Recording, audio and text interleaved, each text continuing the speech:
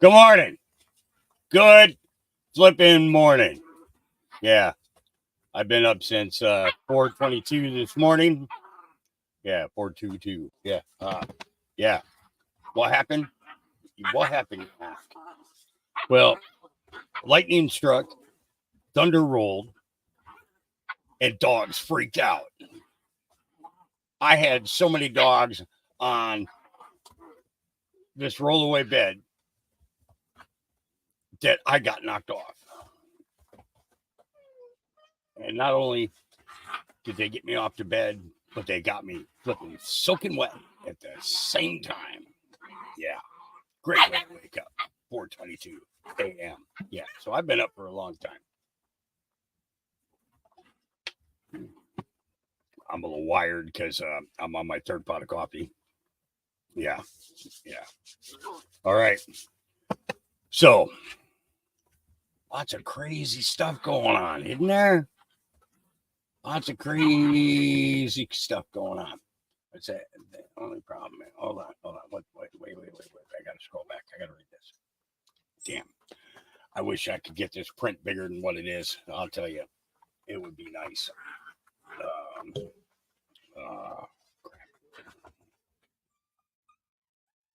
Yeah, you guys be quiet back there.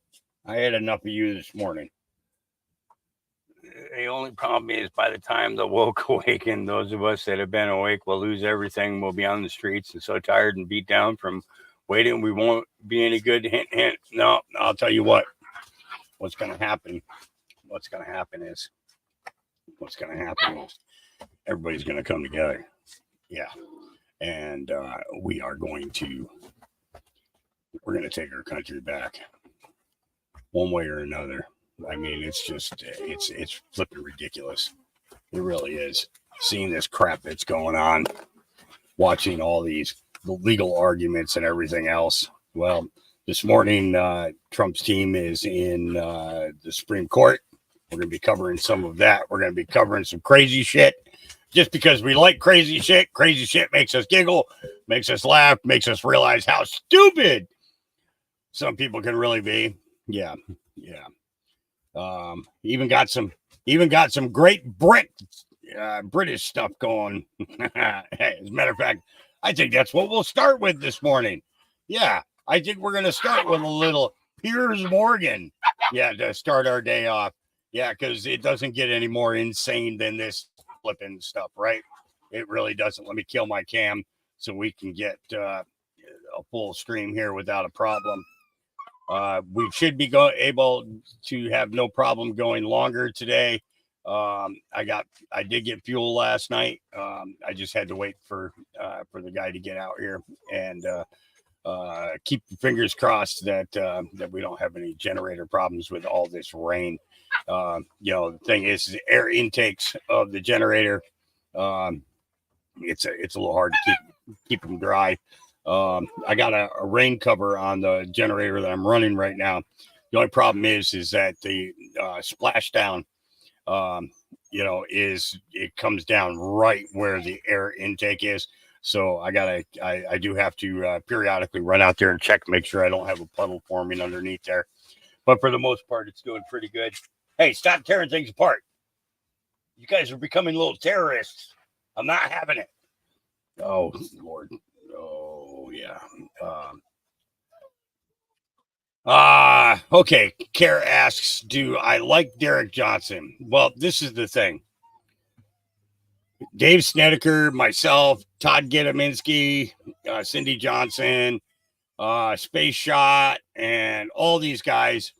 Okay. All of us were talking about the Uniform Code of Military Justice and the Law of War Manual long before Derek Johnson came along. Okay. The thing about Derek Johnson is he did put it in a nicely tight package and everything else. But after seeing who he pals around with and stuff like that, I don't care for him too much. He's extremely disrespectful to veterans. He's extremely disrespectful to veterans who served in combat. I've been watching him closely for the last couple of years. He's very disrespectful in regards to anybody else having any type of knowledge. He thinks he's like the smartest guy in the world. So no, I don't care for Derek Johnson one bit. The kid only served stateside, never went out of the country, took a medical, and acts like he's everything in the world. So, yeah, I have more respect for the guys who were getting shot at or attempted to be blown up, or attempting to save people's lives and things like that. I have absolutely zero respect for him whatsoever. So I'm not sure what's going on with Todd. I did, okay. So,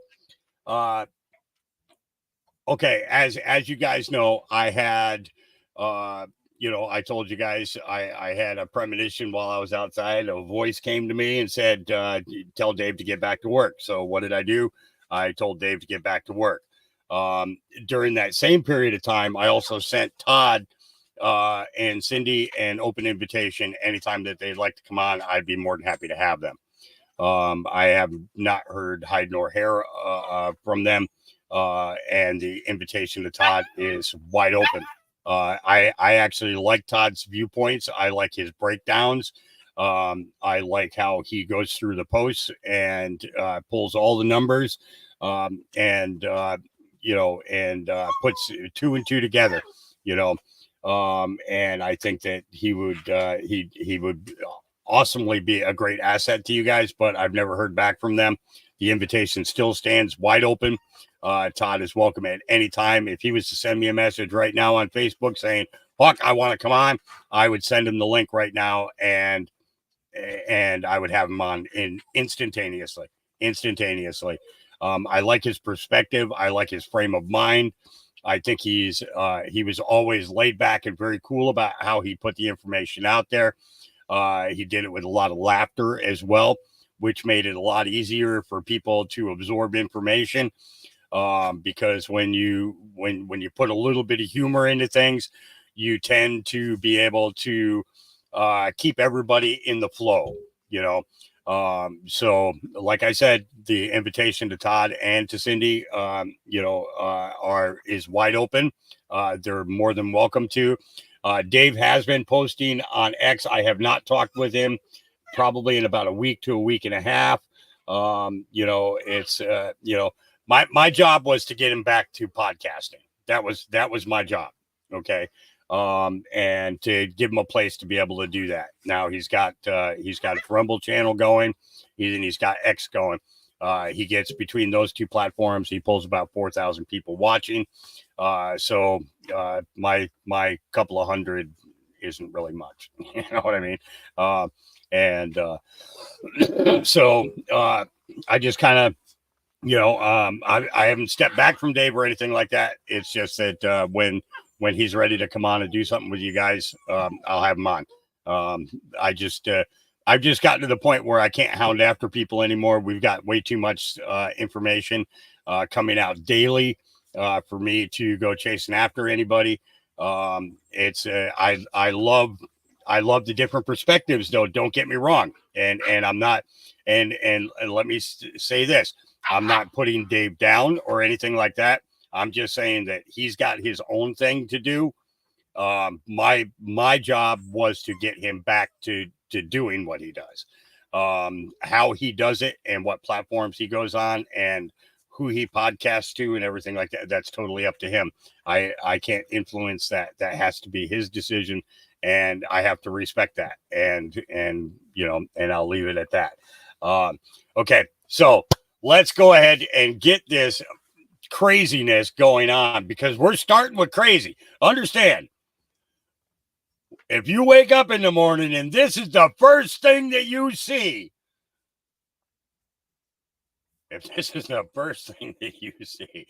boy, your day's gonna be a doozy. Here we go. I wore my diaper today for you, Pierce. Do you like it? Do you want to sit down? Do you see the damage that Allie did to me? Do you see the damage? Look at my arm. No, you weren't maimed by Alec Baldwin on Monday, were you? I was maimed. No, my you weren't. hand is broken. My neck is broken. No, it's my not. legs. Look at my legs.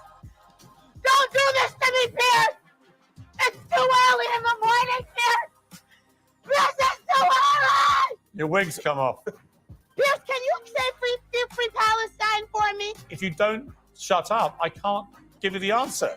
Pierce, Morgan is beating me up on international TV. This is And one of the we're most both a black woman pathetic oppressor. things I've ever had to endure. Wore my diaper today for you. I almost want to make you. Okay. Oh yeah, she's definitely a voter. A voter for Biden. Absolutely. She's. You know what? I'm gonna make you watch it again. Pierce, do you like it? Do you want to sit down? Do you see the damage that Alec did to me? Do you see the damage? Look at my arm. No, you weren't maimed by Alec Baldwin Hello? on Monday, were you? I was maimed. No, my you weren't. hand is broken. My neck is broken. No, it's my not. legs. Look at my legs. Don't do this to me, Pierce. It's too early in the morning, Pierce. This is too early. Your wig's come off. Pierce, can you say free Palestine for me? If you don't shut up, I can't give you the answer. Pierce, Morgan is beating me up on international TV. This is And one of the we're both most a black woman pathetic oppressor. things I've ever had to endure. You deserved that, guys. You deserved it. Bring back asylums. Yes. Mitch Jenner says, bring back asylums. Oh, you're so not kidding. That wasn't funny. Wait a minute. That wasn't funny. Oh, you know, there's a certain point where we have to respect the insane. Okay. But that's not it.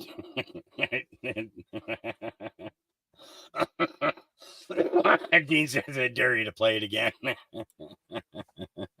Okay. You asked for it. Wore my diaper today for you, Pierce. Do you like it? Do you want to sit down? Do you see the damage that Alec did to me? Do you see the damage? Look at my arm. No, you weren't maimed by Alec Baldwin Hello? on Monday, were you? I was maimed. No, my you weren't. hand is broken. My neck is broken. No, it's my not. legs. Look at my legs. Don't do this to me, Pierce. It's too early in the morning, Pierce. This is too early. Your wig's come off. Pierce, can you say free Palestine for me? If you don't shut up, I can't give you the answer. Pierce, Morgan is beating me up on international TV. This is And one of the we're both most a black woman pathetic oppressor. things I've ever had to endure.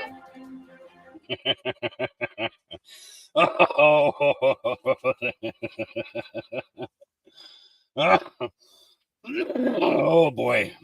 Oh boy. Yeah.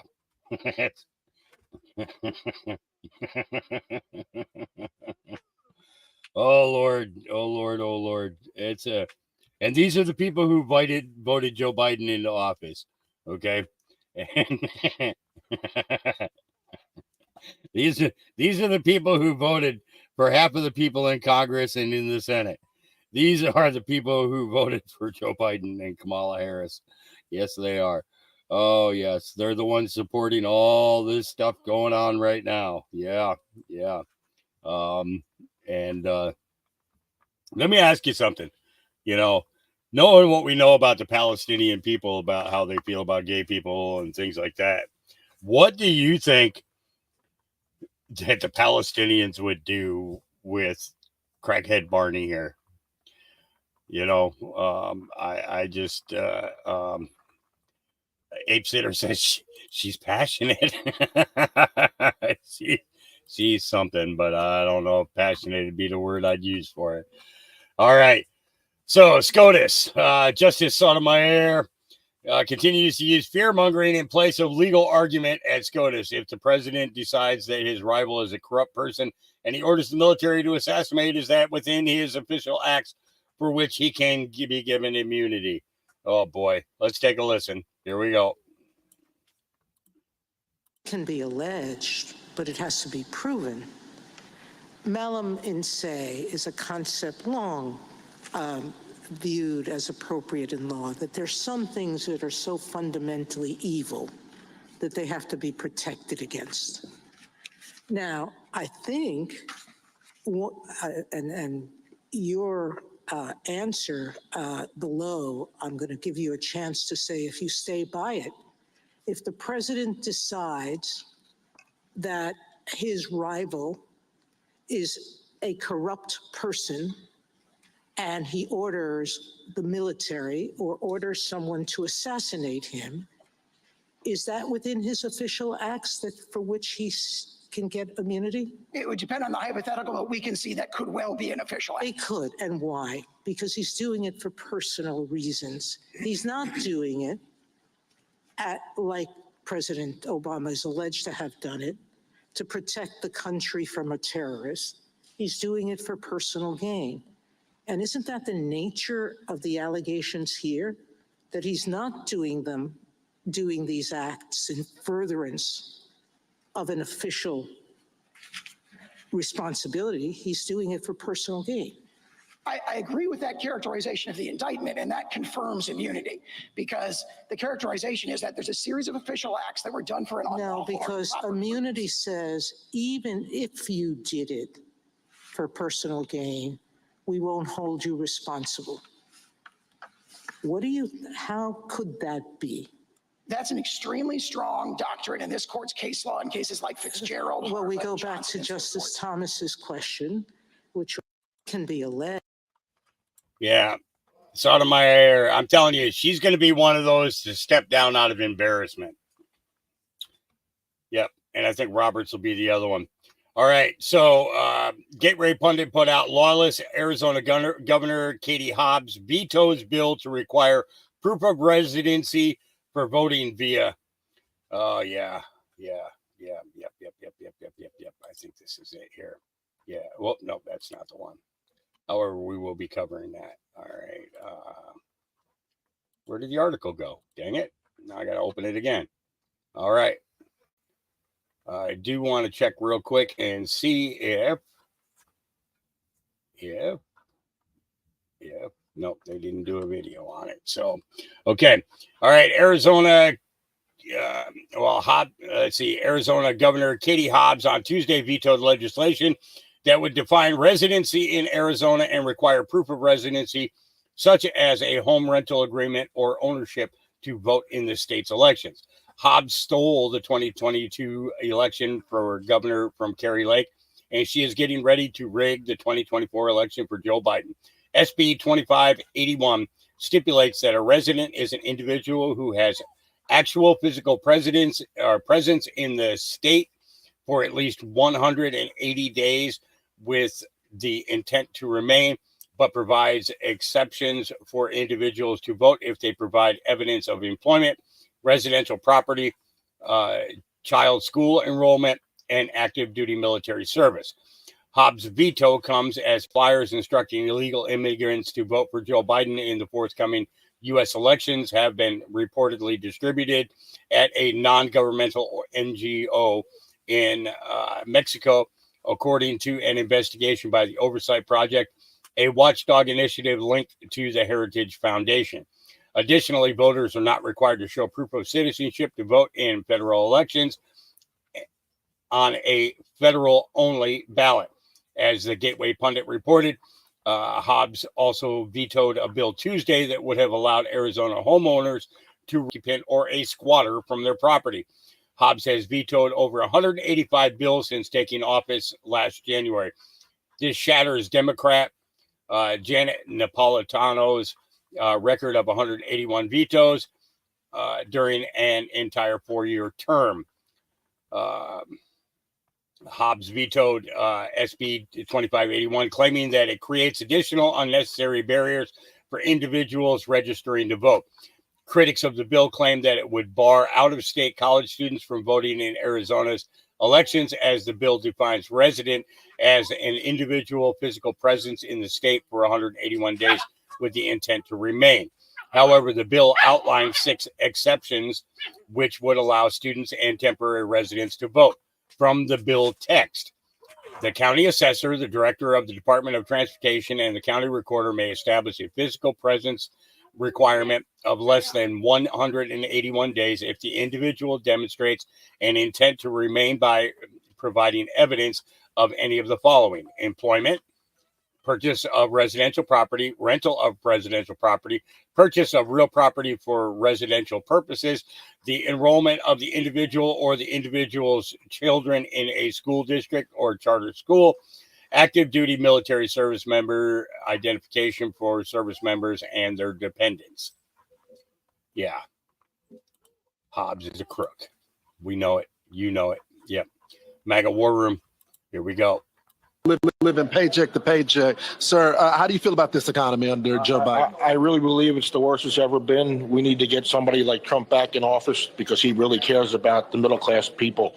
Biden doesn't seem to care. Thank you, sir. What about you, sir? How do you feel about this economy under Joe Biden? Terrible. I didn't think retirement was going to be as difficult as it is right now. Gas prices are through the roof. Food prices, terrible. People living paycheck to paycheck. Yeah, we need a change. Thank you so much, sir. We got living paycheck to paycheck. Retirement is not a thing of the future. It is now a thing of the past because nobody wants to make sure that you get to do that. Meet the New York Court Appeals judges who overturned Harvey Weinstein's rape case. Anthony Canataro, appointed by Andrew Cuomo. Michael J. Garcia, appointed by Cuomo. Rowan D. Wilson, appointed by Kathy Hochul. Jenna Rivera, also appointed by Andrew Cuomo. Madeline Singas, I don't know how to say her name, appointed by Cuomo. Shirley Troutman, appointed by Hochul. Caitlin Halligan, appointed by Hochul. Andrew Cuomo's name was found in Jeffrey Epstein's Black Book. Ghislaine Maxwell was invited to Andrew Cuomo's wedding, according to Vanity Fair article of 1992. Christine Graven Cuomo, who is married to Chris Cuomo, is in Jeffrey Epstein's 1997 address book misspelled as Christina. Andrew Cuomo served as the governor of New York from 2011 to 2021 and took no steps to stop what Jeffrey Epstein was doing. Epstein documents from January included a handwritten note dated from 2005 that mentioned Weinstein's name, indicating that he attempted to reach Epstein at around 10:20 a.m. in March of 2005. Michelle Obama once referred to Harvey Weinstein as a wonderful human being, a good friend, and a powerhouse. Kathy Hochul was endorsed by Hillary Clinton for governor of New York. And these are your judges that let Harvey Weinstein free. That looks like a dude to me. Yeah. Yeah. Yeah. Sinking of Captain Bob. Yep. Yeah. Isn't that something? Yep. All right. Lips of TikTok. A male student who brutally attacked and hospitalized a 13-year-old girl in Pennsylvania has been detained after he attempted to attack police at his hearing. He may now be facing additional charges for assaulting a police officer. The media is still refusing to acknowledge that he is male and identifies as trans. And we heard this guy speak about it. And we also heard the girl that was also on the hit list who gave her statement as well. All right. Steve 2A, that's absolutely true when they say we are a threat to democracy. We are. Democracy is mob rule. We are a constitutional republic. Under another snippet of information for you, the word democracy doesn't appear anywhere in our Constitution. Yo, what's up, everybody? There's some good information here. Check it out. They always run around telling you about a democracy. It's not a democracy. No democracy was established here. I don't know what anyone's talking about, except that somebody's been setting you up to steal your birthrights. And as soon as a politician, I don't care who they are, start running their mouth and start saying democracy, immediately recognize that they're an enemy. Forget about what they say. Forget about whether they're smiling. Forget about whether they're nice guys. They belong to the secret society of clubs of inquisitionists whose mission was to overthrow the United States Republic. Do you understand? And to institute and maintain slavery bureaucratically. Do you understand? I don't care if they say something in your favor. Do you understand? Don't be deceived. Now you heard what he said. Now anybody running around here talk about our democracy, they are the enemy to the republic. And yes, if you saying I'm a threat to democracy, you're absolutely right, because we're not that type of government. We're a constitutional republic. Yeah, look it up for yourself. Since y'all like to Google everything, y'all want a source, go to the search engine called Google and find out for yourself. The United States is a constitutional republic, but if you notice, democracy, the one mob rule, is trying to get rid of that constitution because the constitution protects everybody, every individual. Democracy only protects certain people. I'm just saying. Peace. Wise words. Wise words. We've been talking about that. Yep.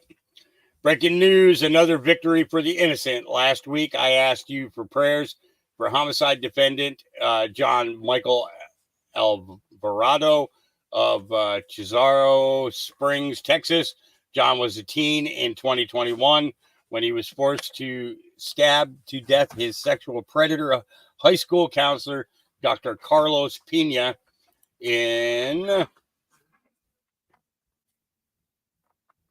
self-defense as Pena was sexually assaulting him. The defense team uncovered over 350,000 text messages and numerous possible victims of Pena, never investigated by investigators and the Dimmitt County Prosecutor's Office. Last Friday, forensic death investigations team homicide expert Lieutenant Bob Previtt, retired, testified on a negligent homicide investigation, and I testified on human factors and self-defense in front of a jury. Today, after only 70 minutes, the jury returned a unanimous not guilty verdict on all charges. The jury foreman hugged John after the verdict was read. Praise the Lord.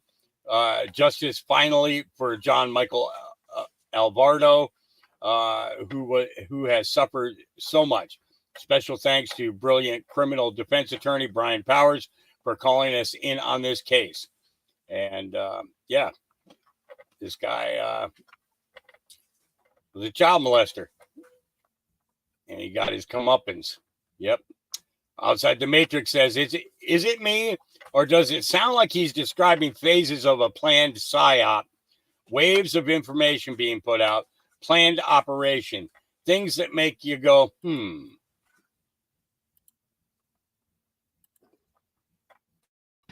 Because I'm talking to some very high-level people in this war, and one has been at it for 14 years.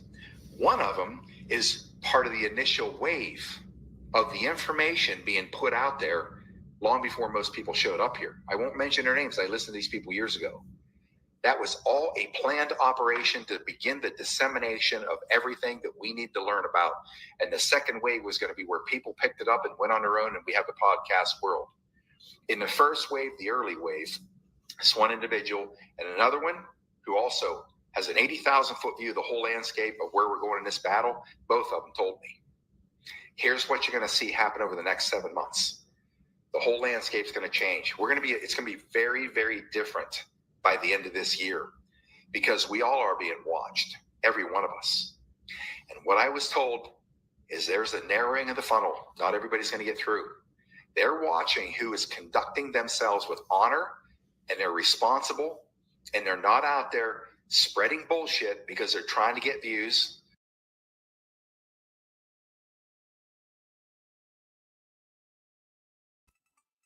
Okay, so once again, post 60 says you can count the people who have the full picture on two hands. Of those, less than 10 people, only 3 are non-military. Why is this relevant? Game theory. Outside of potential operator who has been dialed in with orders specific to his or her mission, nobody else has this information. Operators never divulge. Alice in Wonderland. So I don't trust him. I don't trust him at all. Not at all. All right. Here we go. The Gateway Pundit. El Paso DA indicts 140 illegal aliens on rioting charges after leftist county judge dismiss the case. Okay, let's see. Here we go.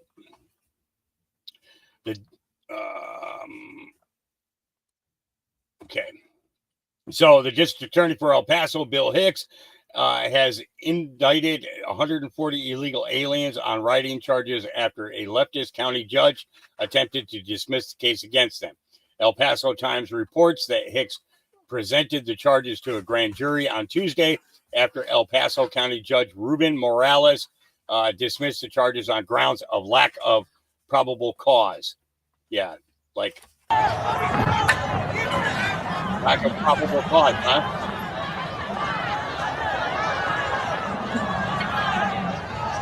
Yeah, I think not.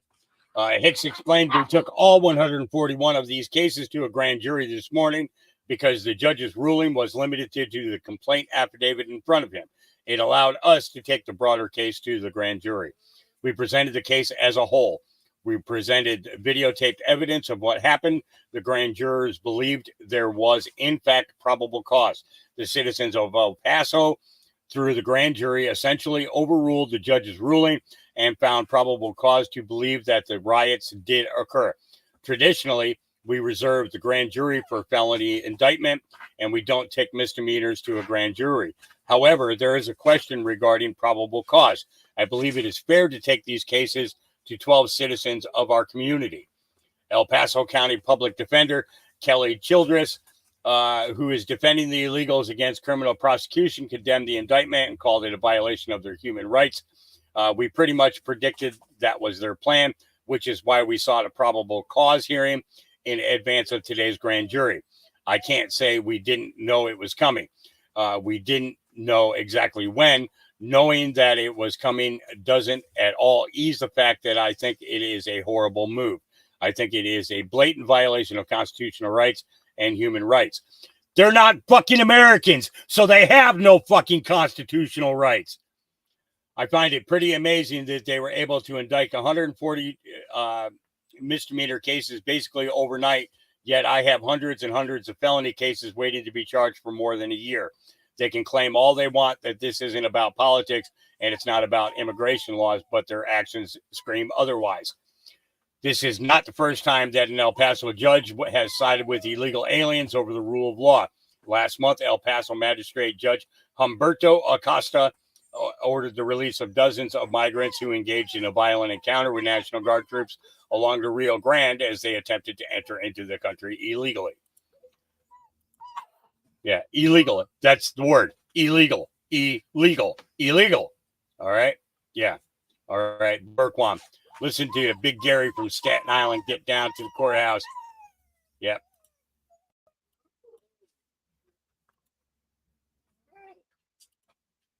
New York, baby. That's it. Trump country. MAGA country. Let me tell you something. Tomorrow, they took off today, you know. Yeah, the trial. So some of us have been there almost every day. Yep. We invite everybody who's in town, stop by and join our group of Trump supporters and be a part of history. Amen. Don't just sit back and watch this like a voyeur. Yeah. Trump needs our help. And without our help, I don't want to think about it. Yeah. If you're in the New York area, listen to me, and you have time on your hands on a Monday through Friday while this trial is going on, come down to Collect Pond Park right across the street from the courthouse and join the daily protest that we need to wage. Trump says peace instead of war. That's the real reason they're out to get him. All this noise about sex and whatever, it's a distraction from the fact that the same forces that killed JFK are out to get Donald Trump now. That's it, guys. If you're sitting on the couch, get your ass off the couch, get in the fight. It's my pleasure to meet you, sir. What's your name? Big Gary from Staten Island, which is a Trump hardcore territory. All right. So, moral of the story: if you're in the New York area, get down to the courthouse, show President Trump you support him. The only thing is, don't do Wednesdays. They don't do court Wednesdays. Monday, Tuesdays, Thursday, Fridays. Be there, and we need huge numbers, and we need those numbers to get bigger and bigger and bigger. because they're trying to steal this the way they stole it in 2020. They're trying to keep President Trump off the campaign trail because they know Joe Biden can't win without their help. And it's up to you, America, to outvote the fraud and stop this, take this country back. God bless you, brother. God bless you. It was a miracle that I met you I right love it. now. To meet you like this at this moment is like, makes me feel like Thomas Paine There you go. and the founding fathers. Never give up. They You gave know? up everything. They put everything on the line Of course they did. and said, well, we're going to take the consequences for this liberty. It's our generation's turn. 1/3 were with Washington, 1/3 were against Washington, and then there was the third in the middle. Yeah. The lukewarm that gets spit out of Neither God's hot- mouth. Neither hot nor cold. That's it. Love it. I love it. Fight for Trump. Fight for Trump. Amen. Morning, noon, and night. Fight for Trump. FIGHT. Right on. All right. This New York judge is really full of himself. Oh boy. Here we go. He sees the Supreme Court as superior, right?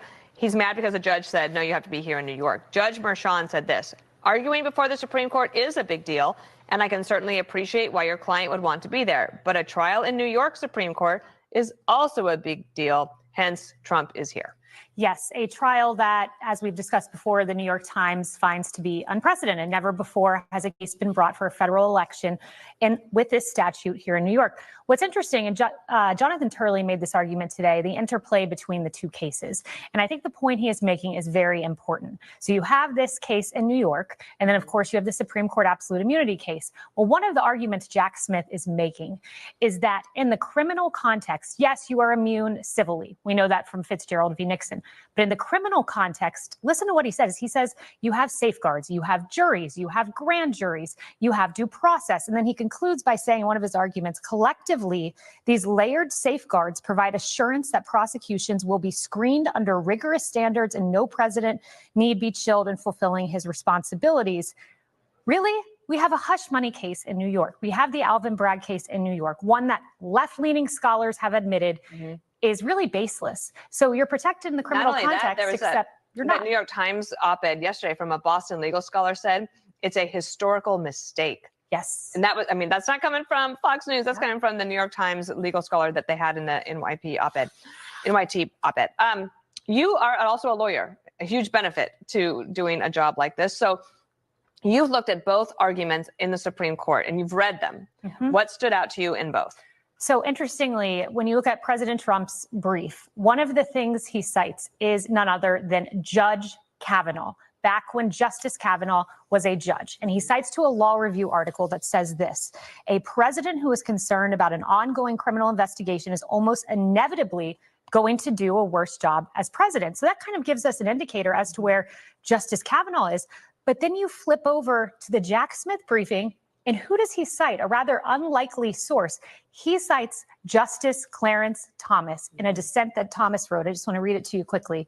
This court has recognized absolute immunity for the president from damages liability predicated on his official acts, but we have rejected, this is Justice Thomas, absolute immunity from damages actions for a president's non-official conduct. So it's just really interesting. They're both trying to lean into justices, trying to kind of read the tea leaves here, trying to include their previous statements in each of their briefs. It will be fascinating to watch the questions from those two. It's a good communications tool, right? You always use your adversary's words to your benefit. And so that seems like what they're trying to do there. Kayleigh McEnany, thank you so much. And we're just about 9 minutes. Now, do I trust Kayleigh McEnany? No. All right. Question. What's your message to Joe Biden? What's it like seeing so many Republicans in Manhattan, so many Trump supporters in Manhattan? Does that surprise you? No, not at all. It's turning now. Trump's turn again. What's your message to Joe Biden? Fuck you. What's it like seeing so many... I can put that on repeat all day long. Yep. All right. Let's see. Watch. It's weird how Jack Smith's attorney, Michael Dreeben, made the same argument today as Joe Biden's DEI SCOTUS pick, Justice Ketanji Brown Jackson. Both of these clowns are saying that President Trump working to secure America's election was not official presidential duty. This court has never recognized absolute criminal immunity for any public official. Petitioner, however, claims that a former president has permanent criminal immunity for his official acts unless he was first impeached and convicted. His novel theory would immunize former presidents for criminal liability for bribery, treason, sedition, murder, and here conspiring to use fraud to overturn the results of an election and perpetuate himself in power. Such presidential immunity has no foundation in the Constitution. The framers knew too well the dangers of a king who could do no wrong. They therefore devised a system to check abuses of power, especially the use of official power for private gain. Here, the executive branch is enforcing congressional statutes and seeking accountability for petitioners' alleged misuse of official power to subvert democracy. That is a compelling public interest. In response, petitioner raises concerns about potential abuses, but established legal safeguards provide layers of protections, with the Article III courts providing the ultimate check. The existing system is a carefully balanced framework. It protects the president, but not at the high constitutional cost of blanket criminal immunity. That has been the understanding of every president from the framing through Watergate and up to today. This court should preserve it. I welcome the court's questions. Yeah. Oh boy, here we go. All right, these are the people America is sending $60 billion of your tax dollars to.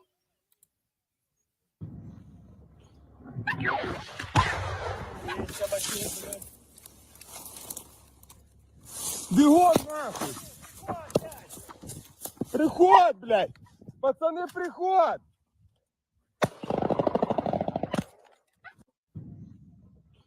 So the question is, what's he wearing a Nazi logo for?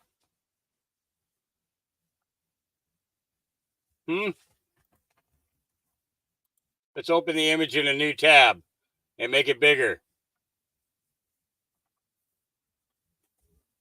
Azov Battalion, you think? Yep. Yeah.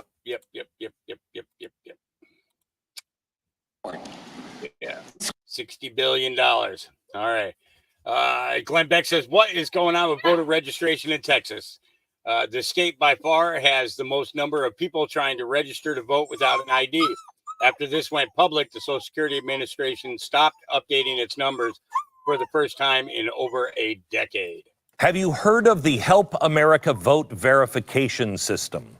In compliance with the Help America Vote Act, the Social Security Administration developed a new system to help the voter registration process. If someone registers to vote, but they don't have a present or valid ID, the state can submit their name to the system for verification. The HAVV verifies the name, the date of birth, and the last four digits of the visitor's Social Security number. Great.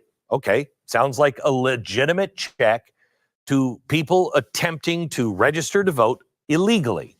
But my question isn't about the system in general. My question is, why are so many verification requests being sent in Texas? Voter registration verification requests are actually public information. You can go to HAVV, the website, and pull up numbers that go all the way back to 2011.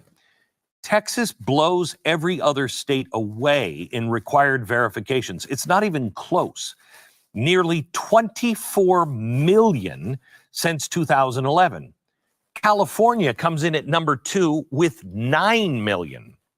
Now, if you look at the data just from this year, Texas had to verify over 1.2 million voter registrations, as in 1.2 million people tried to register without an ID. Why? What's going on? Now, this started to come out a couple of weeks ago and even forced the Texas Secretary of State to respond. The response was weird. She stated that the reports of 1.2 million were inaccurate. She went on to explain how the verification system works and that the number from the Social Security Administration only reflects how many times a verification request was sent. Okay, but let me give you the final line in her response letter. Quote, the SSA number is clearly incorrect, and we are working now to determine why there is such a large discrepancy. Wait. So there's no there, but also the numbers aren't right, and they're trying to figure out what the heck is going on? If the purpose is to make us even more confused, success. But wait, there's more. Data has been updated religiously on the website every single week since 2011. Every week. You notice anything funny here? The week after this story came out, the Social Security Administration stopped updating the system. Let me restate that. For the first time in over a decade, and after an abnormally large number was exposed, the government just stopped updating the data. I'm not going to speculate. I'm baffled to what might be happening here. Surely there's not a lot of people that could be trying to register to vote in Texas without an ID, right? I mean, sure, that whole Eagle Pass thing was crazy, and illegal immigrants are pouring over the border in the highest rate ever seen, but it's no big deal, right? It's all good, right? You have to have a Social Security number under the HAVV system. It's not like non-citizens can get one of those. Oh, wait, they can get that. Well, it's not like asylum seekers can get an... Oh, yes, they can apply for that too. We've all wondered why the left has made legal immigration one of their main rallying cries. We've speculated that one of the reasons might be to increase their voting base. Did you see this from muckraker.com? They followed a tip from an NGO in Mexico that was allegedly actively encouraging the migrants they assist to vote for Joe Biden. This flyer was found at the NGO. Quote, reminder to vote for President Biden when you're in the United States. We need another 4 years of his term to stay open. The NGO is called the Resource Center Matamoros. The Mexican city of Matamoros is just on the other side of the border with Brownsville, Texas.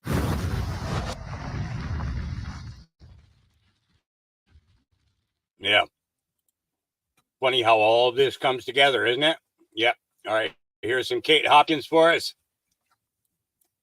That shit, Brit. Breaking news here in batshit bonkers Britain, where Michael O'Leary from Ryanair says he will do the flights to Rwanda using his aircraft. Now, of course, you'd better print your bloody boarding pass in advance, illegals, and you'll have to pay extra for your luggage. You'll also need to pay to use the bathroom, and you're going to be dropped about 75 miles from Kigali with no way of getting into the city, but definitely a great flight. In other news, Labour says it's going to renationalise the railways. At this point, we really don't care.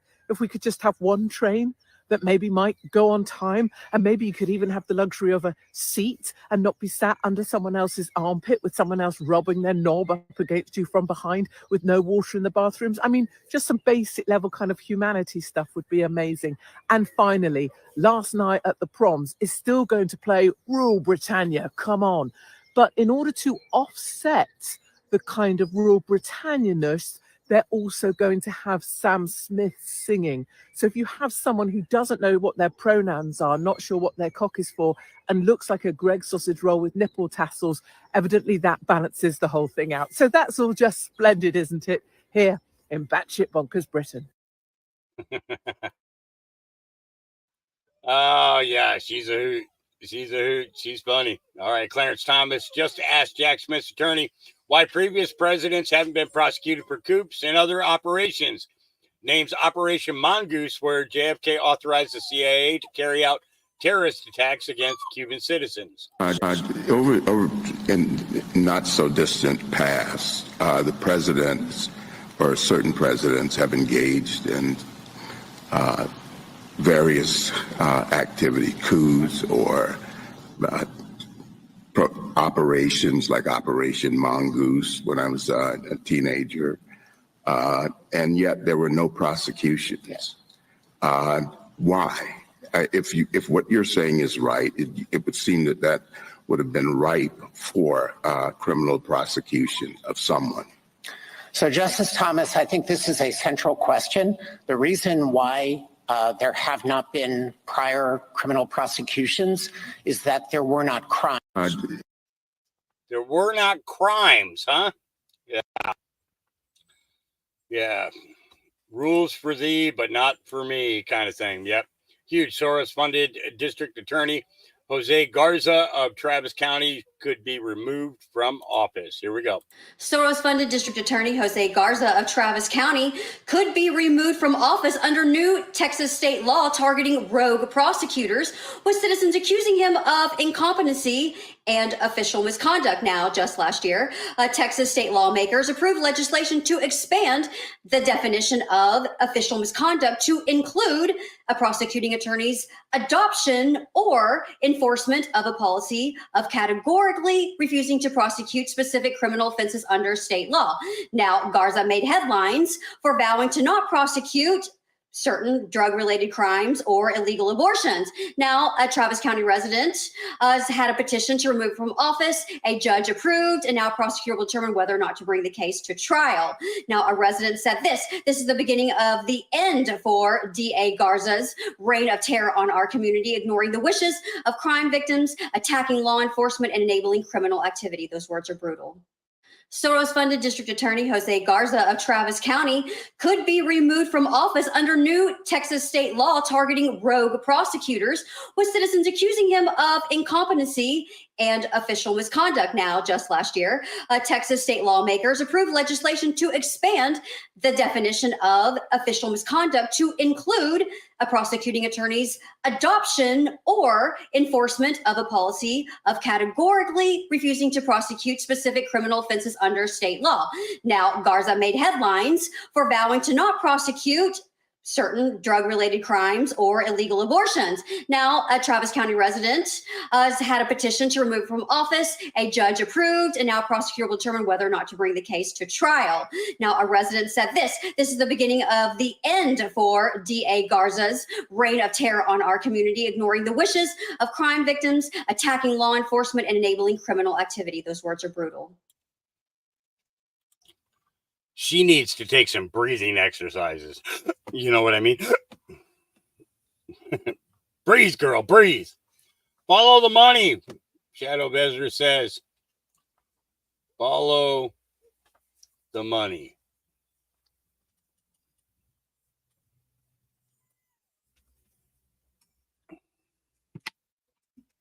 Getting a good look at that?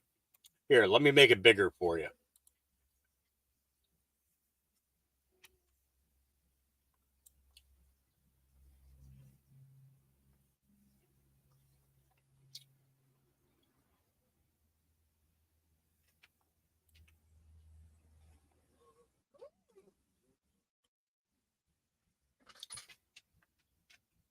Follow the money.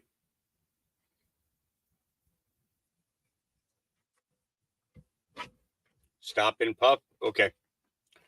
I'll stop just for a minute.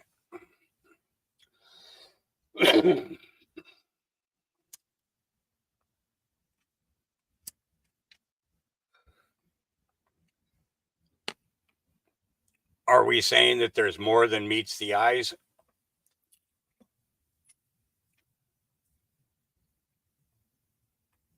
Yeah. Very interesting. Very interesting. Follow the money. All right. Here's another one. Glenn Beck. Did Biden use an elected or executive order to instruct every federal agency to funnel public money to private left-wing NGOs? Oh boy. Private dollars were given to public election offices through left-wing NGOs, but they had a few conditions. It amounted to a, quote, Democrat get out the vote efforts, mass mail-in voting, ballot curing, whereby election workers fix mail-in ballot problems after the ballot has been submitted, end quote. And the money was not thrown around willy-nilly. It was targeted to, and I quote, government election offices in the biggest cities of swing states, where the majority of Democratic voters are concentrated. Those funds were used for Democratic voter outreach, designing and translating ballots, and staffing ballot harvesting, curing, and counting operations. The conflict of interest here is really obvious. It was partisan and private funding. Again, if I said the Republicans were doing this and they were going to the state election officials privately funding with some string attached, would you be happy? They funneled the public election money to the public election offices to target Democrat voters. It was being done in the most unprecedented election in modern history. This was all part of the system that emerged after 2020. I'm not arguing the eventual election results. This is a new system now, and it doesn't breed a whole lot of voter confidence, and we're running out of time to secure it. Over half the country has now banned private funding in our elections. I can't believe it hasn't been banned 100%. I'll have this list up at glennbeck.com. If your state isn't on it, it begs the question, why? Why all of a sudden do they need private funding? Who are these private funders? If you have a problem with money in the elections, this is kind of a big one. Why don't they care that those funds might have strings attached like in 2020? All of this was justified, apparently, because of the pandemic. But we don't have that anymore. But never fear. 3 years ago, Joe Biden issued this executive order. It promotes access to voting. Its stated goal is to promote and defend the right to vote. And Biden directed every agency in the federal government to participate. Federal agencies were to somehow look into voter registration, expand vote by mail, and use approved third-party organizations to help them get it all done. We don't know who those organizations are. We don't know all of the details because they are stonewalling Congress. We all saw that approved third-party organizations, what it meant back in 2020. It meant partisan with strings attached. But what is happening now? We don't know. Biden has refused to let Congress know exactly what the heck the executive order is meant to do.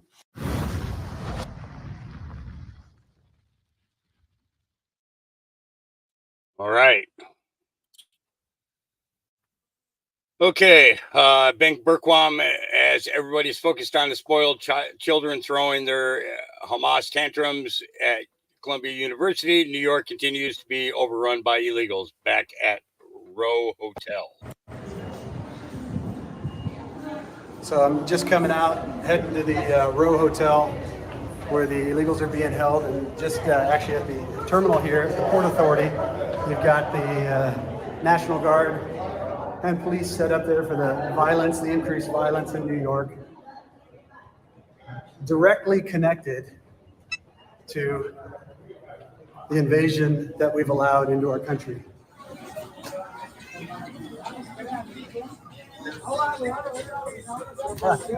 ¿De dónde son? ¿De dónde son? ¿De dónde son? Where are you from? Canadá. Canada? Yeah? Venezuela. Venezuela? Venezuela. Este pana de allá de... ¿Tu amigos? Amigos, todos amigos. Sí, all amigos? Ya.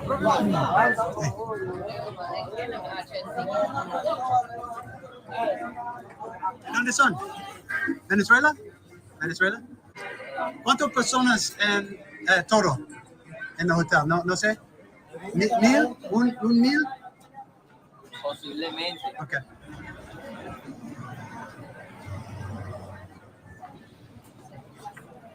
So this is the Row Hotel. I've been in here before. But how you doing? What's that? Are you? Manuga. Oh, how you doing, sir? I'm good. I'm a reporter for Real America's Voice. Just doing a story on the immigration. So sorry, we can do that here. Nobody can talk. Is there anybody for the organization? I'm so sorry, we can't. Okay. Yeah. Anyone can tell me how many people are in the building? I can't tell you that. So sorry, bro. Okay. So sorry. Okay. So sorry. So this is the Row Hotel. It's one of multiple through the city. I've asked for interviews several times. Nobody will give them.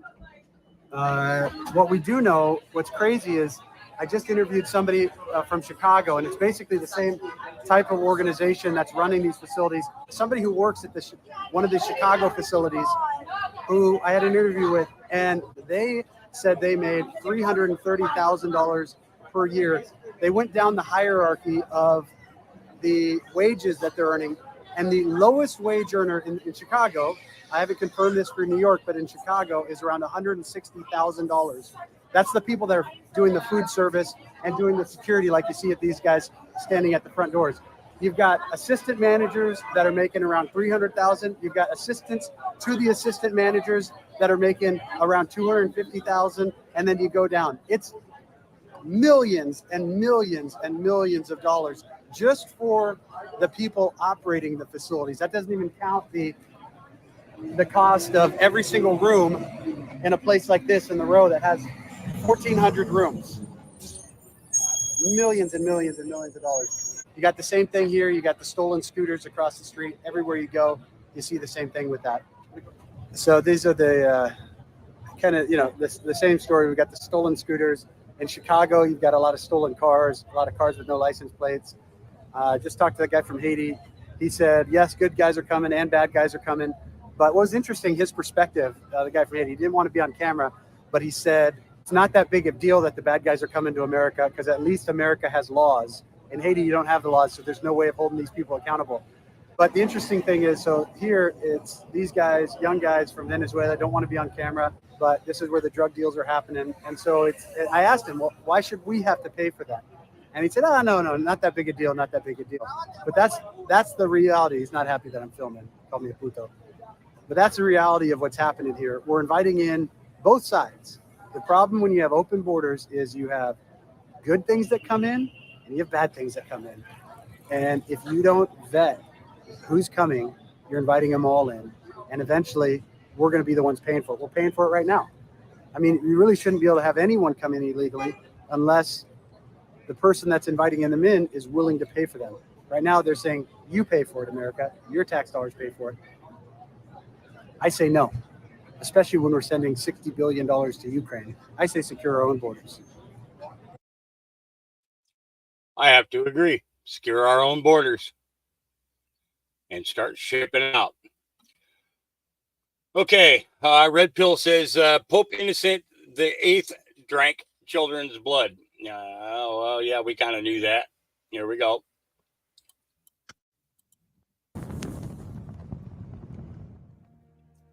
It's Ollie from History Profiles, and in today's video, I'll be taking you to 15th century Rome, where the powerful clerics of the church and the Pope would reside. During this time, the most influential men of the Catholic Church would burn alleged witches and sorcerers, engage in the slave trade, and own their own personal slaves. And as for the Pope, whom I'm about to speak on, he would drink the blood of children. Need it be said that this was a time of evil, corruption, and devilry. Pope Innocent VIII would rule the Catholic Church during this time, and this is his story. First, let's have a look at his early life. Pope Innocent VIII's birth name was Giovanni Battista, and he was born in Genoa, Italy, in the year 1432.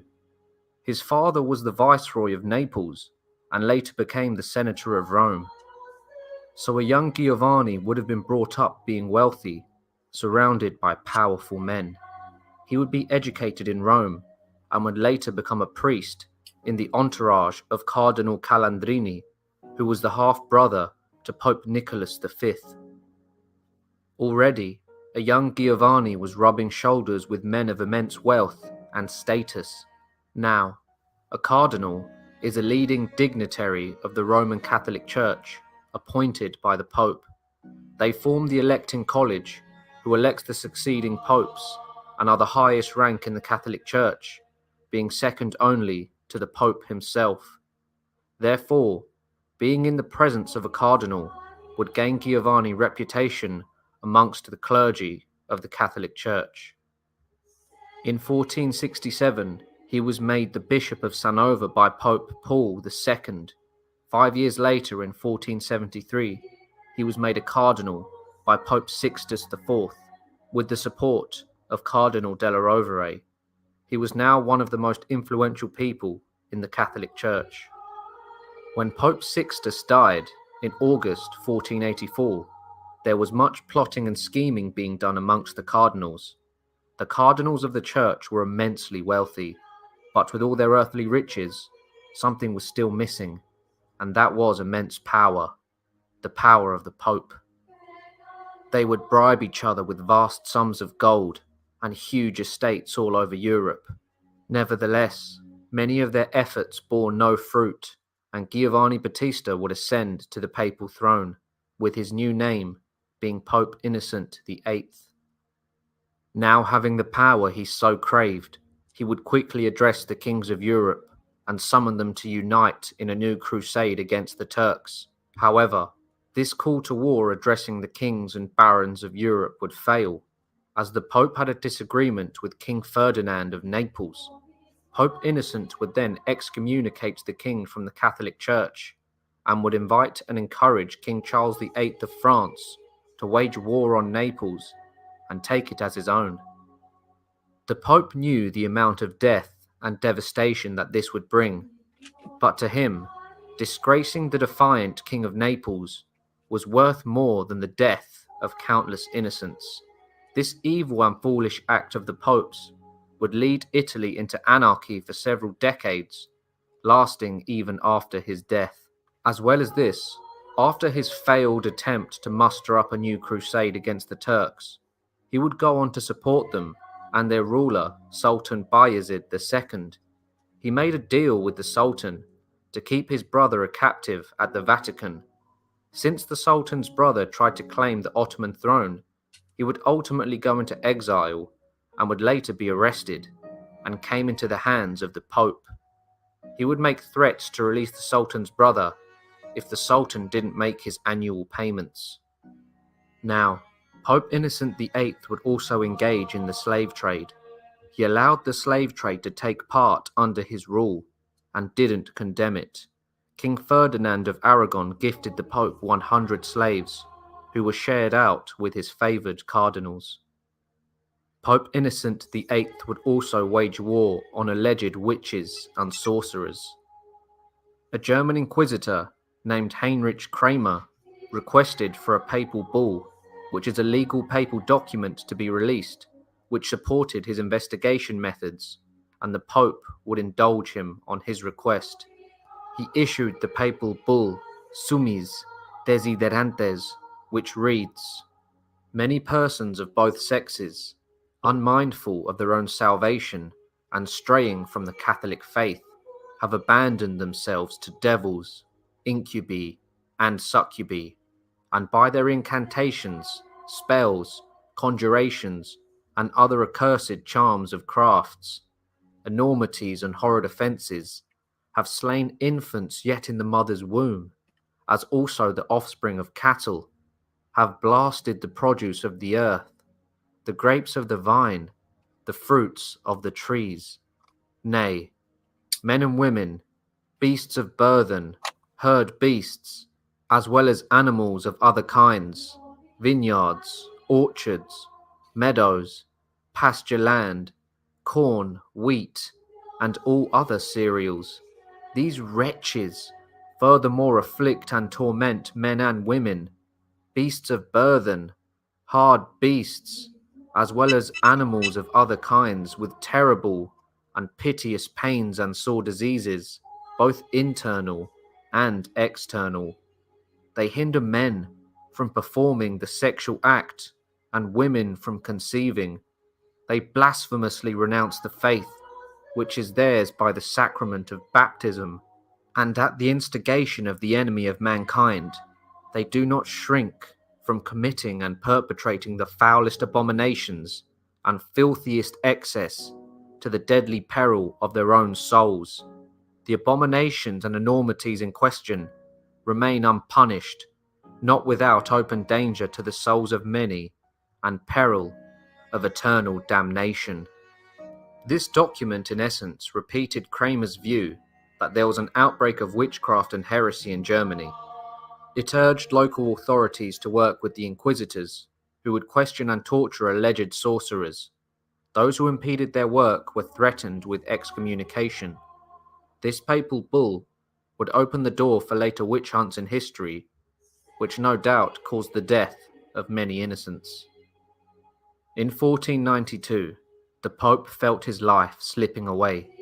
He would soon become very skinny and would be described as a mass of flesh and bone, incapable of assimilating any nourishment but a few drops of milk from a young woman's breast. Terrified of death, the Pope resorted to doing something which he would condemn people of sorcery for: the consumption of another person's blood. He was advised by alleged so-called doctors to drink the blood of young boys. The consensus was that if blood brought life, ingesting more of the life-giving liquid could restore a life, even if it was on the brink of death. It is said that many young boys were drained of all their blood, killing them in the process. Pope Innocent would drink on their blood, believing their sacrifices may help him prolong his life, but he would still fall more and more ill. He would die on the 25th of July, 1492, aged 60. Before his death, he would acknowledge that he had not been a great pope, and would ask his cardinals to forgive him for all his failings, and then urge them to elect a better man as the next pope. Pope Innocent VIII's legacy was one of failure, war, and bloodshed. He failed to unite Christendom for his dream of a new crusade. He was the direct cause of a war between France and Naples, and his actions resulted in the deaths of many people. During his entire reign as Pope, even as his demise grew near, he agreed to ungodly methods to try to save him from death. He paved the way for witch hunts all over Europe, and with all of this said, he was a terrible man. Most men crave power, and it seems they will do almost anything to get it, and power corrupts the mind and soul.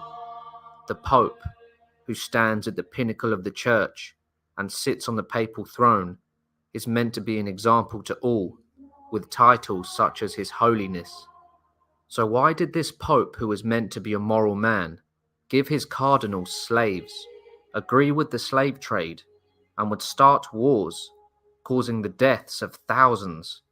Let me know your thoughts on Pope Innocent VIII's actions in the comments section down below. If you enjoyed the video, make sure to like and subscribe, and hit that notification bell to make sure you don't miss out on any regular content. Anyway, I'll see you all soon for another history profile. Interesting, huh? Yeah. All right. Let's take a big step here. Very revealing information from M.L. Castor on this episode of Michelle Moore Show. Look behind the scenes from his experience. You know, I kind of just want to play the whole thing. So let me open that up on the side, and we'll come back to that. Okay. Here's a feel good for you. Juanita Broderick. Good. 14-year-old girl hears for the first time after getting cochlear implants. Her joy will bring tears to your eyes. Here we go. 1, 2, 3, 1, 2, 3. Okay. More. Yeah. Good. Okay. Does it sound weird? Yeah. That's good. That's fine. Is it loud or is it fine? A little bit? Okay. I will wait. Wait. If we wait 1 minute, it will get better. Is it too loud? Are you sure? That's fine. That's fine. If it's loud, you just tell me. Okay. I'm going to go down one. But if you cry, that's fine. That's fine. You're not the first. Ah. Thanks. Nope. If you need one too, let me know.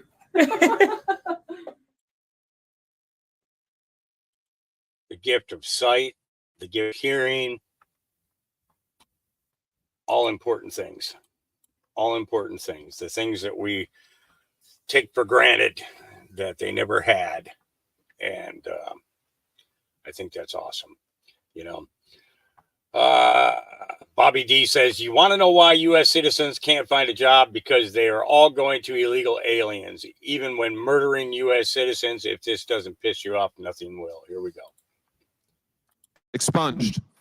Nothing is done to this guy. He had a criminal record to start with. He's in the country on illegal grounds. You have falsely and illegally allowed him in. He commits a crime against a child. He's not prosecuted. It's expunged. In November, get this, in November, Ibarra files an application for employment authorization. And unbelievably, on December the 9th, 2023, it's approved. So this is your policies in action, Mr. Secretary. A criminal is permitted into this country on grounds flatly not permitted, flatly contradictory to the statute. He commits a crime against a child, and then he gets a work permit. He gets a work permit. You want to know why all of the jobs in the last 2 or 3 years have gone to illegal migrants? Working people in this country can't get a job. Their unemployment rate's high. Why? Because of things like this. And then what's he do? Well, we all know. Then in February, he commits the heinous crime against Laken Riley. Is this a record that you are proud of? Senator, you've misstated some facts. I have read from the parole file, which you have said you don't recall, don't have, you miscited. I'm reading from it. It is right here.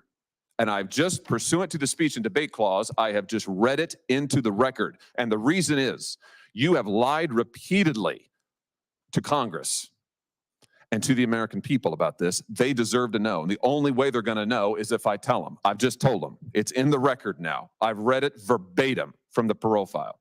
Verbatim. I just want to know, why did you change your story so often? Why didn't you just answer honestly to Congressman Bishop and Senator Britt?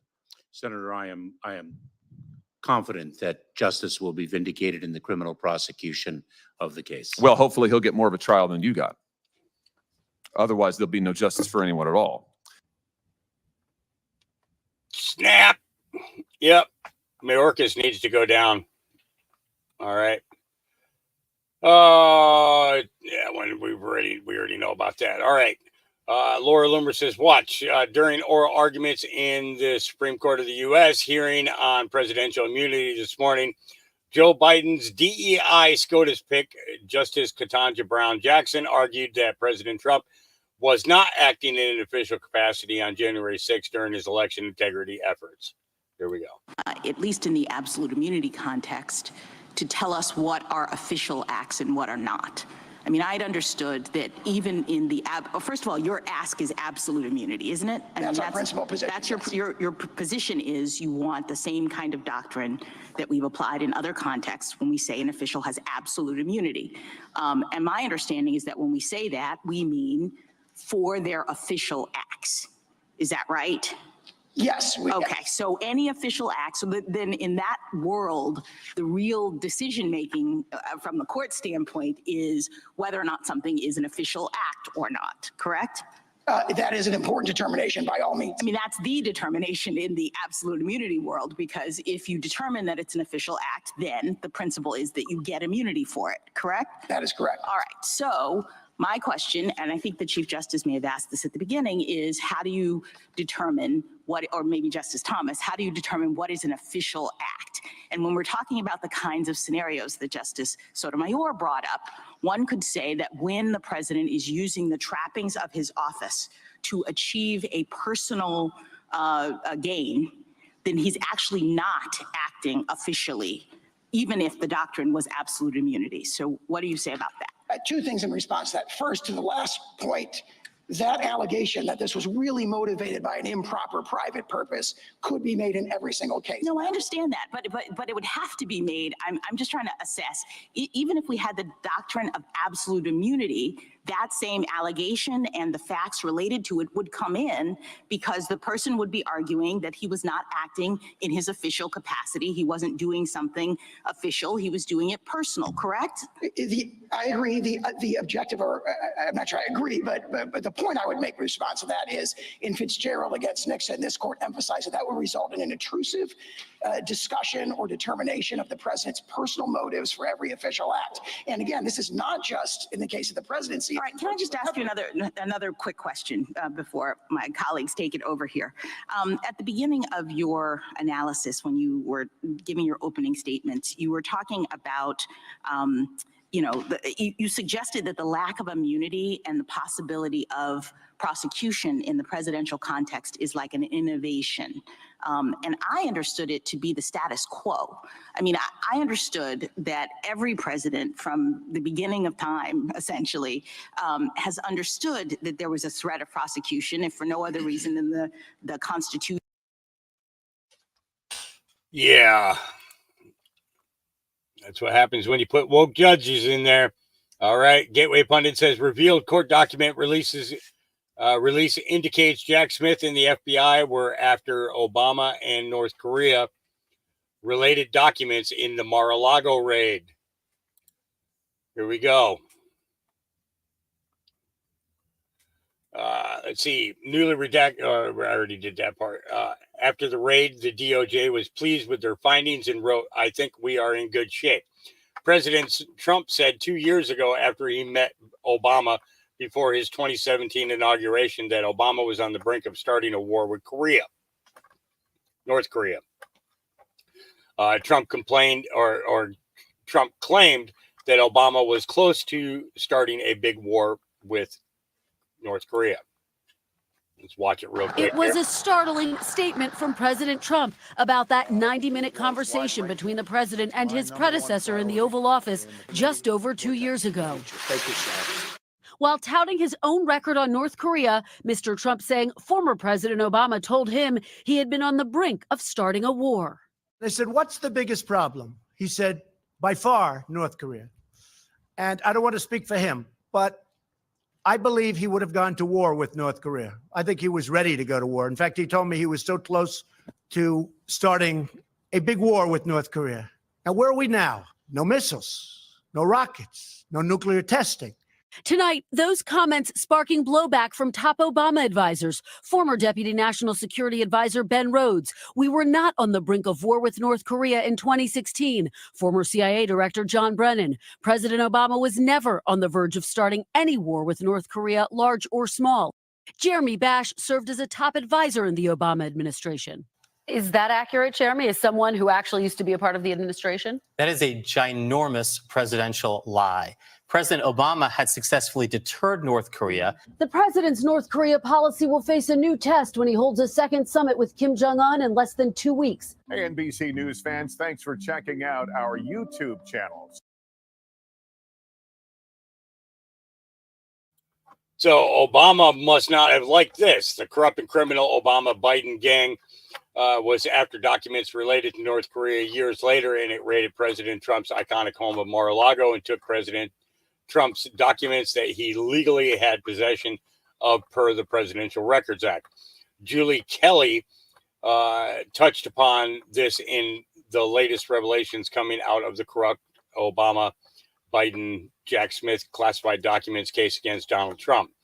The latest unredacted documents that Jack Smith argued not to release show that Obama-Biden gang was working with multiple government organizations to set up President Trump.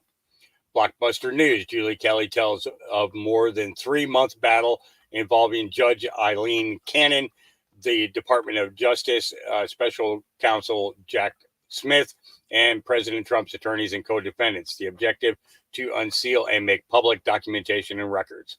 Here we go. Documents case, man. So this has been more than a 3-month battle with Judge Aileen Cannon, the Department of Justice, Special Counsel Jack Smith, and Trump's attorneys and co-defendants to unseal and make public documentation and records that signal and prove that Joe Biden's White House, his general counsel, and the Department of Justice, and the FBI, and the National Archives, and the intelligence community, among other agencies, were all in cahoots as early as May of 2021 to manufacture a documents, records related investigation and prosecution of Donald Trump. So what happened yesterday is finally Judge Cannon, who, as you know, I've talked to you about, Hold and I've covered her. it. Hang on. Whoa. Hang on.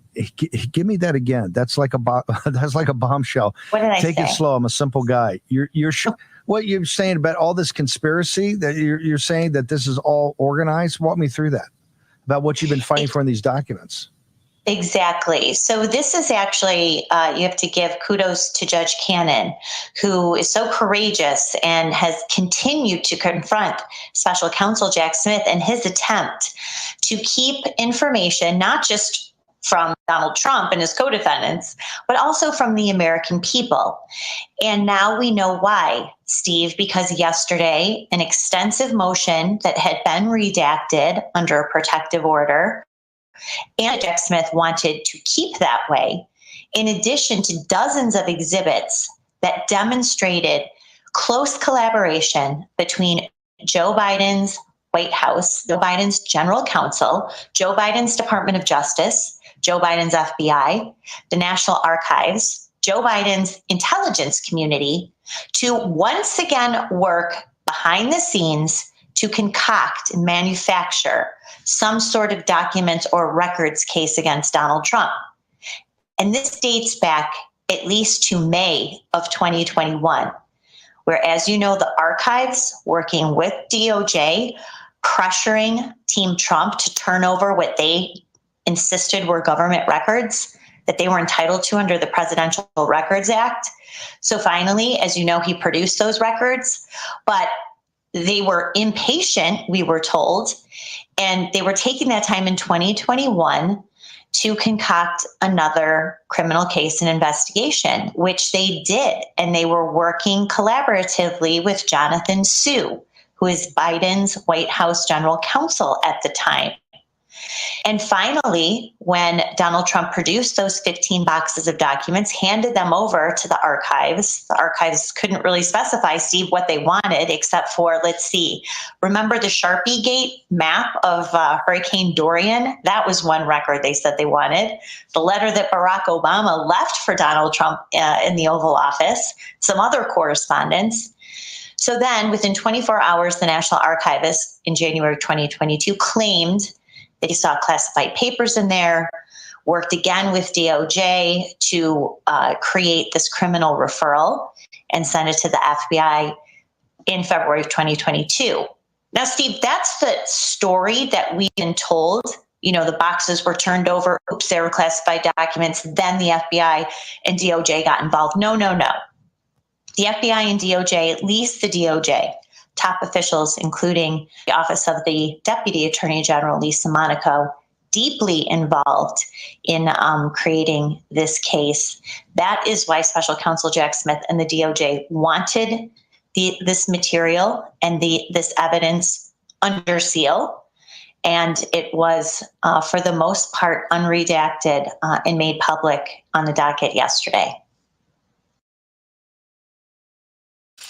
Interesting. Yeah.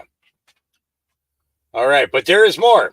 For a document released this week after months of fighting to make the documents available to the American public, there is a clue as to what the corrupt Biden-Obama gang was after in its raid of Mar-a-Lago.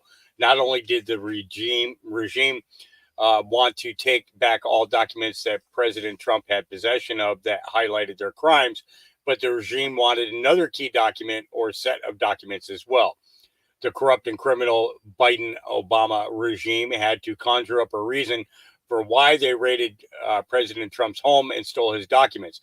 They apparently had their reason outlined before they raided President Trump's home and stole documents he legally had in his possession per the Presidential Records Act. In the document below, there is a clue.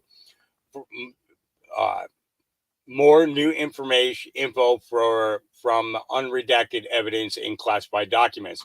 Within 24 hours of receiving 15 boxes from Mar-a-Lago, here is the assessment by NARA, fucking clown show. Let's see. Oh, so we could have just kept going with what I had.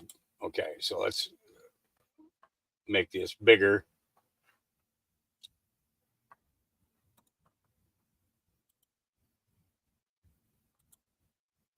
Oh, no, I clicked the wrong thing. Open image in a new tab. There we go. Now we get it bigger. All right. We received 15 baker's boxes and the weather map. My plan was to glance into each box before I shelved it so I could give you all a high-level overview. As I fanned through the pile of newspapers at the top of the first box, I found several unfolded classified documents in between some of the newspapers. So I took all the boxes to the skiff. The first box I picked up in the skiff was a newspaper on the top that was posted. Post 1/20/2021. At that point, I decided to take a closer look in each box to see if there are other issues that you three, David and Deb, might want to know about sooner or later. There may be others I didn't notice, but here is an overview. The majority of the material consists of newspapers, magazines, and printed news articles. The majority of the items are not in folders, just piled in boxes. Some boxes seem to have things from the same time period. Others have documents from multiple years. There is no information written on the boxes to provide any context, and I wasn't joking about the classified documents showing up in the midst of a stack of newspapers. The lack of any organization was consistent throughout the boxes. Thankfully, we got more than newspapers and magazines. There are plenty of original presidential records in there, and many contain Trump handwriting. There was no accordion folder in the mess, so it stood out. There was one accordion folder in the mess, so it stood out. It contained, among other things, the Obama letter and North Korea correspondence. We need to verify that all of the correspondence is there, but I think we are in good shape. There are a lot of classified records. The majority of those are head of state briefing papers and briefing cards, and most of those are in folders or clipped together. But the folders are scattered throughout the boxes, not filed together. Other classified documents are on a range of topics, and more often than not are just loose in the boxes. I saw several documents that I think are PDBs. I also found an incredibly sensitive SAP document. Except for a number of presidential data schedules scattered throughout the boxes, the unclassified documents don't seem to focus on any one issue. I did see some material related to 1/6 and COVID, and at close glance, I believe one of the classified docs is responsive to a third congressional request. So we would need to review all of these boxes, subject to protective order. All right, let's get the second one.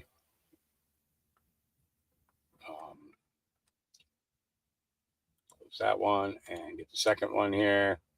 Here we go. As I mentioned, very little of the material in folders. But about half of one box is filled with a stack of folders, the vast majority of which are the same color and type. Many have a note from a staff secretary dipped to the front of that states the topic of the document that is in the folder. Intermixed with these are some folders that have the roll attached to the folder, but the folder is empty. And there are quite a few folders with no note and no doc. Those items are sent to ORM. There are also about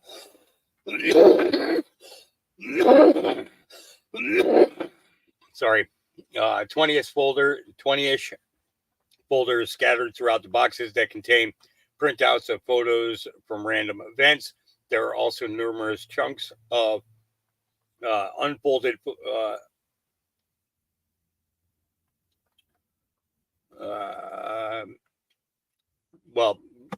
chunks of photos in several boxes, and there are a handful of empty folders that are identified as coming from the photo office and likely contained those photos. I think one entire box is post-presidential, but there are some items without dates, and there could be some pre-January 20 docs that I missed. I'll need to go back through it to verify, but without a doubt, the vast majority is post-presidential. I also ran across small amounts of post-presidential material in at least 2 other boxes. I noticed some of the newspapers were from this fall. So this isn't just a box that was created in February 2021 and was mistakenly stored with the boxes from the residents. So it is clear that some of the boxes were created or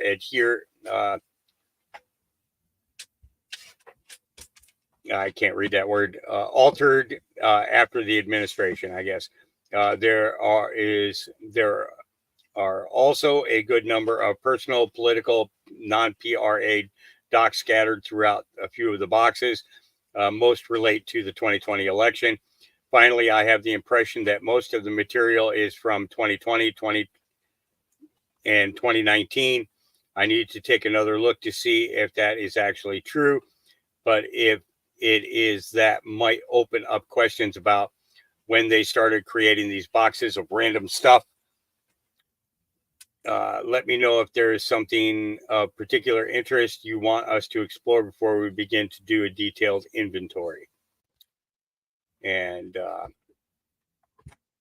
that is David S.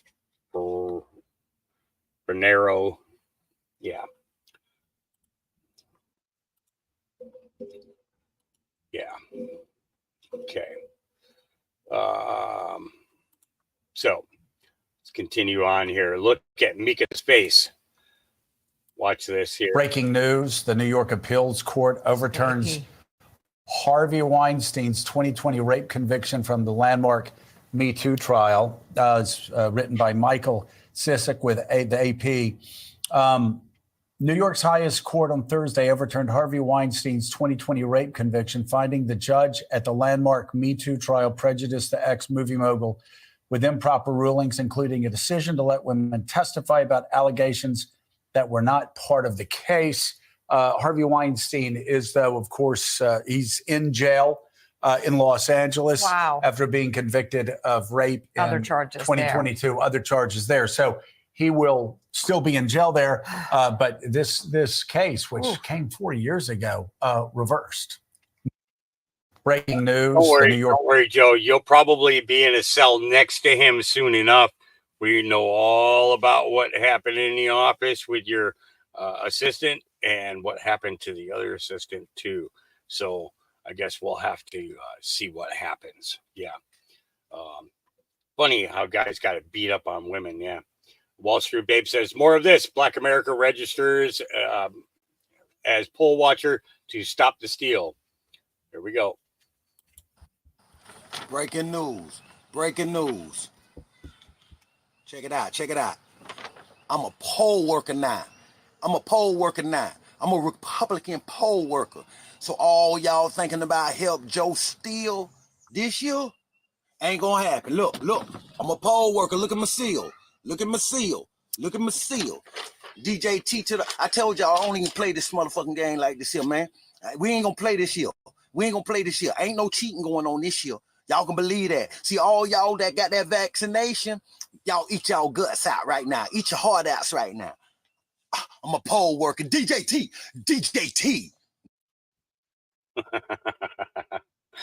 I think he might be a little bit excited.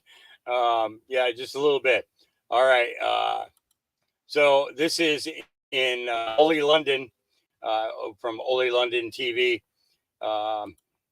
Somali migrant wearing a Palestinian scarf explains what he's doing in the UK. Because you're scaring women, that's why. You came up to me and said I look lonely, you weirdo. I wouldn't touch you with a 10-foot pole. And I kill men. You kill men? Yes. And if I want to kill, I kill them. Oh, wow. So what's your problem? What's your problem? My problem is, I've had a report from a woman that you scared her. You're walking around. I saw you out with the women outside Primark as well. Why didn't you go home, sir? Why didn't you go leave? Because I'm not the one out here scaring women like you. I'm Somalian. Doesn't matter where you're from. Because Yeah. How you Brits feel about guys like that? Maybe I shouldn't ask that question. All right. All right. Awakened Outlaw says it's mind-blowing the profit they make off the smartphones. In this case, he's talking about the iPhone 14. What do you think it costs them to manufacture this in China? I want to quiz the audience. Let me ask real quick. How many of you guys have iPhones, and how much did you pay for your iPhone? Come on now. Give me some answers. If you use an iPhone, just give me the number of what iPhone you have, and not your actual phone number. I'm just saying what, and then tell me how much it cost you to get that phone when you bought it.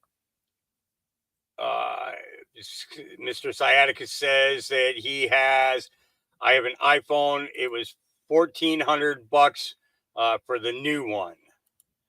Okay. Let's see. Jan says $900, iPhone 12.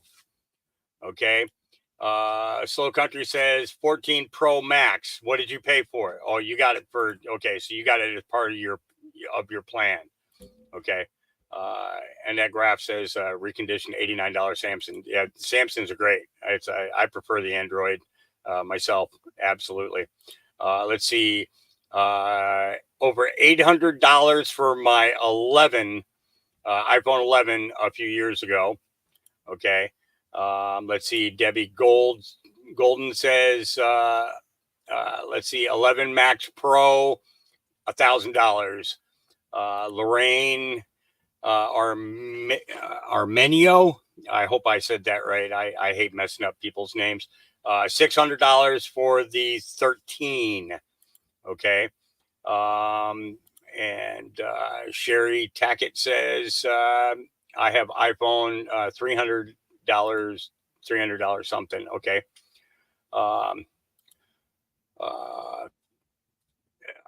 Freedom Field Farm says my Galaxy Note 9 was $1,000. I don't know what a Note 9 is.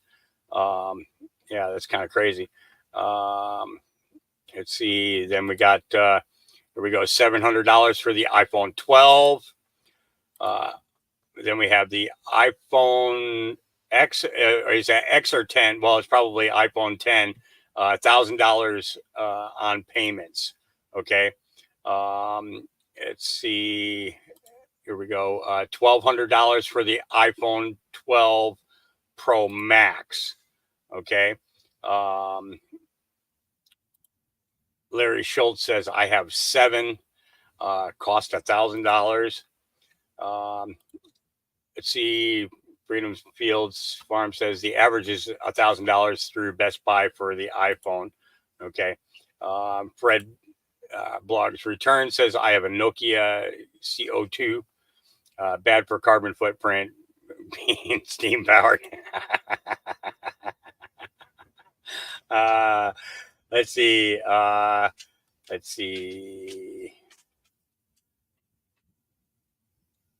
Okay, well, let's take a listen to how much exactly it costs in order to make those iPhones. Does anybody know how much it costs to make this beautiful product in China? Anybody want to take a guess? It's the iPhone 14, $100. Okay, I'll take one more guess. 300. So I got a 99 guess, I got a 100 guess, I got a 300 guess. You ready for the answer? $10.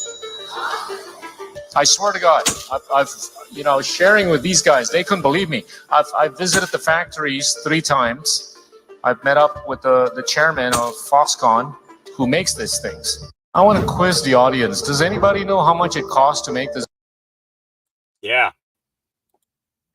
$10. That is a markup of 800%. Minimum 800%. Yeah. What have we been paying for? Oh, my Lord. All right. Gateway's pundit says today in history, and this is yesterday's article. Okay. Democrats gather to hold their first KKK national convention in Nashville, Tennessee. Oh, boy. Here we go. When the Civil War ended and after Republican President Abraham Lincoln liberated the slaves, Democrats initiated Jim Crow laws to punish blacks. Democrats continued for decades to discriminate against blacks. In fact, the KKK was founded as the threat or the terrorist wing of the Democratic Party. The KKK assassinated hundreds of Republicans and their supporters, including Republican Representative James M. Hines. December of, it's 1833 to 1868 of Little Rock. Hines represented Arkansas in the United States Congress from June 24th, 1968 through October 22nd, 1968, before his death. Democrats murdered him. The KKK was founded as an activist wing of the Democratic Party. On September 28th, 1868, a mob of Democrats massacred nearly 300 African-American Republicans in Opelousas, Louisiana. The savagery began when racist Democrats attacked a newspaper editor, a white Republican, and a school teacher for ex-slaves. Several African-Americans rushed to the assistance of their friend, and in response, Democrats went on a Negro hunt, killing every African-American, all of whom were Republicans, in the area they could find. Democrats in hoods slaughtered hundreds of Republicans and blacks across the country. They beat and threatened and murdered Republicans for standing up for the black man. On April 20th, 1871, the Republicans passed the Anti-Ku Klux Klan Act, outlawing the Democratic terrorist group. The last KKK official to serve in Washington, D.C. was former Senator Robert Byrd, a KKK Kleagle. Byrd was a top Democrat and a friend of Joe Biden. Today in history, Democrats gathered to hold their first KKK national convention. Grand Old Partisan reminds us that on April 24th, 1867, the Democrats had their first national KKK convention at Maxwell House in Nashville to establish a nationwide organization. Grand Old Partisan celebrates more than 17 decades of Republican heroes and heroics. Today, I denounce Democrat devilry. April 24th, 1867, the Ku Klux Klan held its first national meeting. Slavery Party thugs gathered at the Maxwell House in Nashville to establish a nationwide organization. Yes, that's the hotel for which the coffee brand is named. The first imperial wizard was a former Confederate general, Nathan Bedford Forrest. He said the KKK's goal was to eradicate the GOP in southern states by terrorizing Republican activists. Back to basics for the Republican Party is my civil rights history of the GOP. To quote the book, the more we Republicans know about the history of our party, the more the Democrats will worry about the future of theirs. For more information, see grandoldpartisan.com. Interesting, huh? Yep. All right, that's the end of that article. We'll close that one up. Let's get back to here because that's going to start now. We hit that pause button on that. Okay, continuing on. Wendy Patterson, dang, even he knows. Bricks News. North Korea says Ukrainian President Zelensky is an actor who plays his role well in the U.S. written screenplay. Oh, boy.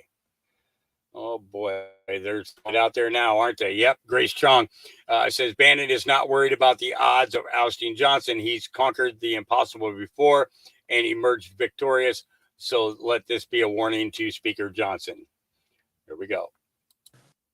So you're a clown at every aspect, and we are going to dog you until we drive you out of here. And I understand people are saying, Steve, I don't know, it's only 30% of the people. It's only a couple of guys. Hey, that's fine. You don't think we fought longer odds in the war room before? You don't think we fought longer odds when I ran Breitbart before? Folks, we've had odds so long, people said, you're a moron for doing this. And guess what? We always fought, and we always got it. So I don't care about the odds. I'm not somebody sitting here looking at odds and what are we going to do, and let's do it. No, we're doing what's right, and we're not going to back off. And we're going to dog this guy. And people saying that, well, he's a Christian. You know, he's a Christian. Prove it, and don't tell me about reading some Bible verse. I mean, in your actions in the arena when it counts. You gave the money to the globalists. You gave the money to people that are child trafficking. You gave it to the people of human trafficking. You gave it to the people with the bioweapons labs. Did you get any concessions out of that? Did you get any information out of that? Did you get anything out of that? You know what you're funding. So if you're a Christian and that's what you're funding, count me out. Yep. Yeah. I love that comment. Fred, that is a great comment.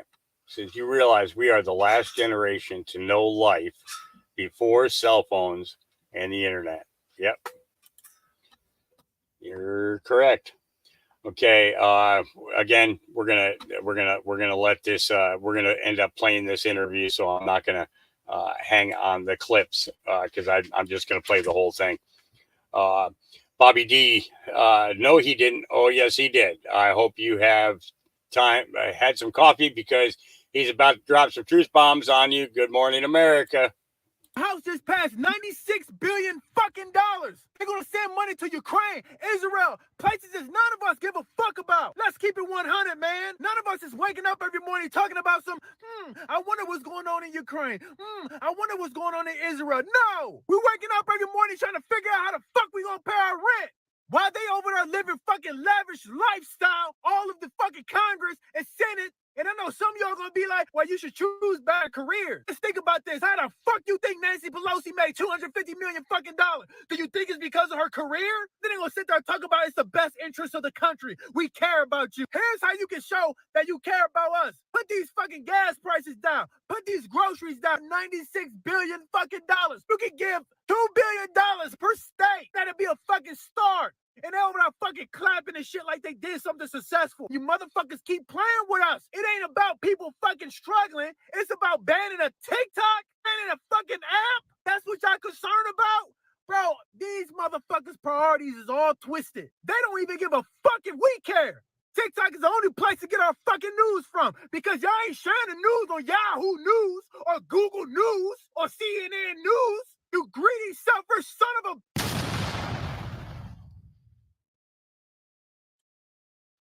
I think he might be a little bit upset this morning. Oh, yeah. George Soros has given $132,000 to Westpac Foundation, says Robbie Starbuck, which is a group over Students for Justice in Palestine. He's also given $650,000 to JVP. Those two groups are the main groups behind these protests. When chaos is afoot, Soros' money seems to fund it. Oh, boy. The disruptive Palestine protests happening at Columbia and Yale are coming to University of Chicago. National SJP is behind this. Thinker Rights gained exclusive access to the planning chats. Take a look for yourself. Yeah, take a look for yourself. Resend. Update. Do not share forms or documents in other chats. We do not want this information to be leaked. We keep us safe. Welcome, new folks. Just a reminder that this action requires extreme discretion. Please only tell details to people you trust in completely. If you're not sure about them, generalize the action and direct them to the Telegram chat.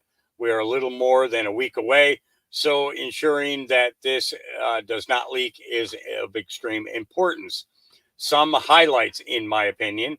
Occupying buildings is more effective. Being in buildings gives us lots of materials, tables, unhinged doors, chairs to use as barricades.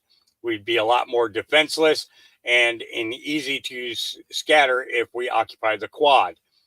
Being inside frays the police across the building and its entrances could also be more comfortable for campers because shelter, bathrooms, water, etc. Come prepared with Google or goggles, gas masks, etc. And then we got the same warning. Additionally, wanted to let you know that we are planning some orientation type calls where people can be caught up to speed about what's happening, safety considerations, shared agreements, etc. More info to come about these soon. Lastly, if you haven't filled out this form, please do so. It will allow us to get a sense of who is here and where people should be directed to. React with an emoji once you've read this. God help me if anyone leaks this information. I will bang my head into my fifth floor cubicle. Okay, whatever. Hey, team, can I be added to the comms chat? A few outlets have reached out asking if we're doing anything. I haven't responded to anyone. Hey, y'all. We will be having two virtual orientations for folks who are interested in joining the action. It will include general overview, shared agreements, safety considerations, overview of committees and roles. These will be this Thursday at 7:30 p.m. and Friday at 6 p.m. It is strongly encouraged that folks interested in being any part of this action attend one of these. If you can't, feel free to message me, anyone on recruitment team, and we can find a way to get you the info. Then there will be an in-person orientation for folks who are in camping, thinking they might camp later on Sunday. Time to be determined. Links will be sent out closer to time of meeting. And we'll be covering even more of that here in a few minutes. This I thought was great because I didn't know this. Well, actually, I did know this, but I didn't know this. Yeah. Cheese, anyone? I've lived in America for 2.5 years and I have only just found this out. I can't believe it. America has 1.4 billion pounds of cheese hidden away in underground caves. We have fucking cheese caves. Now, I don't know about anybody else, but that is my dream location. Fuck the beach. Take me down to the cheese caves. I don't need flowers, honey. Book me an all-in-fucking-inclusive vacation to the cheese caves, please. This cheese cave really is a real thing in Missouri, and I've never heard about it until about 7 minutes ago. And in them 7 minutes, I've read all the fucking about it. Apparently, it come to light when there was a national shortage of cheese or whatever it is, and they started storing it. Then they started storing it again back in like 2010. So now they've accumulated 1.4 billion of it. This is it, look. Look. Imagine if you was the fucking mouse or fucking mouse hunt. You'd be in your fucking element now, wouldn't you? Of all the amazing things I've learned about this country, that's top of the fucking list. I love cheese. I'm basically a mouse. If I could live in a house made of cheese, I would. That's fucking 1.4 billion fucking pounds of cheese. I bet you I could get through that in a night. Get me a couple of bottles of wine, I'd have the lot up.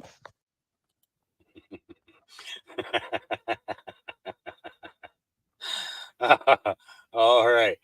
Okay, so Moreau kind of went through something yesterday, or Mayrox, or whatever, however you say her name.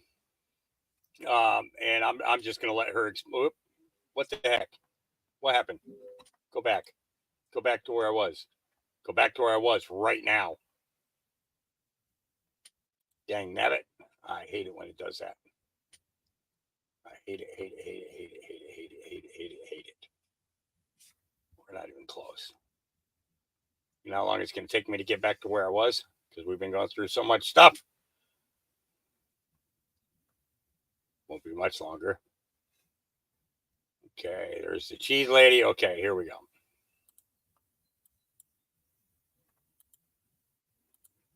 Hey, you guys, just giving you a little bit of an update on the Bowie High School shooting. My girls, I got them finally home with me. They just let them out about 30 minutes ago after being in lockdown. Apparently, this word on the street, I cannot confirm this. It was a fight between two boys over a girl. Again, I can't confirm this. This is just rumored information. It's through the grapevine, something that my daughter heard through some of her friends. So I don't know if this is correct information. The helicopters are still all over the place right now. And I'm not sure if the boy made it because my daughter said that the students were saying that they saw the on-campus police officer giving CPR to the boy who was shot. Again, you guys, don't take my word for it.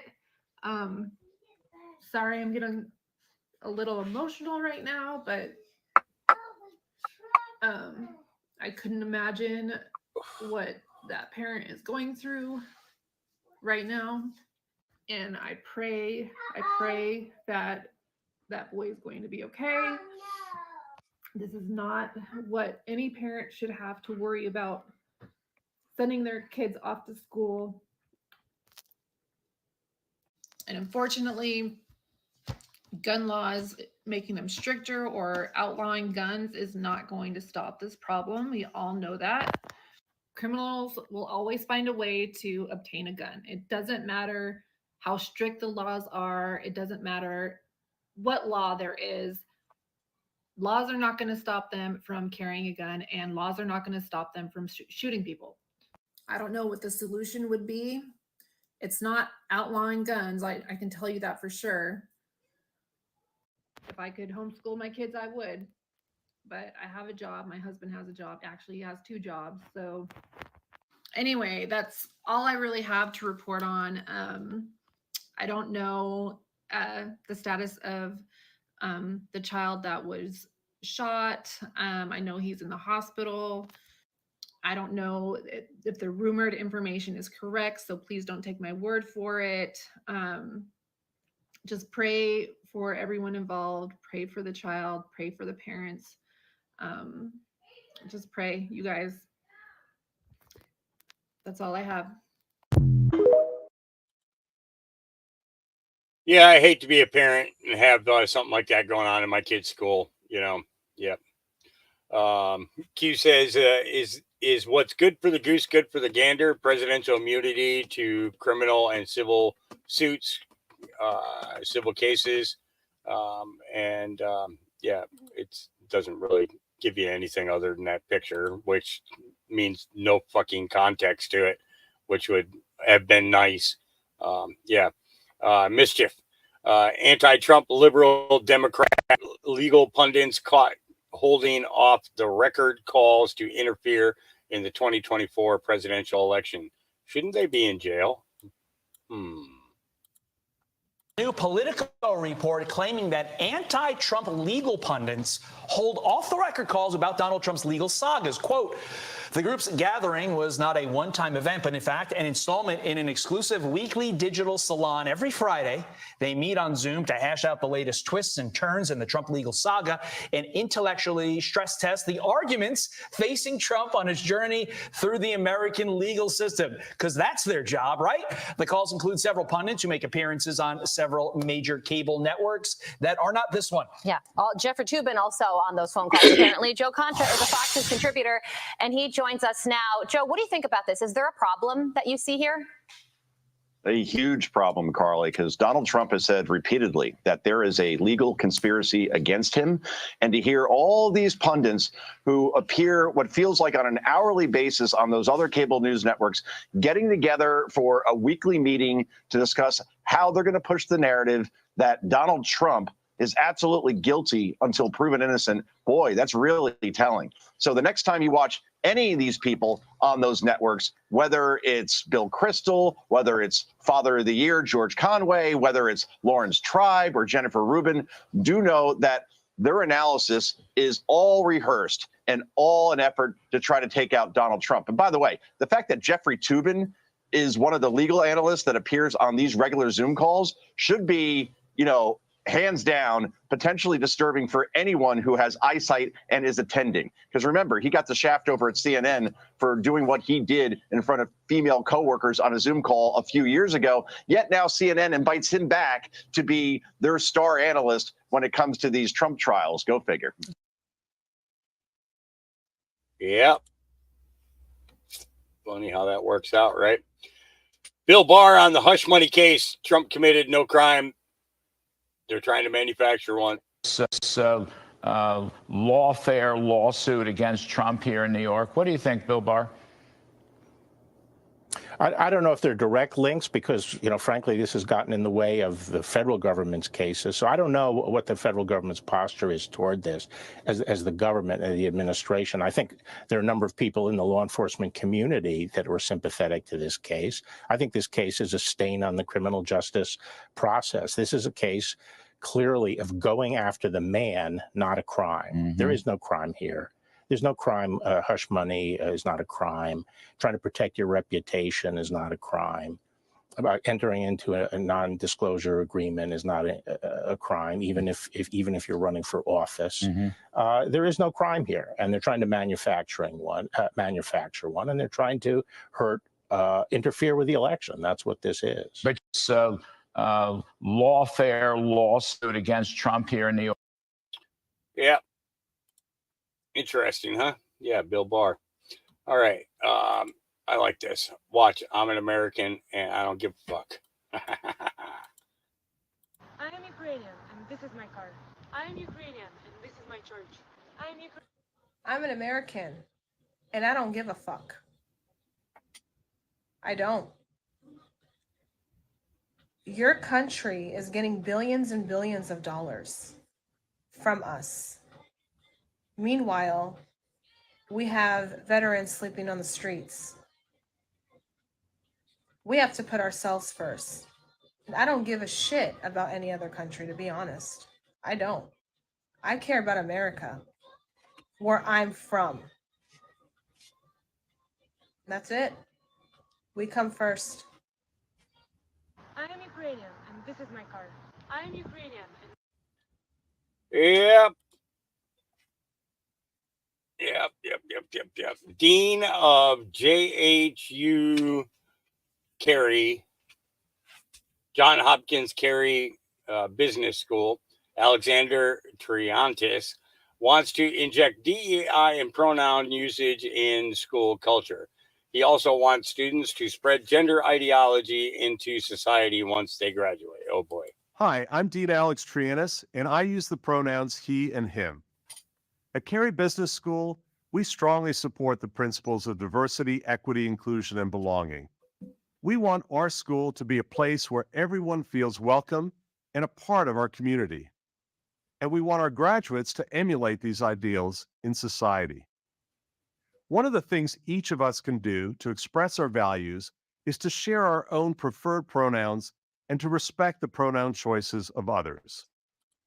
Well, my pronouns are, Hawk J. Marsden, and my pronouns are, fuck your pronouns. It's a small step that tells others we are a welcoming community, we embrace diversity, and that we support all gender identities. It's my pleasure to be a part of the Business of Pronouns initiative organized by the Carey Business School community. This is an important step in our lifelong journey to foster belonging for everyone in our society. Hi, I'm Dean Alex Triantis, and I use the pronouns he. Stop already. And him. Stop. Oh my God. All right. SEAL Team 6 again? Plausible, because anybody could argue plausibility.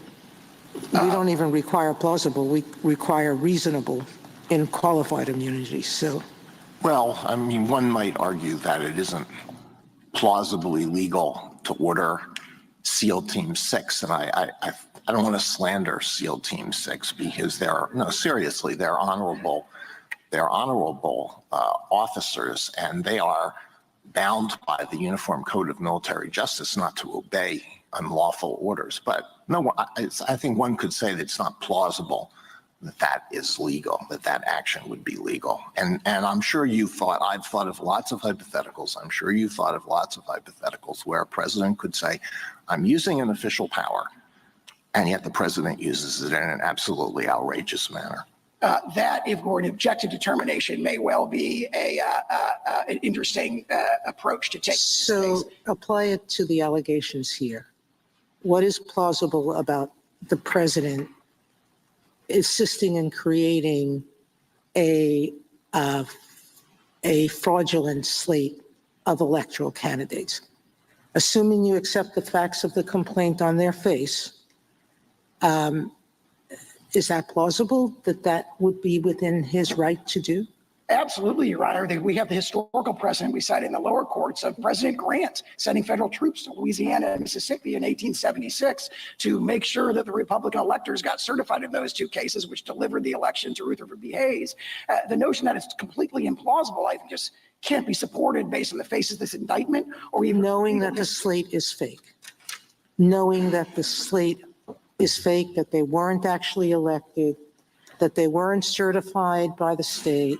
He knows all those things. The indictment itself alleges, I dispute that characterization. The indictment affixes the word label to the so-called fraudulent electors. It affixes the word fraudulent, but that's a complete mischaracterization. On the face of the indictment, it appears that there was no deceit about who had emerged from the relevant state conventions, and this was being done as an alternative basis. But I want to address a more higher level point, a fundamental point, which is that, as Justice Alito's question indicated, there's a whole series of structural checks other than criminal prosecution that are designed to deter these kind of, outlandish scenarios or extraordinarily obviously illegal things. And that's been viewed in this court's opinions going all the way back to at least Martin. Where do you think the D.C. Circuit went wrong in how it determined what was official versus what's personal? Well, I read the opinion below in this particular case as adopting a categorical view. It does not matter is the logic of their opinion, because there is no immunity for official acts, and therefore,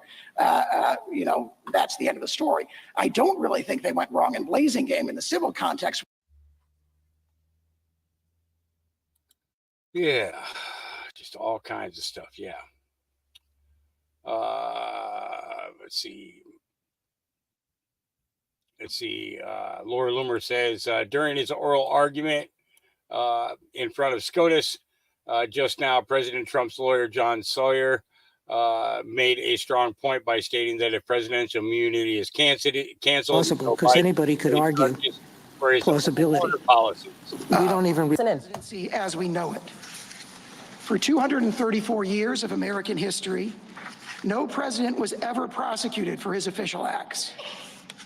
The framers of our Constitution viewed an energetic executive as essential to securing liberty. If a president can be charged, put on trial, and imprisoned for his most controversial decisions as soon as he leaves office, that looming threat will distort the president's decision-making precisely when bold and fearless action is most needed. Every current president will face de facto blackmail and extortion by his political rivals while he is still in office. The implications of the court's decision here extend far beyond the facts of this case. Could President George W. Bush have been sent to prison for obstructing an official proceeding or allegedly lying to Congress to induce war in Iraq? Could President Obama be charged with murder for killing U.S. citizens abroad by drone strike? Could President Biden someday be charged with unlawfully inducing immigrants to enter the country illegally for his border policies? The answer to all these questions is no. Prosecuting the president for his official acts is an innovation with no foothold in history or tradition and incompatible with our constitutional structure. The original meaning of require plausible. We require. Yeah. All right.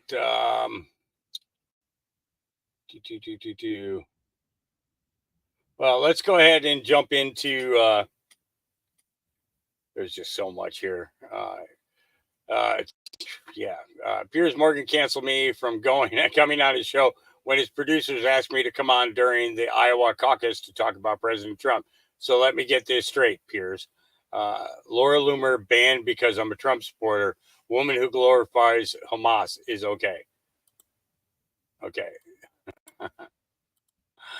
5%, then your buddy's Hamas, of which you are a Hamas whore, right? I'm a Hamas whore. Gay homo, being a Hamas whore. 5%. Oh, and they'd be throwing her off the roof. Yep. Yep.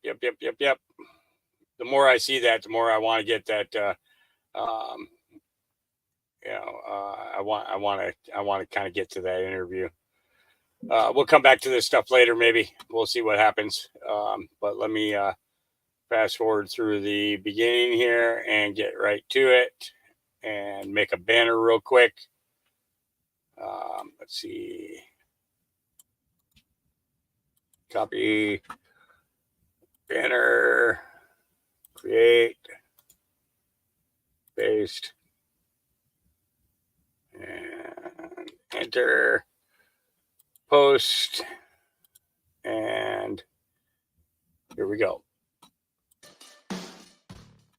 Hello, everyone. So glad that you're with us today. I just want to let you know that we've got quite a few viewers today. So the first one we have, or guests with us today.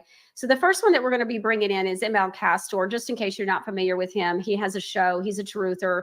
He's been in this this fight really for quite a few years. And so ML, we had him here on the show months ago as well. He has some personal testimony that he wants and some different details that he'd like to share with everybody regarding a follow-up. We shared yesterday that we were going to be having constitutionalist Jack and Margie Flynn with us, and then also corruption whistleblower Mike Gill with us today to weigh in on, just really Matthew's testimony and all the details of the third parties that have come along as well to say, hey, look, this is what we know to be true in fact as well. And so yesterday we introduced those three other people and what they had to say. Today we have Patriot Lindsay. We heard a little bit about some of the things that she had to say, but now she has recorded a video message for everyone. That is what happened. She was the one holding the camera. So she has now recorded a video. I got it yesterday, but it was just right before the show. And so I hadn't seen it. We didn't know if there was anything on there that was a message to me exclusively. So we have it already, and it is going to be aired in its entirety today as well. So, but before we bring in Jack and Margie, our constitutionalists and our truthers, and Mike Gill, our whistleblower, we're going to first hear from ML Castor. So if you would please, producer Ron, go on ahead and bring him in. Hello, ML. How are you doing? Good. How are you? I am doing great. ML, thank you. So just so that the viewers know, ML reached out to me this morning and said, hey, I have quite a bit of experience and knowledge and information that I think he's seen both interviews with Matthew since Thursday and then yesterday. And so he said, I would love a conversation. So I called him and we spoke, and he's been able to rearrange his schedule to be on today's show. And so he will be with us throughout the show today. We're going to spend the next little bit, the next 7 to 10 minutes or so, and we're going to give ML the floor to share what he would like to share. It's kind of an abbreviated version of everything, because I mean, how do you even get in everything that you happen to know, ML? So with that said, ML, would you please go on ahead and share a little bit of your story wherever you'd like to start it and cover what you'd like? You bet. Well, thank you for allowing me to be here and to actually voice the truth. I appreciate the last two shows that you did with Matthew. I really appreciate Matthew coming forward as a true truther, whistleblower. This is what's needed right now. I am seeing a significant shift within the Patriot community here. And I said this was going to happen on my show with my followers going into the new year. I said there would be a significant shift in our community where the old guard, if you will, would start being exposed for the lies, the fraud, the corruption, the things that they've done to us. I've been a victim of this. You've been a victim of it. We've all been somewhat of a victim of certain platforms, certain truthers, alleged truthers. And I'm able to provide a lot of context, Michelle, because for 3.5 years, as I've had my own podcast and my own show, I've talked extensively about these things going on 3.5 years when it's not popular to talk about these things because it upsets the apple cart, right? And I go against the narrative. I've always tried to provide a fair, balanced approach in the way I present content and truth on my platforms. You know, in the old days when we grew up watching the news, you get both sides of the story so you can make a fair evaluation of what's true or what's not true. That's what I try and do. And it doesn't make me popular, but it's the truth that needs to come out no matter what. So when I watched these two shows with Matthew, it really triggered something in me to connect with you in this because I can provide a lot of context on top of this and add as another witness to the things that he's talking about within this movement that's been going on for quite a while itself.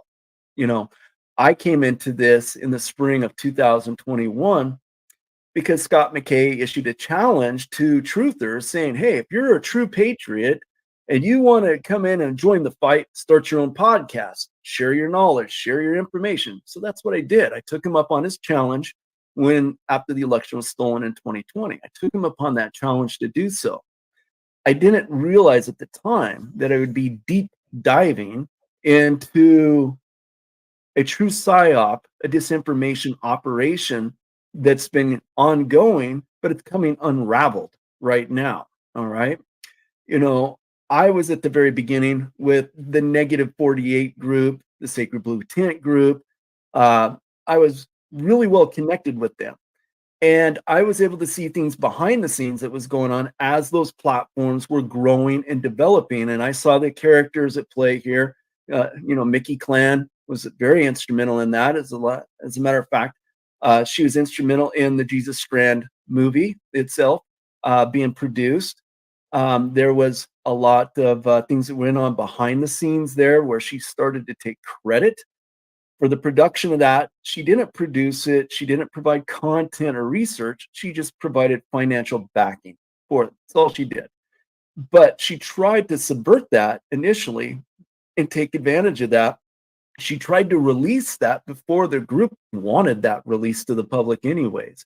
And there was a falling out that took place at that time between her and this group.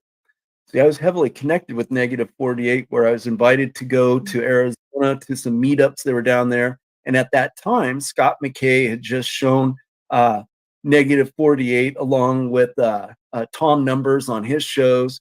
And he was really promoting the gematria stuff that was going on out there. And so I was getting involved, and that's when I got involved with Mike Penny. Before Mike Penny got on PPN, I was doing shows with Mike Penny. And I was dropping a lot of bombs at that time that made people feel very uncomfortable, only because I was questioning the narrative of things.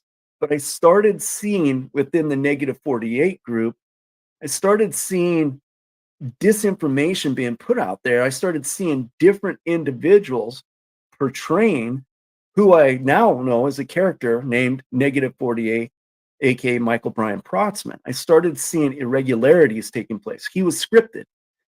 And there was a reason why for the longest time he wouldn't show his face like we're doing right now. He would only have a placeholder as a profile because he had a script that he would go off of. That's why he was able to reel off gematria codes so fast. But once you started deviating from scripts, he would get upset, he'd get agitated, he would cuss, he would swear. His alter ego started showing up. And that's when you started realizing something else is going on here. Something else is going on here. And so as I got closer to this group, individuals in this group, I was invited to participate in their channel. I started doing more shows with Negative 48, with Charlie Freak and other individuals as well. And so I started getting connected to this inner sanctum of that platform itself. A couple months later, in 2022, it was in January, February 22, I went down to Texas because Trump was down there doing some rallies down in Texas.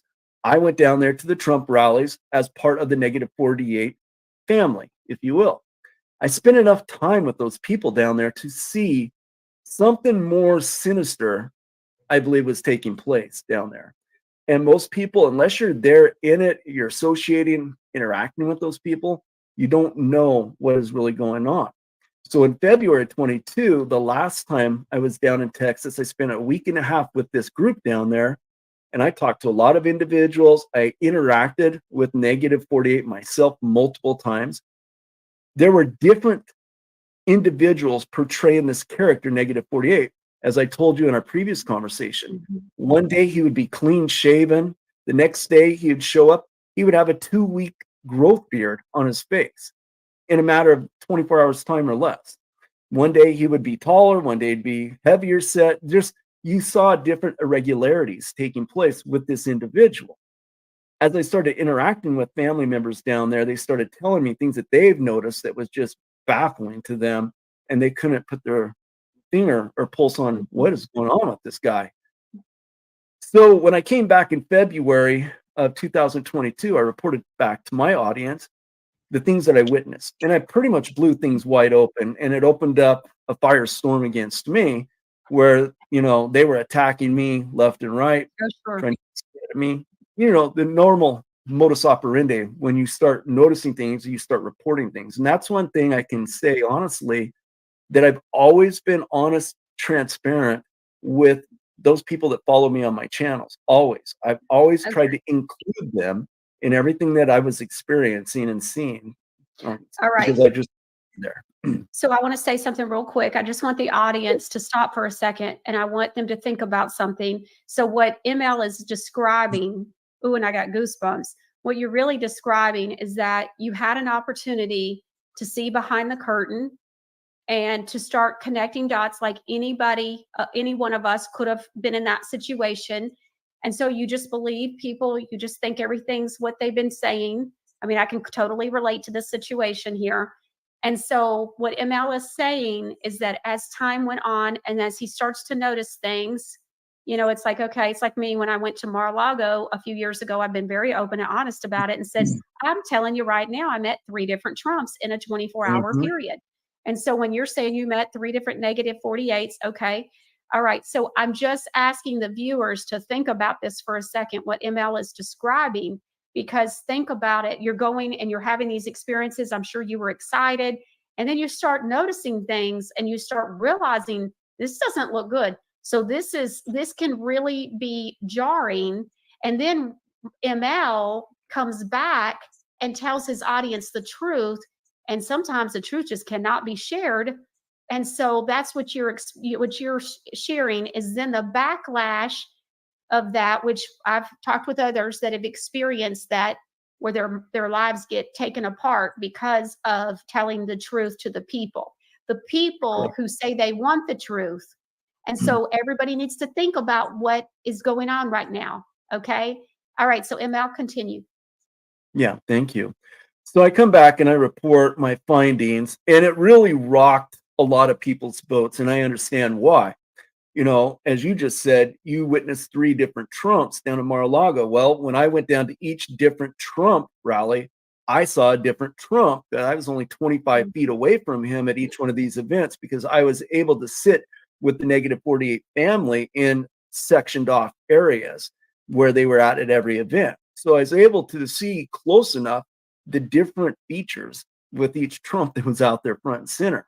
So I know many people have reported the same thing when they would go to these different rallies and they would see different things with Trump too, and they'd recognize we're dealing not with the same individual in this case. Well, did you it's the find out, same real thing in quick, this quick question. So did you ever find out how it was that group got to be so close to the stage?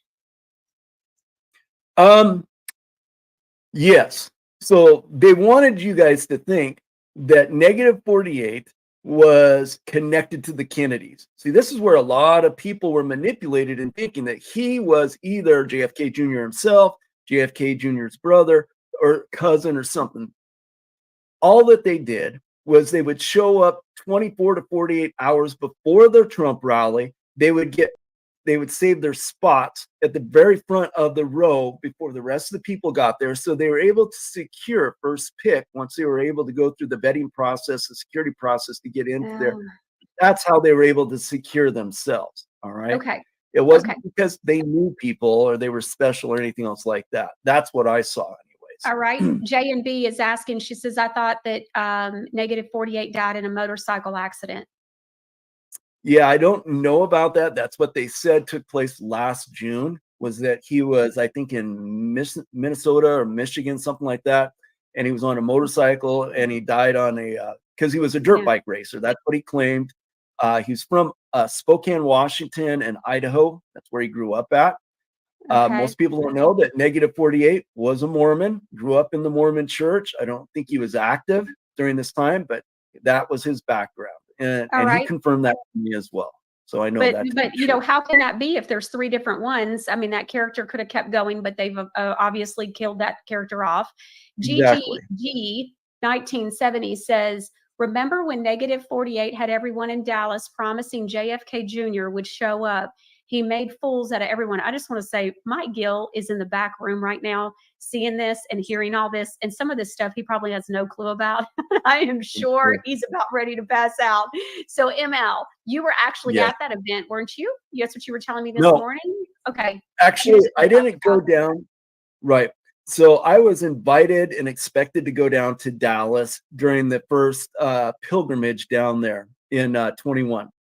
I didn't go. I had some other issues up at home that required me to stay at home, but I was expected to be there because negative 48 in some gematria codes had let some information out in regards to me that were secret comms that only he and I knew about. And so I was expected to go down there and play a part in things, but I decided not to go. I was doing shows with Mike Penny at that time, so he went down there at that time.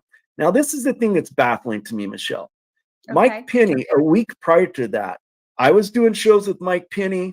I was supposed to do a live show, but I was actually on the Sacred Blue Tent on their Telegram channel this particular night, a week previous to going down to Dallas. Mike Penny decided to do the show without me. He had a heart attack live right there on his show. They had to carry him off to the hospital. He died en route to the hospital. This is what they're saying. They had to put a defibrillator into his heart because he only had 40% capacity of his heart remaining at that point in juncture. And yet the guy is able to go a week later down to Dallas and spend a week down in Dallas. I don't know. Everybody I've ever met that's had a heart issue like that, they're off their feet for months recovering because it takes so much out of you. But for some reason, he was able to recuperate fast enough to go down there. He was reporting to me on a daily basis everything that was going on in Dallas with negative 48, what he was telling people down there. He literally told people, negative 48 got people to believe that JFK Jr., JFK Sr., and President Trump were all going to come down to Dallas, Texas, and they were going to make an appearance, which is going to be part of the restoration plan. This would be a signaling event that would actually get Trump back into the White House. JFK would make the announcement, JFK Jr. would make the announcement that he's the vice president, serving with Trump in secrecy, all these things. These people, thousands came down to Dallas, converging for the big reveal. Okay, now, and was this a negative 48 event? I just want to make sure I understand. So Yes, this it was was. his event. Okay. Yes. All right. Now, what were your experiences or red flags with the Mickey Klon thing? So help me to understand. And when you came back and all that, how was it that Matthew's interviews impacted you so much? Like, what was it that stood out to you? Well, it's because it's the Bonds with the Wind program. So when Mickey Klein started the Bonds with the Wind program, negative 48 was promoting that heavily. So were any platforms attached to his platform. They were promoting it. So I jumped on board with Bonds for the Win. And so I helped become one of the leaders in the Missouri chapter of the Bonds for the Win program. The problem was there was no direction. There was no instructions. There was nothing. So we were left empty-handed. We didn't know what we were supposed to do. There was no leadership at the top. I had actually talked to Mickey Klein saying, hey, we're needing help. We're needing guidance here. What are we supposed to do? She said, oh, we're working on it. We're working on it. We're working on it. But nothing ever came about of that. It was about 2 or 3 months after seeing it just unwind, because everybody was having the same experiences. As Matthew was telling you guys, They were on the other end trying to answer emails, trying to answer inquiries from people who were participating and leading and building the Bonds with the Wind program. And they were baffled as well. Well, it's my understanding is this, that Mickey Clan, did not create, design the concept for Bonds for the Wind. It was actually another gentleman who did that was close to her. So another individual designed the concept of Bonds for the Wind. Mickey took it, ran with it because she was able to pump some money into it, which is exactly what she did. And she was over her head. And that's why she wasn't able to help us and give us direction or anything else like that out there, because she didn't know what to do. Just as in case in evidence, she went to Maricopa County trying to make everybody believe that she knows what she's doing. And that was all a PSYOP event as well. It seems to me, as you and I spoke earlier, every time there's some new initiative in the Patriot community, whether it's through the restoration plan, whether it's through an alliance with the White Hats, some type of operation, whether it's the sovereignty restoration movement, it seems like there's central figures that keep popping up over and over and over again. And Mickey is one of those individuals that pops up over and over and over again. Yeah, that's what got my attention. It was like, okay, another thing. And what happened to the last thing? So that was one of the main things that made me go, what happened with the other stuff? And so when you were very active with the Missouri state doing this, were you able to have any success with the program? No. Okay. Nope. Were you We aware? we got no direction. We got no direction. A lot of ideas were thrown out there. We attended some meetings that she would hold but there was no clear, concise direction, focus given to us. Here's what you need to do. There was none of that whatsoever. We were all floundering, trying to figure it out on our own. And as I started interacting with other individuals in other states, asking them what are they doing, they were in the same problem that we were having too. Okay. All right. So no real support. And do you know of anybody that had any success? I have heard individuals that have used certain concepts or precepts from Bonds with the Wind, where they have gone to city council or school board. I mean, there's videos of individuals out there that have used some of those concepts or precepts. And it looks to me like some of them have been mildly successful or moderately successful, but nothing overwhelming from what I'm seeing. Okay. DI Laughing is asking, where is Mickey getting her cash? She seems to be funding a number of nefarious actors. Who is funding Mickey? Well, here's how I look at this. So in the Patriot movement, it seems to be there's always cash infusements when there's the new, as we call them, the flavor of the month truther that comes aboard. Every few months, like you and I talked about, every 3 or 4 months, somebody new comes out with some new intel or some new revelatory information that just rocks the foundation. And then they get catapulted into the stratosphere of the Patriot community because there's money behind that. Now, some of them sell out because they see a cash cow, and some of them that stand in honor, like myself, we don't do that. But what I've suspected for a while is a lot of these individuals in the truther community have had connections with the CIA. I mean, they brag about having interactions, whether they were operators in the CIA or they are connected some way in the CIA. Well, there's a saying in the operator community: once you're a clown, you're always a clown. The clown school is the CIA operations school, right, in Langley, Virginia. So CIA, blood in, blood out. You don't leave voluntarily the CIA. You only die. That's the only way you leave the CIA, because when you get into the CIA, it is connected to the Brotherhood as well. All right. Okay. There's parallels there. All right, ML. Woo, you've been a lot of information. Okay, what we're gonna do is we're gonna move on to a couple other pieces of information that I want to show the viewers We're going to put you in the green room with the others, like with Mike and Jack and Margie. And then that way you can see and hear everything. And then what we're going to do is bring you back in when we bring in Jack and Margie and Mike Gill. Is that all right? You And bet. so then we can kind of have you weigh in on what we're getting ready to cover and show the audience as well. Okay. All right. Thank you, ML. Very interesting information. Okay. So we have a few other things that we want to show you.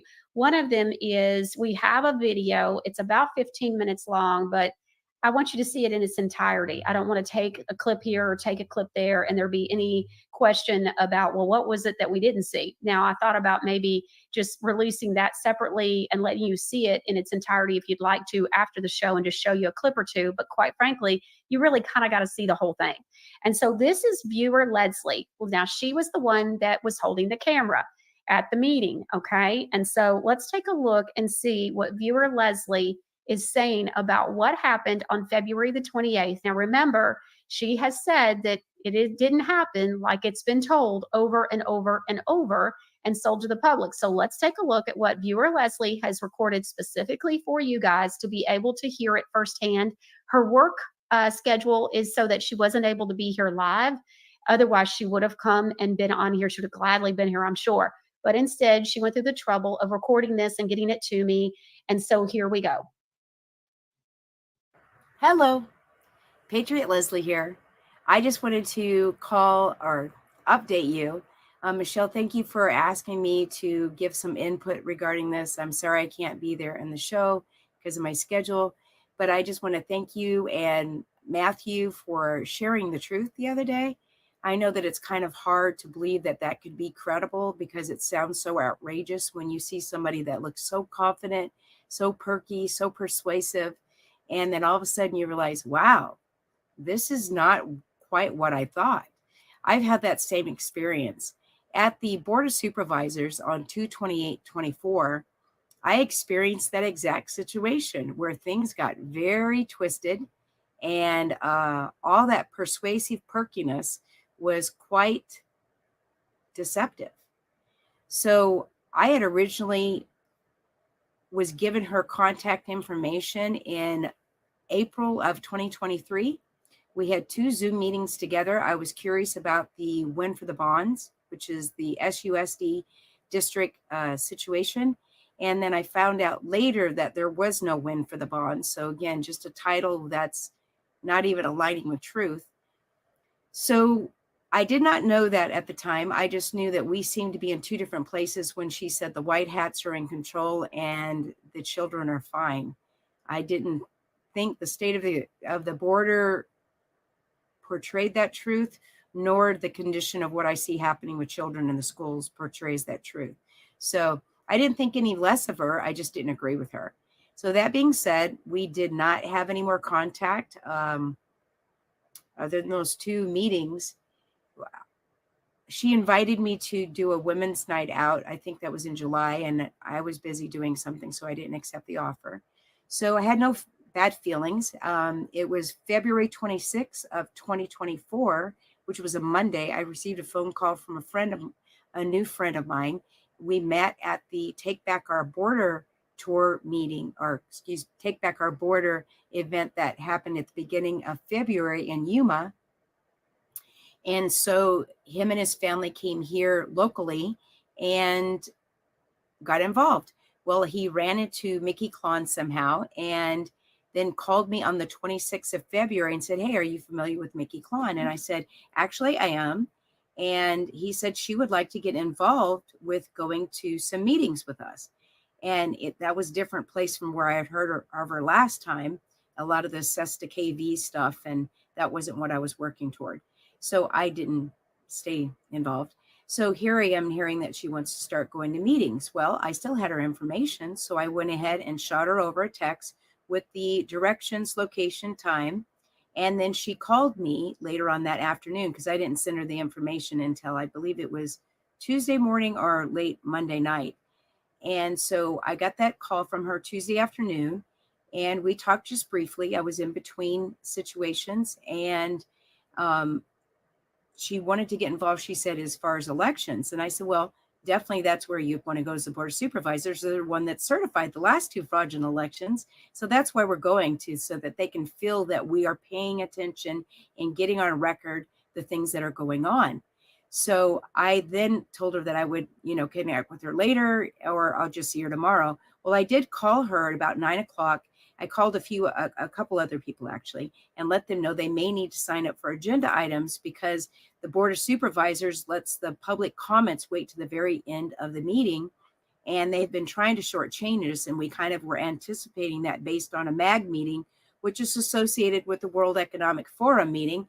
And 2 of our board of supervisors are actually on the MAG committee.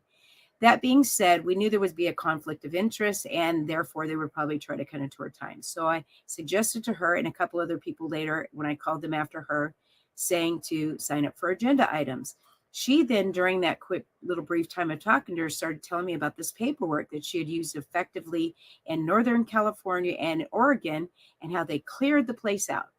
So I was just taking her at her word that this was true, just like I took her word that, there was a win for the bonds, which I just found out recently. There's never been a win with the bonds. It's just the title of her video.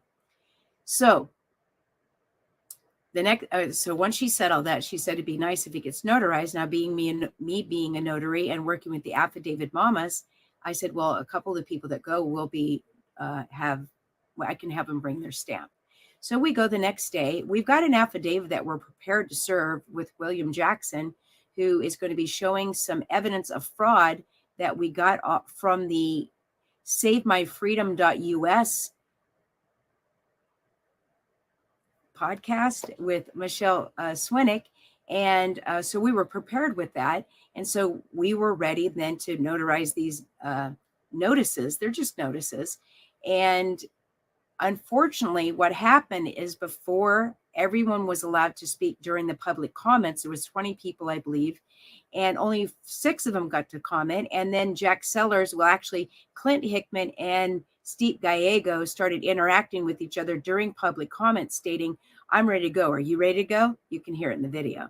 So Jack Sellers then tells the county attorney to let us know what the rules are for public comment, which one of them is let them know it's optional for it to be heard.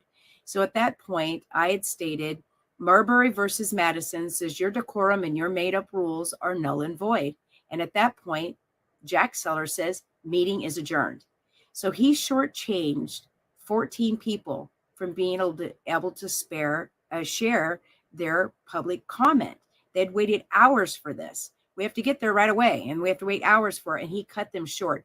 One of the people he cut short was Vicky Klon. Well, when they cut it short, obviously people reacted to that. Well, nobody reacted to it stronger than Mickey Klon did. She came up kind of hollering and, well, I'm filming when the last girl's up there named Laura Weaver is speaking, and when they adjourned the meeting.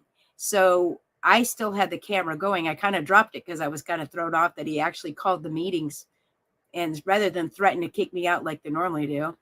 And so that being said, I captured the activity that was going on in the room. And one of the things was she was talking, different people were filming her. But when I came back forward and I said, well, you can serve this across the way, across the street. You can serve your notices there.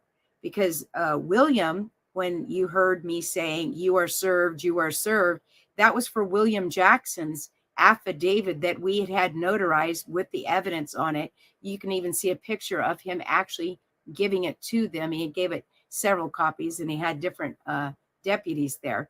So when you hear that being served, that was what it was for that affidavit. Well, what happens is then Mickey Klon says, well, can you film me doing my speech? And I'm like, sure. I mean, you should have been allowed to give your speech. So sure, if you want me to film it. I didn't know it was going to be used in a tweet later that was going to say that she got up and said that, and they ran out of the room because they weren't even in the room when she said what she said.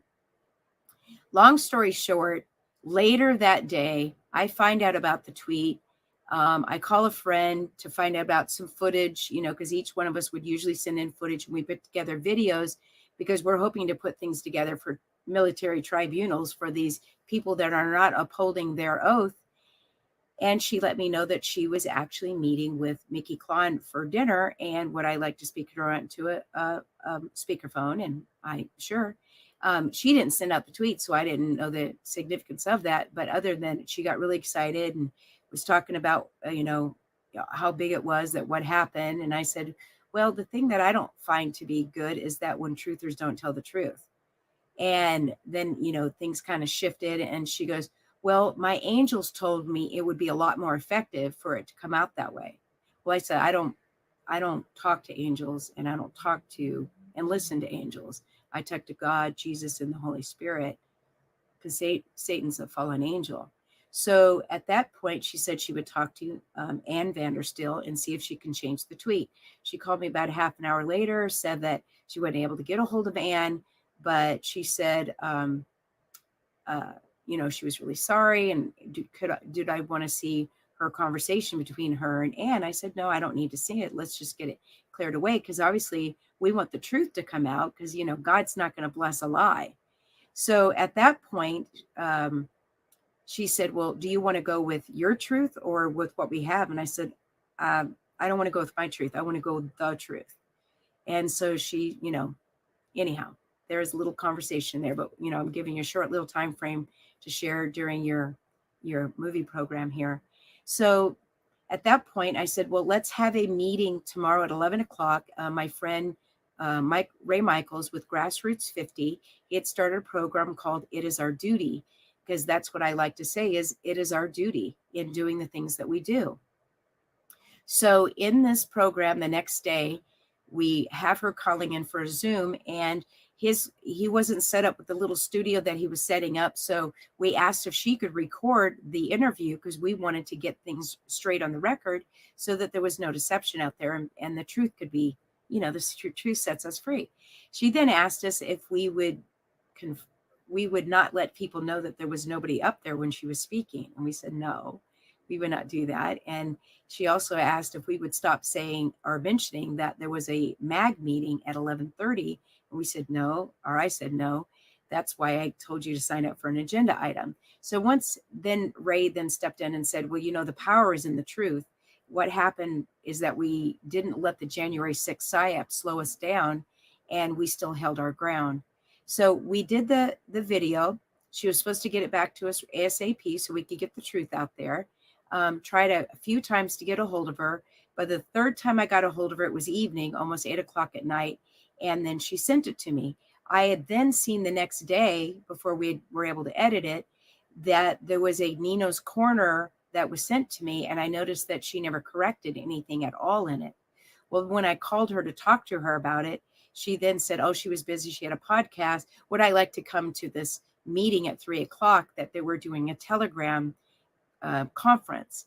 So I went on the Telegram conference, and that's when I discovered that it wasn't a misunderstanding. It was flat out deception, because when I tried to clarify it by letting them know what had been accomplished at the Maricopa County Board of Supervisors up until that moment, the things that we had done, some main things. One of them was case number 093987. There was a common law case that we had read in front of the Board of Supervisors that was also associated with a remonstrance affidavits that we had served them with just some weeks earlier. And there was a quo warranto that we read out loud in January, only because it didn't happen in December, because Daniel Wood, who was going to present this, was kicked out because Glenn Hickman didn't want him talking about it. So I had updated them on that, and that's when Mickey Klon, I had said, my concern is that there's deception going on, and we need to clarify this. And she then said in front of everybody that that was not true, and that I needed to check my ego at the door. So I understood at that point I was dealing with deception. So after that, I recorded 3 different conversations with her, the tail end of one of them on the day, which was the 1st, and then 2 more conversations on the 8th, giving her an opportunity to make things right, and which she chose not to. So I then gave those audios to the podcaster that had hooked me up with her, and he chose not to share it. He chose to censor it. And I shared it with one other podcaster who I had their direct text, and they chose not to share it. I guess the one podcaster that hooked me up said they're working toward unity. And I said, unity with what? Truth is all we should be unified around. So long story short, March 23rd, I received text messages from Mickey Klon where she's gaslighting me, and she's got this podcaster on these text messages observing all this. I then, the next day, decided to respond and then let her know that any further interaction would be considered harassment and to not contact me any further unless she planned to take responsibility for the deception. I then got a 5-page cease and desist sent to me via email, wrong spelling of my name, no date on it. So it was a lot like the notices, a lot of hype and a lot of bluster. So I am sharing this information with you. I know this is a condensed version, but I just wanted you to know that what you shared, Matthew, took a lot of bravery, because most people don't want to hear the truth. They want to hear what their itching ears want to hear. And thank you, Michelle, for speaking the truth and letting the truth getting out here and asking me to send this video to you, because I wasn't able to be on your show to share this truth. Maybe we can at another time. But, you know, the truth only sets us free. And we cannot compromise truth to conform to the world.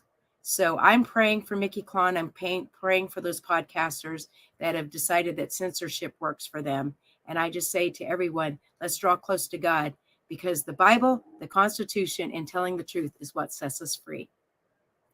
Take care. All right. All right. So that's Patriot Lindsay. And so I just want you to know that I did ask her everything that she said that I can confirm. I do confirm, which is that I did ask her to record a video since she couldn't be on the show live. Okay. Also, I took a few notes. I want to make sure that you heard. She asked, or she said that Mickey Klon said, my angels told me that it would be more effective to come out that way. So I don't know. Maybe we need to start having, I don't know, some tests for some people that we listen to before we listen to them. Let's see. So another quote is, she did ask us not to mention that no one was in the room while that recording was going on.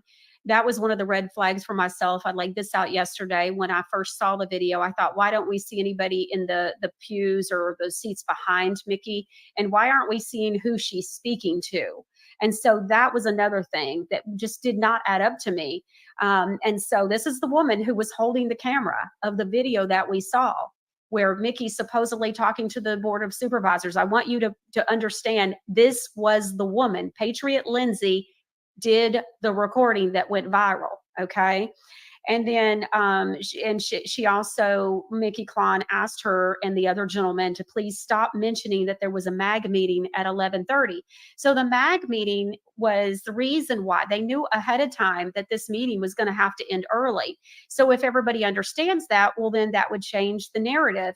The narrative right now that's been sold to all of us since this happened, this is why this is an issue. And I'm going to show you another screenshot from yesterday to go back to this. Nobody was run out of the room and there was already a pre-announced. There was no shocker.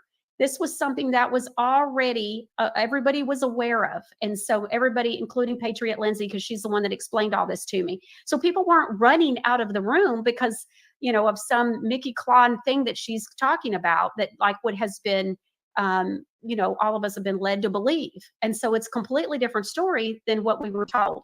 So case in point, let's look at the screenshot, producer Ron, from yesterday that you just loaded up for me. What does this say? It says exclusive Mickey Klon interview, breaking, Maricopa Board of Supervisors run after being served.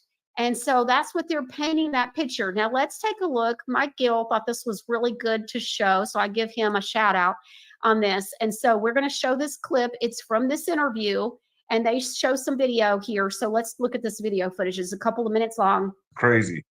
I don't know which video you want to play exactly, but I guess we'll play the one of them running out. All humble ourselves and resolve to rightfully Can you see that? understand everyone's rights. Yeah. In the context of this meeting and the meeting rules must follow accordingly. This was yesterday. This meeting belongs to both of us on both sides of the dais. Whisper, whisper, whisper. So with all of those things in mind, Marbury versus Madison, Arizona Constitution, Article 2, Section 1, Arizona Constitution, Article 2. they know they're about to get served. We're just, reinstating the public, being public, sorry, that we are Thank you. giving notice, please, to correct this action and give us our time. Thank you. Yes.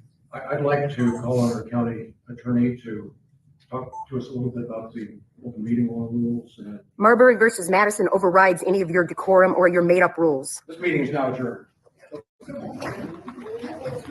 Sellers running for the hills. We the people will have answers. You are being served. You are being served. You are being served. You are being served. You are being served. You will go to the other side of this board. You are being served. We will vote in new officials. It shouldn't be like Howard. this. It shouldn't be like this. It's only like this. You are treasonous. It's only like this because of you guys, because you're corrupt. It shouldn't be like this. William. Do your job. Sovereigns are ready to go ahead and hold meeting. Since they have vacated, we are ready to go ahead and sign in volunteers. All right. Out of necessity for the Republic of Arizona, it is our job. Then you are in direct violation. You are now committing an act of treason. This is my right to free speech, sir. They're out. They're out. You got your job. Second them. They're Wow. Yeah. Holy so that cow. And so they got the hell out of there. they ran, and if they vacate, Oh, they've but just so they're left their back post. now, though, obviously, right? Well, they vacated their posts and they've been served. So now we have literally served them with a notice of liability and opportunity to cure. So this time we're not messing around. We already know their oaths are fraud. We already know their bonds are fraud. We already know there was election fraud, and we already know they're masquerading as government. So we basically served all 9 of the people that sit on that board. We served them each with a liability of $1.7 million. Sorry, $1.75 million per person, per claim. So we had 12 signatures. So that comes to $21 million in personal liability per person sitting up there. And I only had 12 lines. 30 more people wanted to sign. And you know how good we are at collecting signatures. I'm sure next time I could come back with 30,000 if I want to. These people are in big trouble. If anything, we're going to be teaching mercy. Wow. Okay. So soon, I just wanted to touch on this today and get my audience abreast on what's going on, up to date on what's going on. It was a huge, courageous act. Like, wow, one of the biggest I've seen in a long time. Yeah, there's So, several I wanna videos give you that credit to for that. follow. Yeah. Yeah, you're just amazing, Mickey. So I want to give you the credit for that. I was like, I know her. What the fuck? I'm like, it's crazy. I'm gonna contact her. So I got you here. Next, you're gonna be doing a presentation for everybody. That's coming. So right now, I just wanted to show everybody what you did, and it's possible. You made these cowards run. They scattered like cockroaches. Mickey, thank you so much. Okay, so just for the record, we said this already, I guess it was yesterday and maybe even on Thursday, but all of those members on the Board of Supervisors, they are still in their positions. Nobody is in trouble. Nobody has run. And so from my understanding, they're all still where they were before. So just want to clear this up. GGG 1970 said Mickey perpetrated a lie to make herself out as a hero, then just kept going with it and repeating it. I don't know. I don't know what is going on here. All I know is that this just keeps on, and this is not what the people in the room are saying. And so that's all I can tell you. It doesn't look good. And also it's been February the 28th. We're now, what is this? March, April. So we're talking about over 2 or almost 2 full months. So what has come of it? She's talking about signatures and all that. Where's the results? And so if she did this to, it just, and there's so much more to this story even since then, but we can only cover so much. Just know it's worse than what, where we're at. So then because of all these shows, we've had numerous viewer emails and comments. And so viewers have reached out. I've spent time with viewers. We have a viewer email that I want to read to you. Now I have way more. So we may continue to read some more later in the week, maybe on Friday when I'm with whistleblower Mike Gill on Friday. But today, just for the sake of, we're going to there's a lot of moving parts and pieces with this. And so I want to read one viewer email. I've spoken with this viewer, and she wrote this for you, the viewers. Okay. And so we're going to read this, and then we're going to bring in Mike Gill. We're going to bring back in ML Castor, and then we're also going to bring in Jack and Margie Flynn, and we're going to discuss all of this, but you got to hear this viewer email first. So it's from a viewer named Kelly. We call her viewer Kelly. Okay. And so it says, Michelle. Now she wrote this and sent this. I received it at 11:14 today, which is of course the 23rd of April. So I had spoken with her early this morning per her request. And so this was the time that I could speak with her. So when I heard almost an hour of her testimony and story, I said, look, you know, you really want to help somebody. You can help the American people by sharing your story and coming forward. But because of circumstances, she needs to remain anonymous. I know those. And I want to remind you that I made a commitment to each of you that anybody who comes forward and comes on the show has to show their face and tell you their name unless they are a whistleblower. And then at that point, they get to choose. So Matthew showed his face and told his name and all of that. And then this whistleblower has circumstances that are beyond control that makes it best that she doesn't. Okay. And I know those reasons and circumstances. And so it's all good. So, I asked her, I gave her the opportunity to come forward for you, the people. Okay. So she says, Michelle, it was very nice to speak with you today. I appreciate so much the work that you and Matthew are doing to expose the fraud in the state national movement and beyond. Now, this woman has a crazy circumstances that kind of line up with a number of things that Matthew came forward talking about. And same thing with ML as well. I joined the Anna Von Wright State Nationals in 2022. Before joining the organization, I spent hours on the phone with individuals in the state national camp and reading up on the Anna Von Wright's materials. She says, I felt I was joining a real group of constitutional patriots that wanted to bring our republic back and stand on our constitutional rights. I anticipated meeting like-minded souls in my state and working common goals together. What really happened is another story. Shortly after joining, I was picked up by a deputy sheriff. I did not have a license at that time. I had fallen in the lake, or I may have used it. She wasn't really sure where it was. She said, and I was naive enough to present my state national status and inform the officer that I was exercising my right to travel on our roads.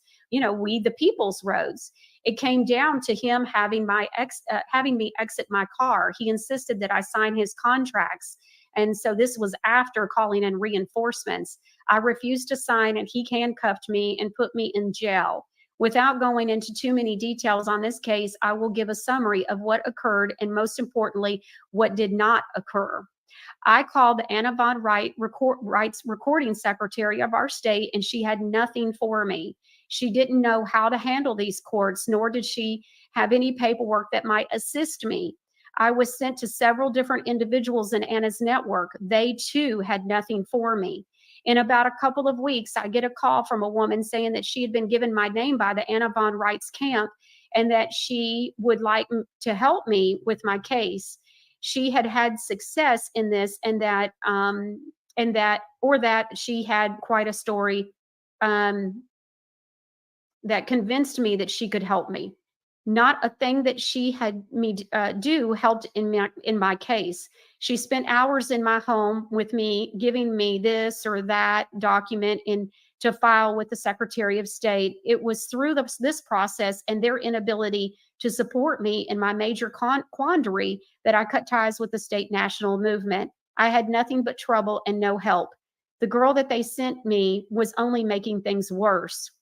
A girlfriend with an acupuncture/medical clinic had joined shortly after me and was almost immediately receiving letters from the medical board stating that she was making illegal claims on her website and needed to be in accordance with state code. It didn't take us long to put two and two together and realize that it was our membership with the state nationals that started these problems.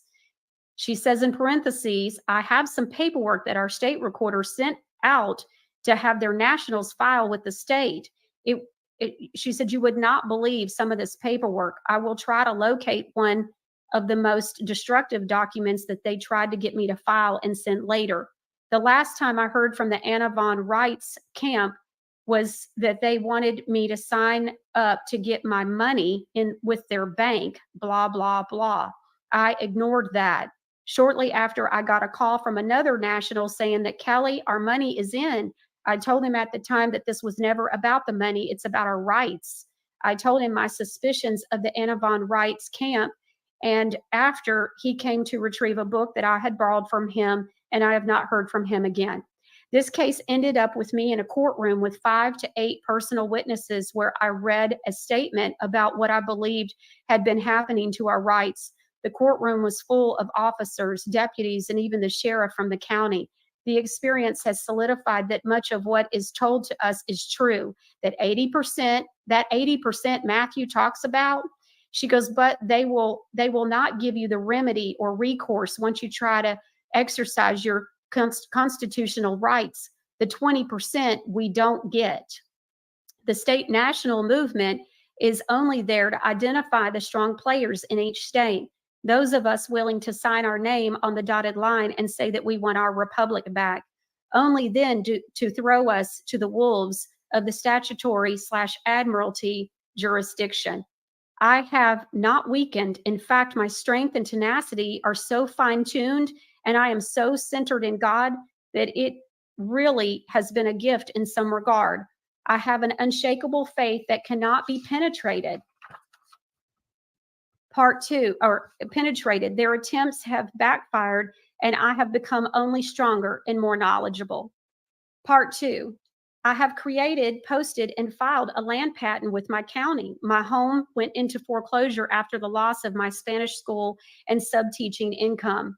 I spoke a lot with Ron Gibson during this time, and he would pick up the phone anytime I called. I tried to find a lawyer that would file a motion of quiet title for me. After several lawyers turning me down, I ended up filing this on my own. The court all but ignored this attempt by me to put the proof of proper chain of title on them. I couldn't find a lawyer, and I had seen Ann LaFleur on Mickey Klon's channels. Ann is the woman that created the documents for Bond for the Win. I ended up paying and working with Ann on my case for around 7 months. I presented myself in courts with all sorts of fraud in both the contracts themselves and also with the assignments in the county record.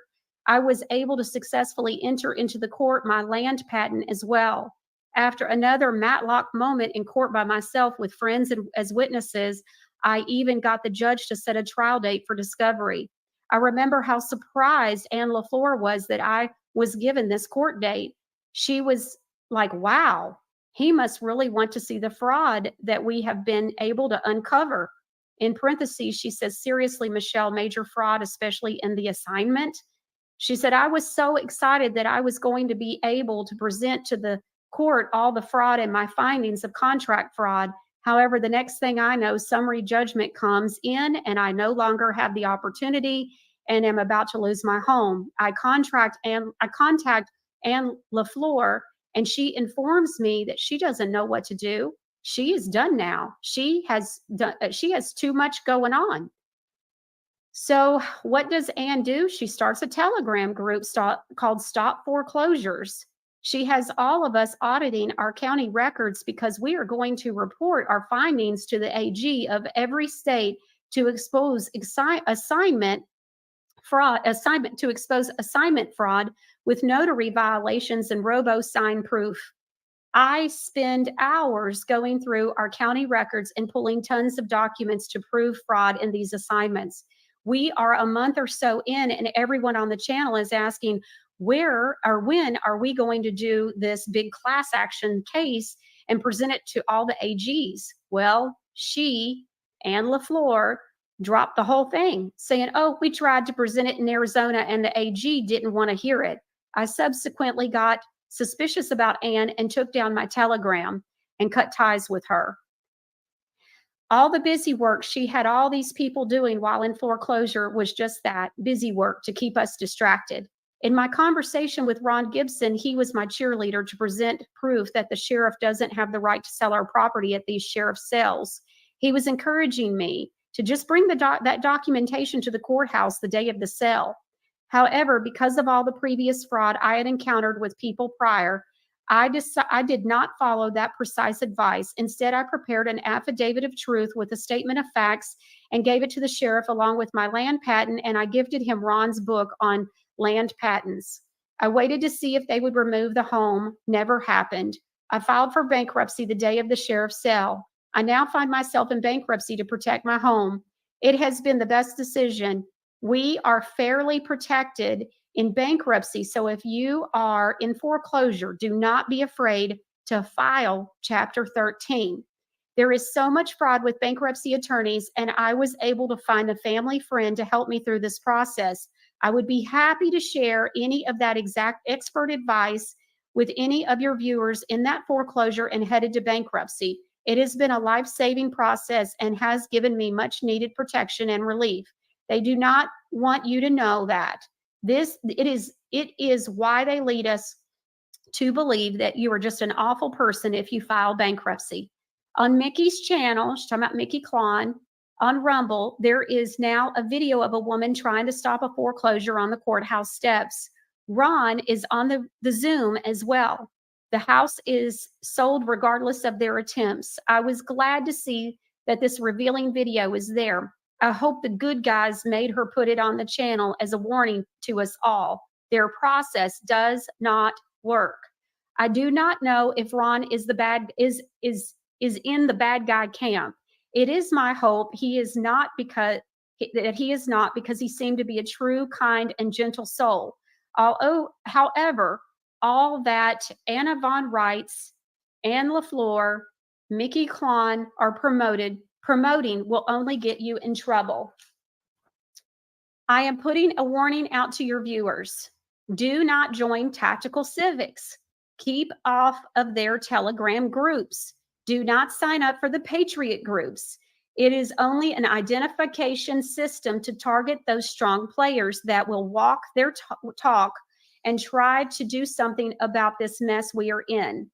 Not one of them has any process or procedure that will bring you freedom, only problems. I have experienced so much fraud, my discernment is sharpened. However, I must warn you, they are getting good at getting you to believe that they have the answers. I even had one truther with a now popular and rising show focusing more on the financial aspect of things send me a link where I would be given a free laptop or iPad. I would be given a free iPad to help with the revaluation, etc. Their attempts are non-ending at every turn. I am grateful for this journey God has taken me on to expose the fraud in our justice system. I have now seen it firsthand. It is undeniable. I hope that we can find a way to gather one day all these strong folks willing to take action. If we can organize, we will be a force to be reckoned with. God bless every one of you patriots, you country-loving Americans. My hat goes off to you. You are unique, strong, and blessed by God. Hold your head high. Even if you have fallen for the psyops, we are the Republic. This nation is ours. Stand firm daily with the full armor of God and great faithfulness. Kelly. After that, she writes me a note, and I'm going to share this note. It says, Michelle, if there are any other things that I spoke about with you that you want me to expound upon, let me know. Isn't it amazing how these whistleblowers give so much? I will be watching and looking into the Flynns. She's talking about Jack and Margie Flynn and their successes. I hope the details that I have given above are useful. I could write a book on all the corrupt lawyers, county clerks, judges, and police officers that I have encountered. The network is visible to me now. I was even able to see the matrix at work inside jail cells. I do not trust these people. So this is Kelly, viewer Kelly. She's just like everybody else watching.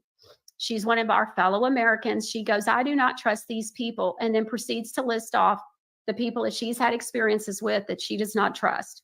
So Ann LaFleur, Anna Von Reitz, Mickey Klon, Tom Numbers, seen at with Mickey at Trump rallies, Scott McKay, John Dowling, Nino Rodriguez and his buddy Juano Savin, David Strait, and unfortunately Ron Gibson, also Richard Citizen journalist, and Simon Parks. Those that they promote, of course, will be part of their big club. Sounds like they have a castle that they all have to gather in as well. God bless you, Michelle, for the work to expose the fraud. Viewer Kelly. Okay, producer Ron, let's bring in our guests for today. We've got ML Castor, we've got corruption whistleblower Mike Gill, and then we also have constitutionalists and truthers Jack and Margie. I want to go on ahead and start with Jack and, well, let's start with Mike Gill. Mike, you just heard this for the first time. And so what is your thought about everything from what ML has, I know you've made a list. And so I know you have some thoughts and I want you to weigh in. Yeah, I'd first want to start by saying we've heard all the things that have happened, but we didn't hear the motive. You understand? This is what you have to say. So they had with the bonds, right? And then it was election fraud. And then it was COVID. You understand? The grift needs to sell you something. Did you see what Mickey was turning around and Nino? They were selling you, right? They have to have something that you center on, something we agree with. Do you believe election fraud? Yes. Well, send us millions. Hey, the ultimate grift is we're going to sell you a path to win. Right. This is a path. And you know what? All those millions of people, what, 4.5, they get mailing lists. Did you hear how she said, I can put 30,000 names together? They are collecting names. The grift is selling you. And then they attach all these products. And later on we can talk about it. But what I heard, and I heard from Matthew, I don't know if this is a good time, but I heard Ukrainian. Now, in the Pandora's Papers, out of all the countries that are money laundering with the United States, Ukraine is number one by more than double. You understand? Ukrainians. Oh, what were they with him? Young other Ukrainians and so forth. Oh, you know what? Drug cartels, child trafficking. You know, those children live wealthy. And they're on, and now all of a sudden they're taking drugs and cryptocurrency they're into. Money laundering. Michelle will tell you this. When I first came in here, you know, when I looked at the podcast network, I said, this is a perfect place to launder money, right? And then I turned around and started seeing them. I go, uh-oh. See, all these donations, you know, the Flynn buses, how they take laundering that money.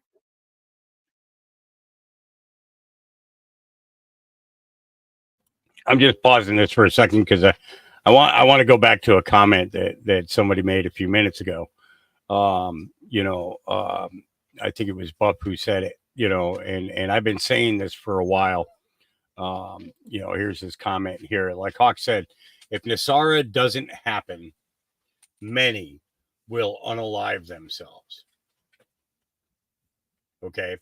And this is the thing is, you know, we have people that are out there that are spending every penny believing that there is going to be some comeuppance that is going to further our lives.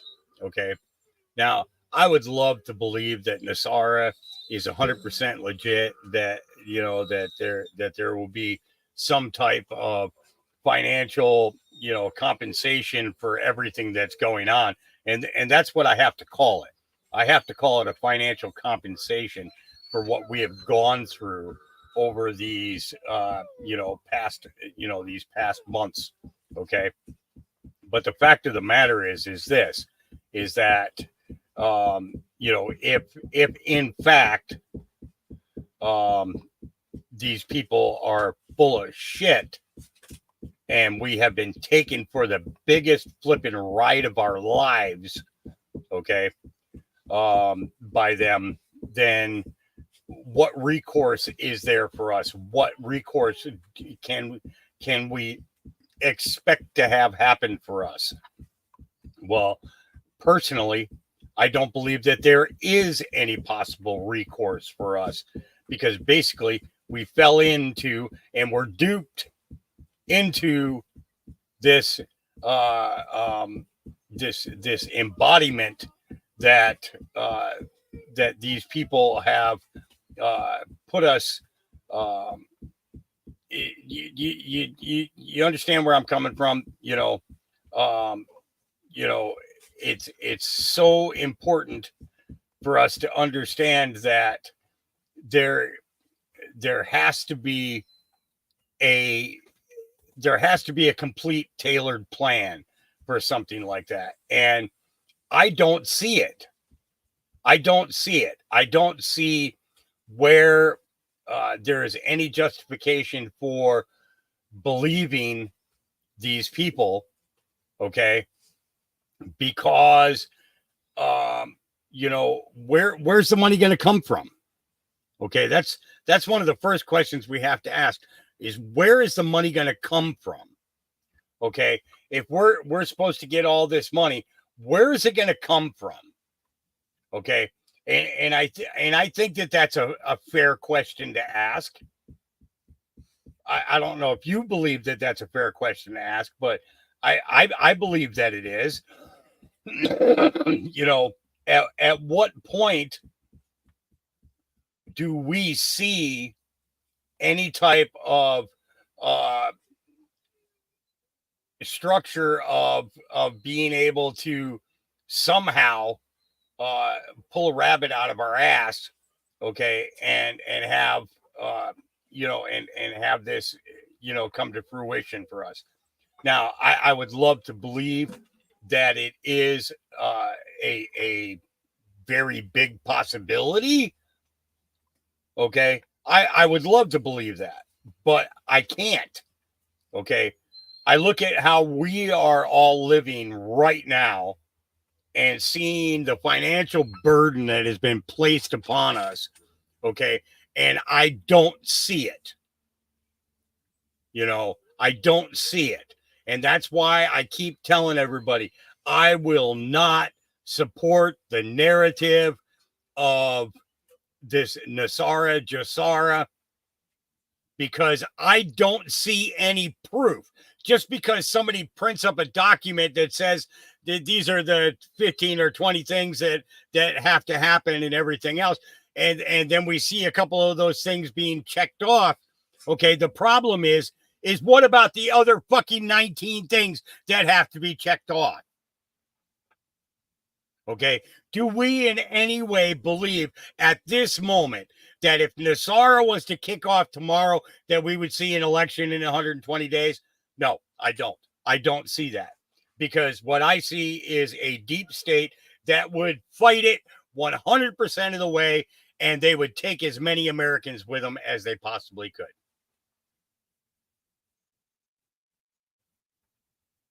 I don't know if I'm making any sense to you guys or not. Okay. And I'm not trying to crush anybody. I'm not trying to crush anybody's dream. Okay. Of something awesome happening for us, for the world and everything else. But the fact of the matter is I don't see any fucking proof of it. They all talk about it, but that's all it is talk. Okay. Well, the thing is talk doesn't pay the fucking bills. It doesn't. Talk does not pay the bills. And what I'm seeing is the ability and the possibility of people being seriously harmed by this. And it breaks my fucking heart. I mean, seriously, it breaks my fucking heart. And that's why I believe the way that I believe. Okay. It would be awesome. It really, really would be awesome. Okay. Now, do I think that the Lord will somehow restore us to a more prosperous time? Yes, I believe that. Okay. I believe that by the end of this, we may see 1950s, 1960s prices. Okay. Because of every country, not just us, every country doing a reevaluation of their currency. Okay. I see the ability from the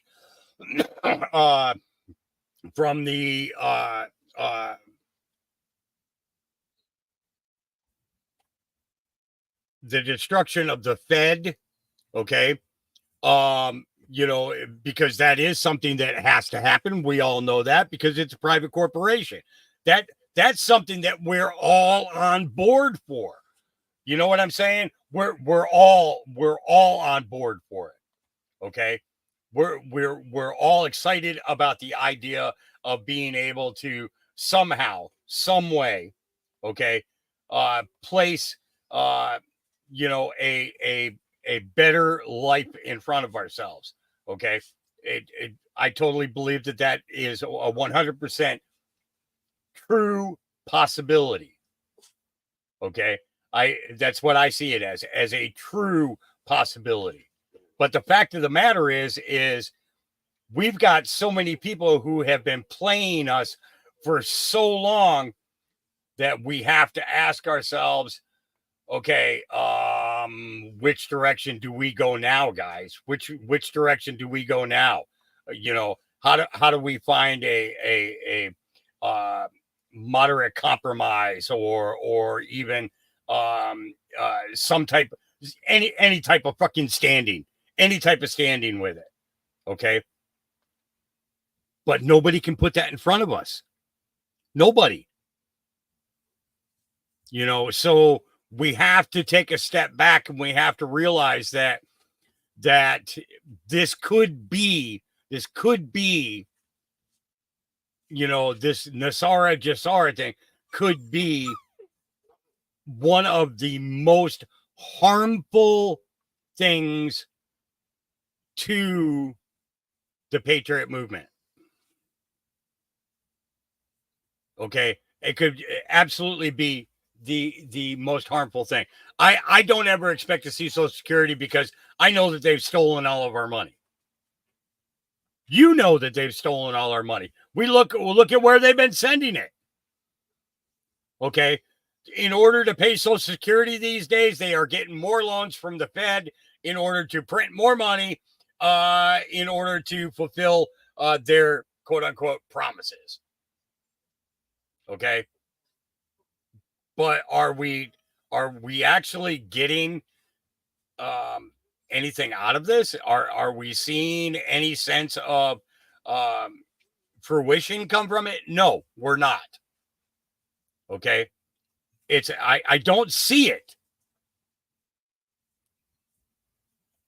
And honestly, if there were med beds anywhere, it would be the biggest fucking story worldwide. No ands, ifs, or buts about it. Okay. If med beds were real, it would be the biggest fucking story, and we'd have people lined up on every fucking city block at every place that they would be doing med bed stuff. Am I right or am I right? You know what I'm saying? So we have to be careful. We have to be watchful. We have to be mindful. Okay. If we're not, we are going to be harmed in a way that is going to be more harmful to us than anything ever beneficial could be. That's not fair to you. That's not fair to me. That's not fair to our fellow man. Okay. It's just not. It's not. There's nothing that anybody could tell me that would make me feel good about it. Nothing. I just see a whole lot of harm. That's what I see, and it's not fair. It's not fair to everybody to have to go through this. And I don't think that it is in the best interest of us to pursue that with no verifiable proof whatsoever. Because that's what it boils down to. I understand, Trump got the gold back, but this is one of the questions that I have to ask you is, did you see the planes being loaded with the gold? Do you know where the gold is? Do you have access to the gold? Will that gold pay your bills? You see where I'm going with this? We hear a lot of things.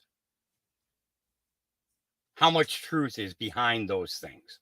That's the question we have to ask. Because we spend a lot of time, listening to people and not getting anything, in all actuality, we're not getting anything in return from them. Nothing. And that's not fair to you. That's not fair to me. And I don't think that that's where we need to, how would I put this? That's not the space that we need to be living in. Maybe that makes sense. All right, let's continue. Sorry. Now, if they turn around and own the companies, deals with the companies that push all their products, but they still need an audience. The audience is then the lie, right? We figured it out. We have a path. We're going to fix election fraud. At the end of the day, isn't the courts were corrupt? They knew that from the beginning. That's why there's never a fruition. Now, on some of these other ones. So when they put their paperwork in, the art of the grift, it's made to fail. Did you remember where they said it wasn't time stamped? It wasn't this. It was supposed to fail. Always was. And let me see, Well, what was this? Mike, one Yeah. of the things that you said to me is also so many times that what we think is a remedy, you still end up in the court. You still end up in the corrupt courts that we talk about every Tuesday with Jack and Margie. And so, that is a whole nother thing. It's like, oh, we're going to win this, we're going to do this, but you're still ending up in these courts. It's the equivalent of having somebody, a criminal, come to your door, put a gun to your head, and you're saying, well, I'm going, what about the courts? That's not going to do you any good, and the courts aren't doing us any good. I'm not saying the laws, and I understand the need, but look what's happening with Trump now. All these courts have been a performance, all a performance. This thing now, what are they attacking his character? What did I say? Destroy the man, you destroy his message. Who's the first one that they bring on the stand was the owner of the Inquirer magazine. Who do you think they're going to reel up in here? Each and every time. But don't forget what you heard here with Matthew. Matthew, I heard mind control, the driving in the car. All right. We're dealing with the CIA. We're dealing with PSYOP. This is what they do to the people. Right. So in other words, they're trained to do that. So that's what Matthew was trying to distinguish. And that's the part of how the reaction he's dealing with now. These truths they don't want you to know. It is about stealing. They were selling you misinformation. This thing with the courts I gave you in March. I can't be the only one that plays chess to know we were here. And now, what's Flynn doing? But this grift is important. And this thing, McKay, I see how it's starting to the division. There's one who's moving the podcast pieces, and the podcasters getting plugged in what they want for misinformation. And then there's the sale end of this. That's where this McKay, that's where this Mickey is. And you know what? You want to find out what's behind him. You don't think foreign countries are betting on Flynn?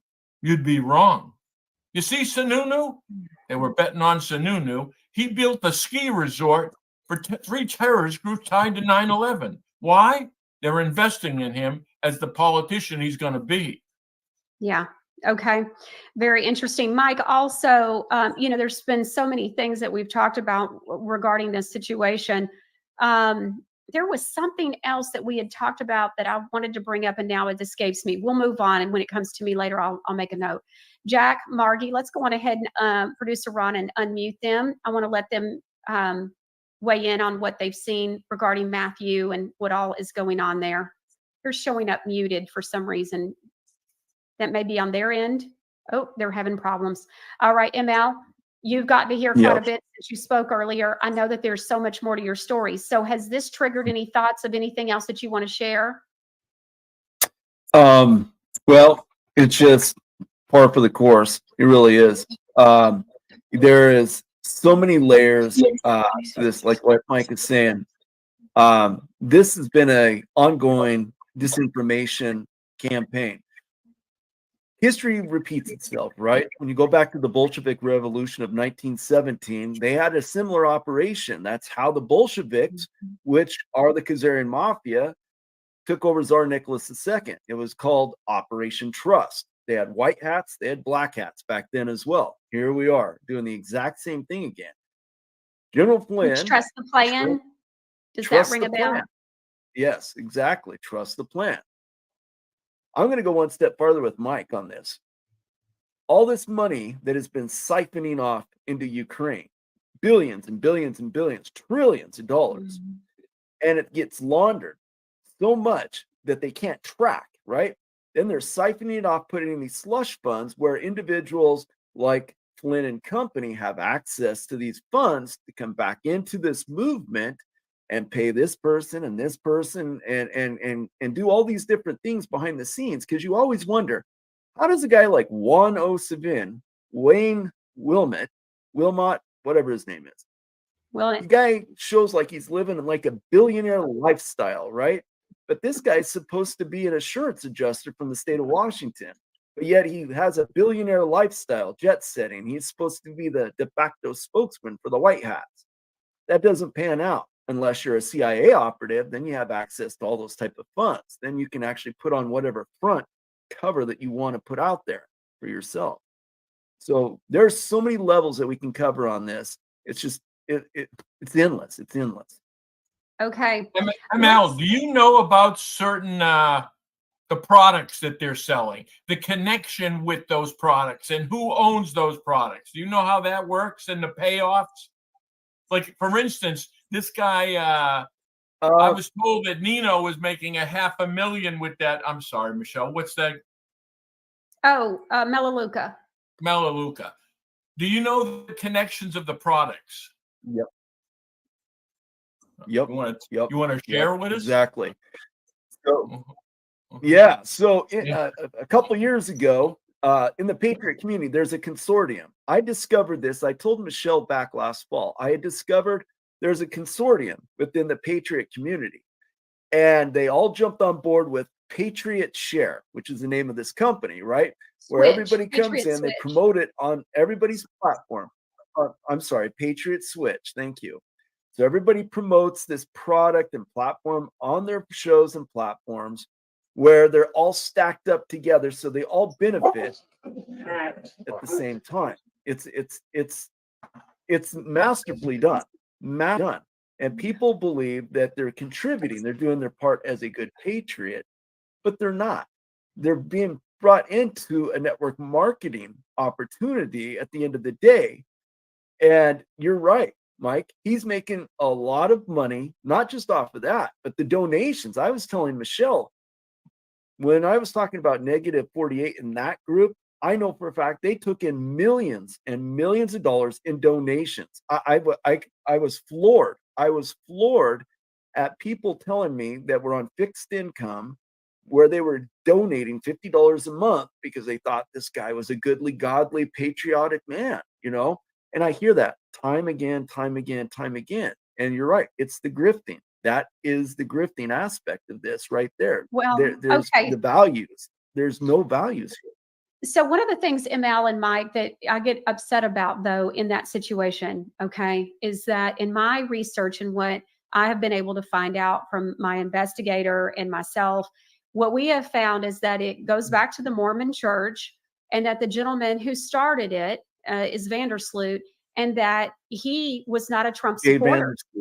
He actually gave no money to Trump. He actually backed Marco Rubio and then gave money to many rhinos, but did not give any money to Trump. Now, this is what we've been able to find out.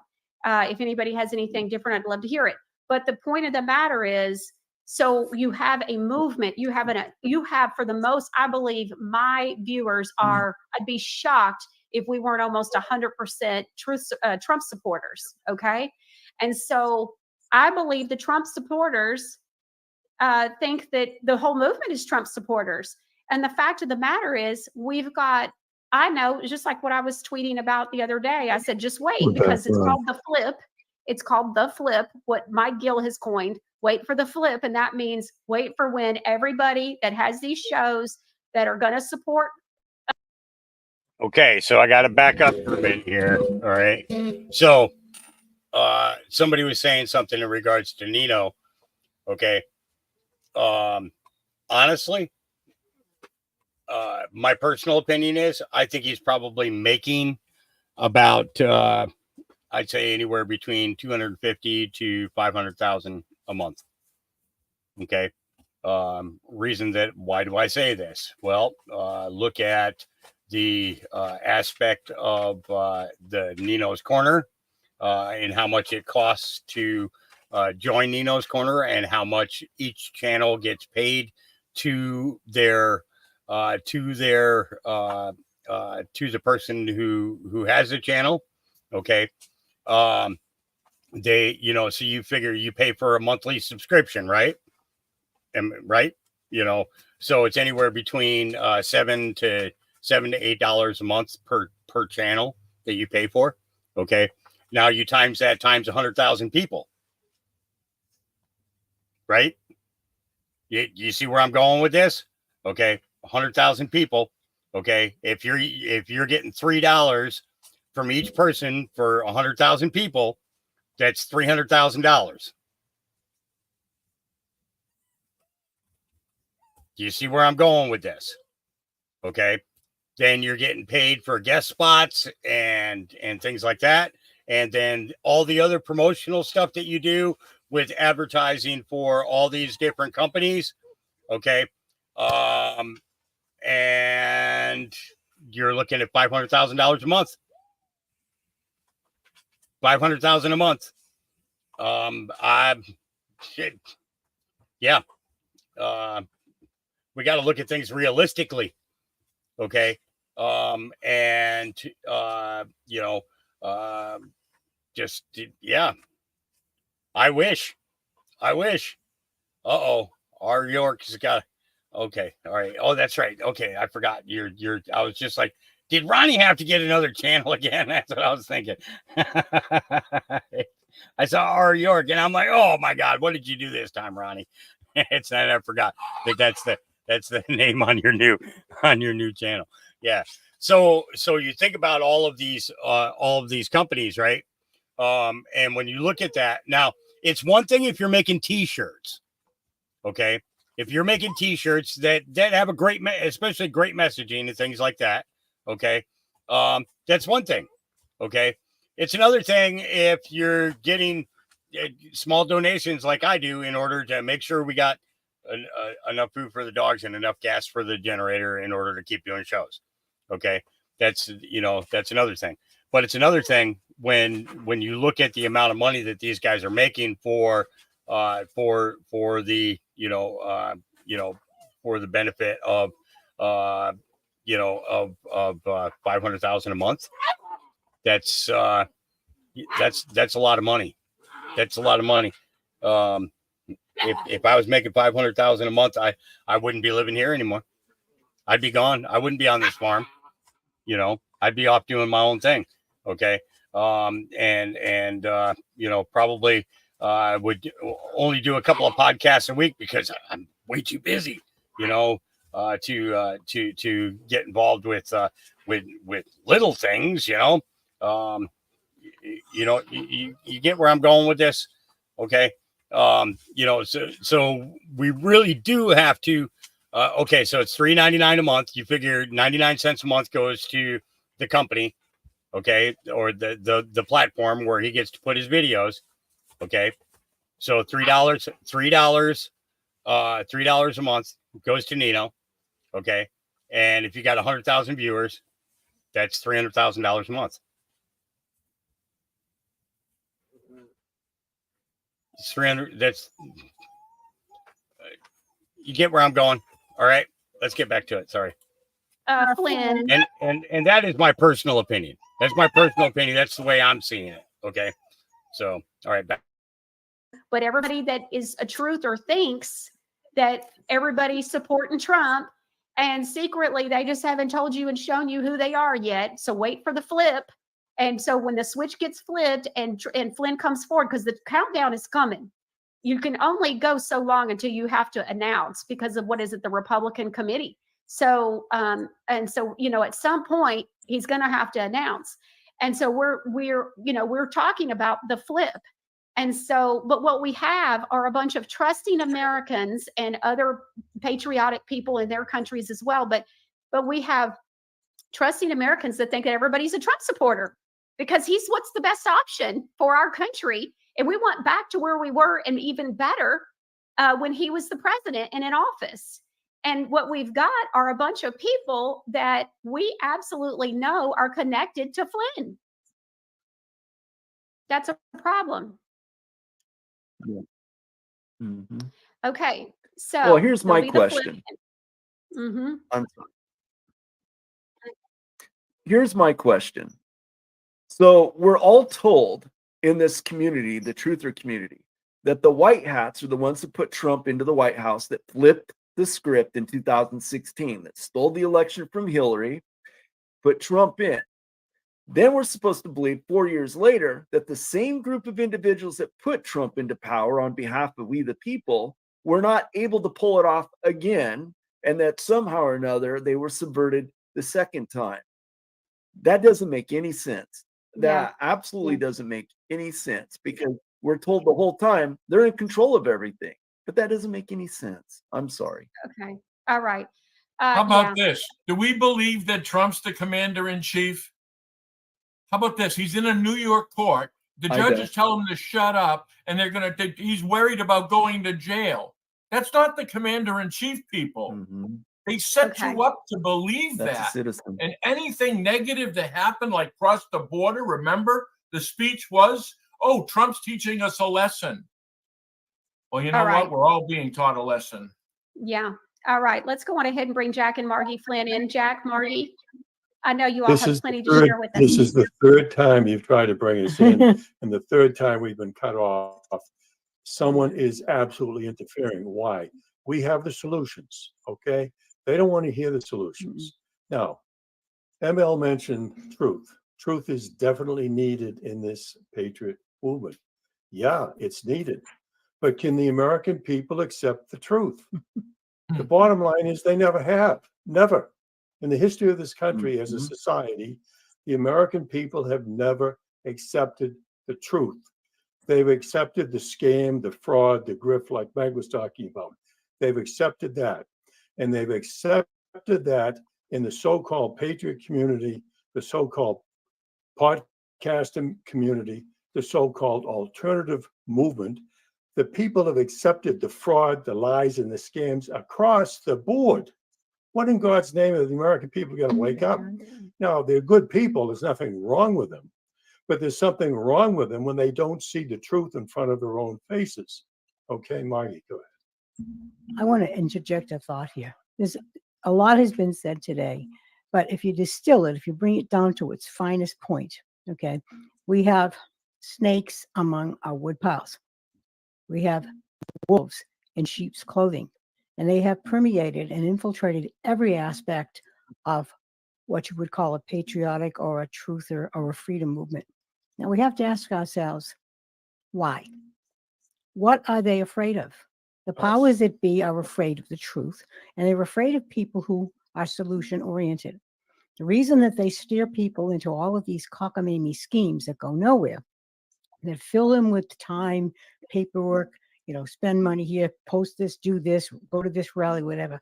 It's all time wasting distraction, because they don't want the people to recognize that the single most powerful thing they can do is to know their Constitution, know their rights, and use our inherent power as we the people, the de jure government, to stop these criminals and these communists who have usurped our legitimate governments. We're not doing that. We're too busy worrying about all of this ridiculous extraneous detail and arguing amongst ourselves as to who's this and who's that, who's going to be the top dog. It's childish and it's insane. We have a country to lose or a country to keep. And if the American people cannot fathom the absolute peril that this nation is in at this moment, which means peril for all of us, then we will lose our country. We've got to focus. We have to focus on the solution. And the solution is lawfully removing these thugs. And that's what we have to try to do as a unified group. We have to put our differences aside, our philosophical differences, our attitudes, what have you, and try and pray that we have the courage and the convictions and the competence to do this, because we're running out of time, people. This election stuff, this is all nonsense. I don't even think about it anymore because it's just more distraction. Think about what's going on here. There's one thought bomb going off after another. Nothing ever results in anything that's material or substantive. Why is that? They think we're idiots because we haven't done anything to stop them. We have given them the keys to our kingdom. And that's on the people. That's on every American who has failed to pay attention to what's going on, who's looked the other way, who goes along to get along because they don't want to lose their job and their pension. What about all these so-called civil servants that everyone says, well, not everybody in government's bad. What are they doing? They have an inkling that something's wrong. Maybe they don't have all the details because of all the compartmentalization, which they've done forever, but they have an inkling that something is radically wrong. When you have a border that's a deliberate sieve, when you're giving money to Ukraine where there's no need for this at all, where you're giving money to Israel so they can continue to murder and wipe out an entire nation of people, there's something radically wrong. When a government doesn't listen to its people, when a school board doesn't pay attention, when a board of supervisors certifies a fraudulent election and basically says this to the people, why are we sitting back going, oh, I don't know what to do next? We know what to do next. We have to hold them accountable to we the people. Remember the Declaration of Independence. When the government no longer operates lawfully, when it doesn't uphold the principles in that declaration and in our Constitution, it is our right and duty as the American people to alter or remove the government. And that's what we have to set about doing. And we need to do it lawfully. And so I just want to interject here. Jack and Margie has free constitutional training. And so if you don't know the Constitution, if you don't, then that means you don't know your rights. And so you've got to first learn what your rights are. We've been not informed of those things. And so we've got to make sure that we know that. So citizens of the AmericanConstitution.net is how you can get to their free Constitution training. It's free. It's 20 hours. It's free. All right. Margie, Nisi 53 said, Margie is so awesome in all caps. Thank you. That's very kind. You know, we lost our country a long time ago. Okay. America is gone. The constitutional republic that is supposed to be this nation is gone. The Constitution that is supposed to be the supreme law of this nation is gone. Why? No one uses it anymore. Margie and I and our people are the only people in this country right now, and going back in the history of the country, whoever used the Constitution to oppose and defeat government both in and out of court. No one else does this. We should have tens of millions of people doing what we're doing. They're not, okay? So we didn't lose America in 1871 with the phony Constitution. It was put forth by a phony Congress that had taken an oath to the original Constitution. So when they created that Constitution in 1871, they committed treason, period.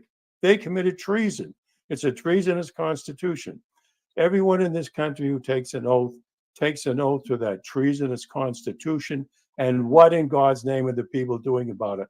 Nothing, not a damn thing. Okay.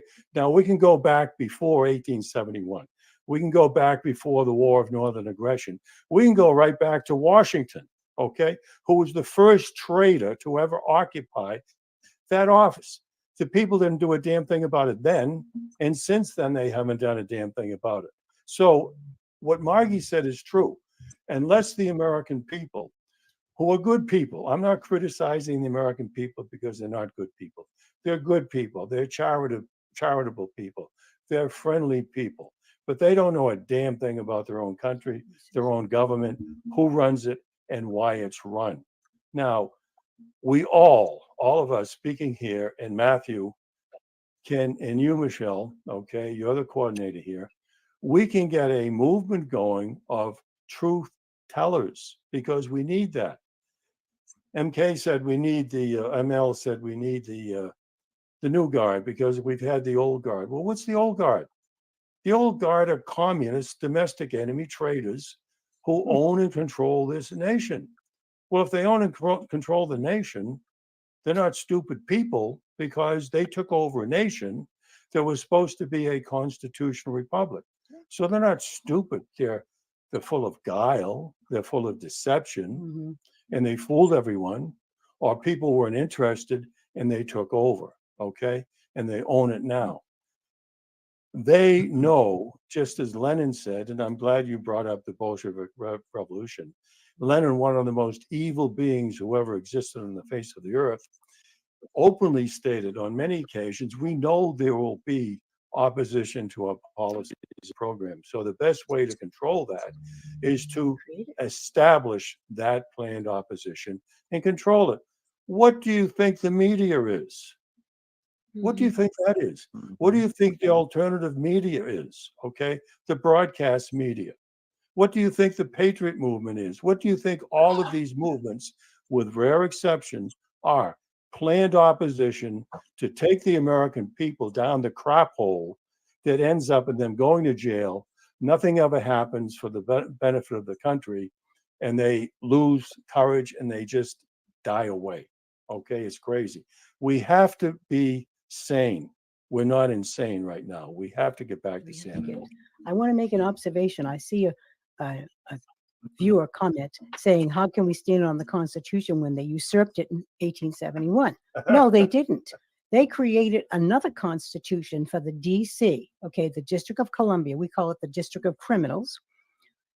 That constitution was falsely laid over our original constitution, which still exists and is still the operative supreme law of the land. We are on the land. We live on the land that is these United States of America, the 50 states. We don't live in DC. That's under maritime admiralty jurisdiction. That's the nonsense they throw at you when you go into their courts, because they have been operating in deception and fraud ever since. So we have to understand that. We have to recognize that we have been fooled. We have to admit it. We have to get over our embarrassment. We have to get over the fact that we didn't learn enough in school because they kept the information from us. We have to get over the fact that we have been deceived by the so-called politicians who run for office every couple of 4 or 6 years and tell us all these wonderful stories that they know we want to hear, so we'll vote for them. And then they turn around and basically stab us in the back because they couldn't care less. They are not in business to help us. They're in business to help themselves. They all are loyal to the corporation. So we have to recognize we're not of that corporation. We are living, breathing men and women. We have to start acting like it. And we have to start taking back our republic in the real way, not in the way all these splinter groups are trying to do it. Because from what I understand, they haven't achieved a darn thing. People who say they've been doing this for 20 or 30 years, what have they accomplished? What have they done for this country? They say they're filling offices with people. But from what I've seen, those offices are not being occupied by real people, and they're not getting any credibility with the so-called kingdom of officials. So we have to look at it another way. And the only way I know is by and through enforcing our original organic constitution. That's the path that we should be taking. Because in theory, that's the supreme law of the land. This is the land. It's our land. It's our country. It's our republic. And if we love it enough to stand up and be courageous about it and demand to take it back lawfully, then maybe we'll succeed. But if we don't care enough, we have no chance. We have to start caring. People who care take action. People who don't care don't do a damn thing. Okay. I'd just like to add just one thing, Margie. You were saying the only path. I've got their money. Well, that's the I know second how story. they clean it. Right. And I know where it is. And so to me, the path, I understand constitutionally, but I got him with the goods. And Joe's not going to have an explanation how he got the billion. And we need people to wake up. Let them find out that all those trillions that we're in debt for, they stole. Of course. And then we tell them who they stole, who stole what, and how much. Yes. That's right. That's all part of the plan. I prefer hangings. I prefer bullets. Okay. But even So, before that, I prefer constitutional action. Yeah. If that doesn't work, then you go to another course.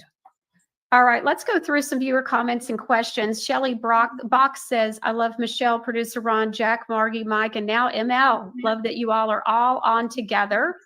DI Laughing said, Thanks, preach it, Margie. And so Kansas 17 said, how do we get a copy of the Constitution? You go to michellemooreshow.com. I think it's through Jack and Margie's documents because Jack and Margie actually provided that. So you'll look for a black button that says Jack and Margie Docs, and you'll be able to see it in there. Okay. But it is the organic Constitution, and it's marked that way for you as well. Remington 8 says, nice to meet you, Margie and Jack. I'm in agreement. And then Diana H said, let's see here. I think Trump is with the people, but I'm not sitting around waiting for him to fix it all. He can't possibly. We, the people. All right. The next one is Diana H says, we are the solution. We are the people we've been waiting for. Candy 1776 says, Mike Gill has earned my respect. He put it all on the line for us. Music Lover 47 says, hi, Jack and Margie. Good to meet you. We have a lot of new subscribers. So Janetto says, Mike Gill is like John the Baptist, one crying in the wilderness, yet prepare ye the way. That's good. And Sue 375 says, Michelle, can or will you entertain the thought of bringing on an honest person about storing food? Yes, we'll look into that. I think I've got somebody already in the Well, kind I'm of. glad she finished that question. Are you going to bring on an honest person? All right. All right. Michelle, Kathy 77 says, Michelle, I prayed and asked Jesus to show me the truth, and he showed me your show. You are a great friend to the true patriots. Thank you so much. Yes. Thank you for that. So we talked about a couple of these other ones. Okay. So SoCal Girl 13 says, my daughter way back in 2021 questioned the truther movement, wondering if it was a psyop. Well, your daughter might have known a little something. Let's see. Susie E10 Cows says, I'm speechless, Michelle. I am so mad at the waste of time that I used when I could have been doing when I could have been doing something instead of listening to these liars. And since 2016, I am praying for the ones who will be very hurt. And so D.I. Laughing said, where's Mickey getting her cash? We talked about that. So lots of stuff going on here. And someone said, why would there be 3 different Trumps? Well, I think there are a number of reasons why more than one Trump is used. I would assume that every president has had numerous body doubles. In this case, I think there are all kinds of reasons to have more than one. I just know for sure I met 3 different ones in a 24-hour period. I know it. In fact, the Holy Spirit showed it to me. I've gone through this story a few times. We haven't done it lately, so I may do it again soon. I'll make a note of it. So Celeste, hello, girl. She says, slurred and slippery speech. Let's see. So Natalie Howard says, I just can't with this crap talking about all the stuff with claiming, where Mickey Klon's claimed that they fled because of her and all that. They'd already left the room. And so let's see what happened to Tina, the greatest hero of our time that 107 spoke of. I don't know who that is, honey. I'm not familiar with that. And so the lots of stuff going on. She goes, and so of course, election fraud was supposed to be getting handled, by the way, that day. There was a lot of excitement. Patriot Lindsay explained that to me. So it was very frustrating for them. Okay, so it's just unfortunate, really, especially in Maricopa County. And so let's see, Natalie says they can't stop now. No humility in any way, in any of them. They will die on their heels. Yeah. And so people will still stay at it. So let's see here. I'm trying to go back to some things. So America's James says classic Project Camelot is great and free, but that's definitely not the same Carrie Cassidy. It's dark. I don't know. I have heard this. ML, do you have anything you want to say? I know you have dealt with her some. Does she look different? Yeah. What's the deal? Yeah, absolutely. I've noticed the countenance has gotten darker. Her features have gotten darker. And so I don't believe that we're dealing with the same one. myself. I've since distanced myself from doing any shows with her just because I can't get on this train with her believing that Juana's JFK Jr. She's the only one in the world that believes it. There's nothing you can do to shake her from that, no matter how much evidence you provide to her. So I just can't deal with that. Oh, you haven't met KFC. He believes it too, by the way. Oh yeah, there's more than you think.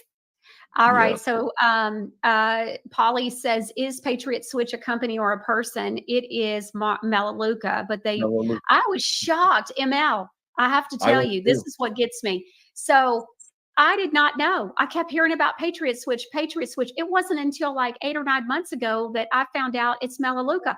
I'm like, well, first of all, in my opinion, and this is coming from somebody who's earned over 40 sales and leadership awards, written us a book on selling, and and even wrote and released one of the only national designation programs for real estate agents on selling. And even the book I wrote earned an international award. It's like, why do you need to talk to somebody 3 times before you tell them that it's the name of the company? That's the first flag. I wouldn't join just for that personally. Obviously, many people think that it's great and all of that. But my hang up would be that in the first place. And then second of all, finding out that Vandersloot is not a Trump supporter. I don't want to give my money to that. That's just me. That's where I'm at. But everybody has to make their own decisions. But I'm just sharing my decision-making process. If you can't tell me the company's name on the get-go, you're not being forthcoming. You're not being transparent. And transparency is required in my life with stuff like that. Like, you're going to have to be very transparent. What is there to hide? And what is up with that? So I don't understand it, and I don't like it. And I smell skunk when it happens. Just saying. So, okay. All right. The next thing, let's look at some more viewer comments and questions before we bring, let's bring back Jack and Margie, producer Ron. And so let's see, Justice 7777 says, Michelle, hello, beautiful lady. My heart is breaking. I'm a Melaleuca member, but on pause because you have to spend at least $125 to keep in good standing. I guess that's a month. Now hearing this, I feel like a darn fool. I don't know. I mean, I don't know anything about the products.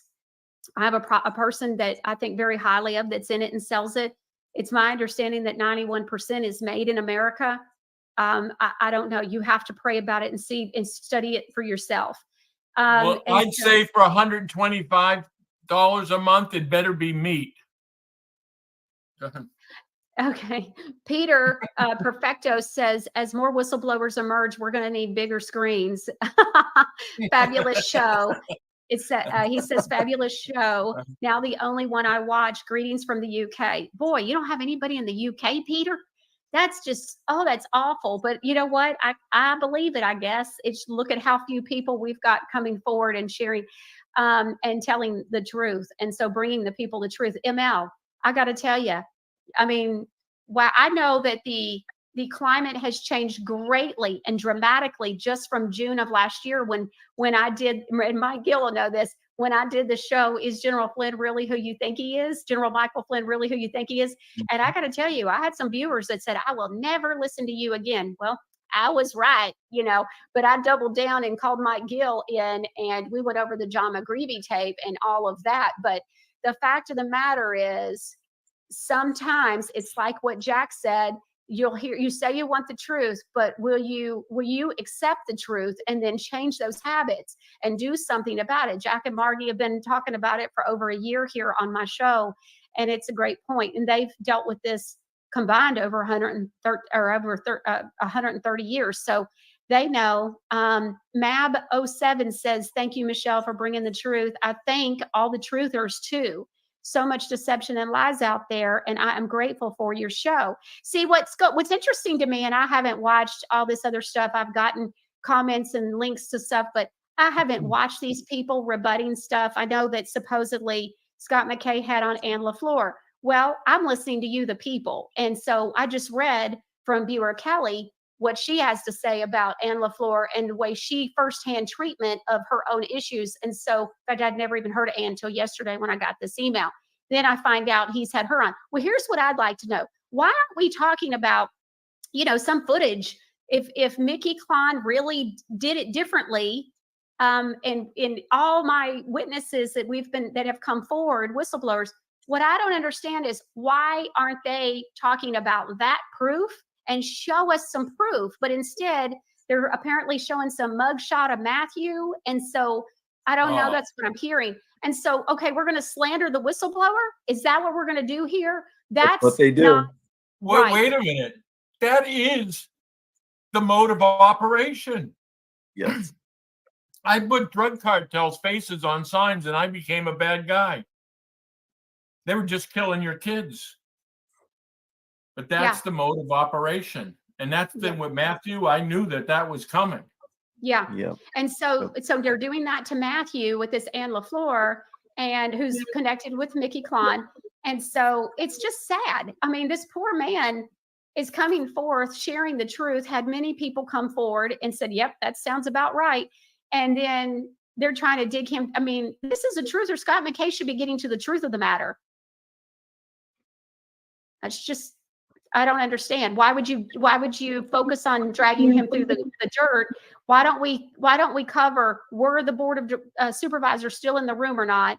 And why didn't we see them if you claim they are? And why didn't we see people in the room that were in the meeting behind her? Why was that different? And even the woman who held the camera has now come forward and done a 15-minute video to tell step by step what's happened, and about her cries for Mickey to tell the people the truth and to stop lying. How about this? It's pretty obvious. After you've done all this and you've had all the witnesses come forwards, right? Mm-hmm. Watch all these podcasters not say a word. They won't. You're right. All the Flynn Network won't say a word. I mean, this should be major is dangerous to evil. Yes. Get that? The truth is dangerous to evil. So evil will attack the truth. That's right. Or ignore it. The good people of this country have never once, and you can check it out because history proves it. The good people of this country in the American society, as a society, have never opposed evil once in the history of America. Not once. Okay? It's their time to oppose evil right now. Now, there's a large Christian audience here. Okay? We're not Christians, but we believe in God. We believe in our own God. All right? We believe everyone should have his own way of looking at things. All right? The God that most people believe in is not an evil God. Okay? So if you, as a society, support evil by doing nothing to stop evil, then you are, in fact, evil. Okay? Evil supports evil. Take a look at yourselves. I had to take a look at me. We all had to take a look at ourselves and decide what we wanted to do. I was a multimillionaire one time, not in your league, Mike, but I was well up there, and I was destroyed just as you were destroyed. Okay? And you have to take a look at yourself and what's important. And the most important thing for all of us should be this nation and our families. And if we don't protect our nation, if we don't protect our constitutional republic and our constitution and our own families, as I said before, the handwriting is on the wall. Next month, okay, May or June, and I spoke to you about this the other day, Michelle, the WHO is working to take over the entire world by having various countries surrender their jurisdiction to the WHO. And the American people are doing zero about it. Okay? That's a disgrace. We can't do that any longer. We have to take lawful, effective action to stop these domestic enemy communists who rule and control America. It's just ridiculous. And so also, I know Matthew's going to see today. And so I just want to say from the bottom of my heart, I know that each of you have expressed to me that you appreciate what Matthew has done and that you are completely behind him. I want to share to my viewers, though, what it looks like when you help a whistleblower come forward. And so I received on Saturday at approximately 5:56 p.m., which was April the 20th, an email. And it says, do you really think that you're going to get away with concealing the truth and spreading lies about patriots and truthers? You're weak, pathetic, and ugly, and unattractive as the F word.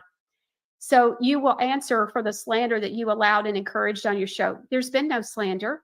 We've showed firsthand testimonies. We've shown videos. We've shown proof.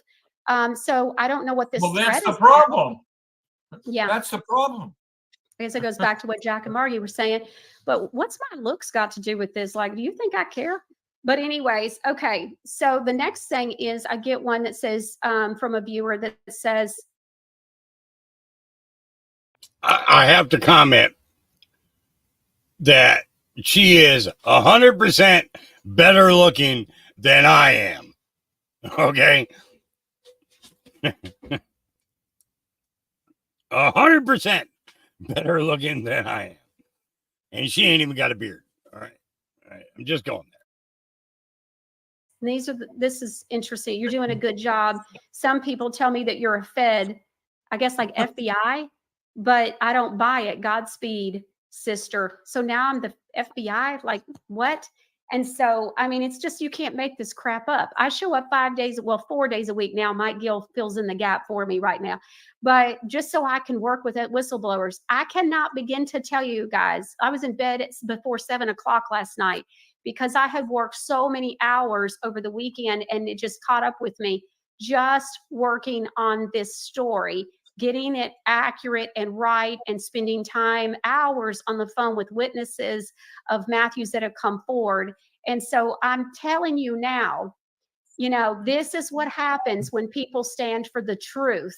You heard what happened to ML. You know what's happened to Mike Gill. And we have shared many times also the struggles about what has happened with Jack and Margie. They've been pretty much exclusive on the Michelle Moore show for the most part since I met them. And they've said it's no one else wants them on. Just so you know, I offered their information, Jack and Margie's information last year as constitutionalists and to teach the viewers. And all these big names all said no. And I want to ask you one question if you're watching. I want to ask you one question. I want you to think about, who are you watching? Because if you're watching and you're doing business with, or you're paying a subscription, then you get what you deserve. Okay? You're going to get what you deserve. And this is what Jack said. You have to stop the crazy. You have to look at yourself and you have to take a stand. And so if this is what you're going to do, is keep watching these other shows that you know are not telling you the truth. Who's brought forth whistleblowers? Who has told you the truth?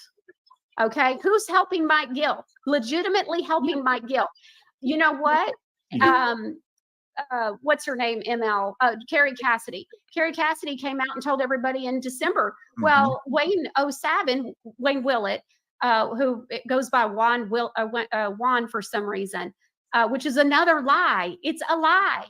And so, okay, so we're going to keep on with this psyop. You're going to keep listening to this man that can't even be truthful to you about who he is. And so, but she comes forward and even says, well, the whole alternative media is run by Juan, you know, JFK Jr. Yeah, and the so gatekeeper. Like, yeah. The gatekeeper. Yes. What'd you say, Yes. Mel? The gatekeeper. He's known as the gatekeeper. Yes. I find it that's right. fascinating that it was till December, Juan was promoting Trump in every aspect up till December. Then after December, now he's on the Flynn train. He's got Nino jumped on the Flynn train. He's got all these other individuals jumping on the Flynn train. Fascinating how quickly they shifted. And this goes along with what Mike Gill's been trying to tell everybody. The fix is in. And I believe that Flynn and company are disruptors, right? I don't know if he's going to run. I do believe he's a disruptor and he's an infiltrator because that's what he teaches people to do. I told you before, Michelle, in our previous conversation, that Mike Flynn was in the military during the time Lieutenant Colonel Michael Aquino was in there, who was over the PSYOP warfare of the Army, as well as Paul Vallely, General Paul Vallely. They were all in during the same time. They actually wrote documents and papers on psychological warfare and humankind and penetrating the mindset of humanity and how to flip and subvert governments. And this is what they do. They know how to do it. It's under the banner of the color.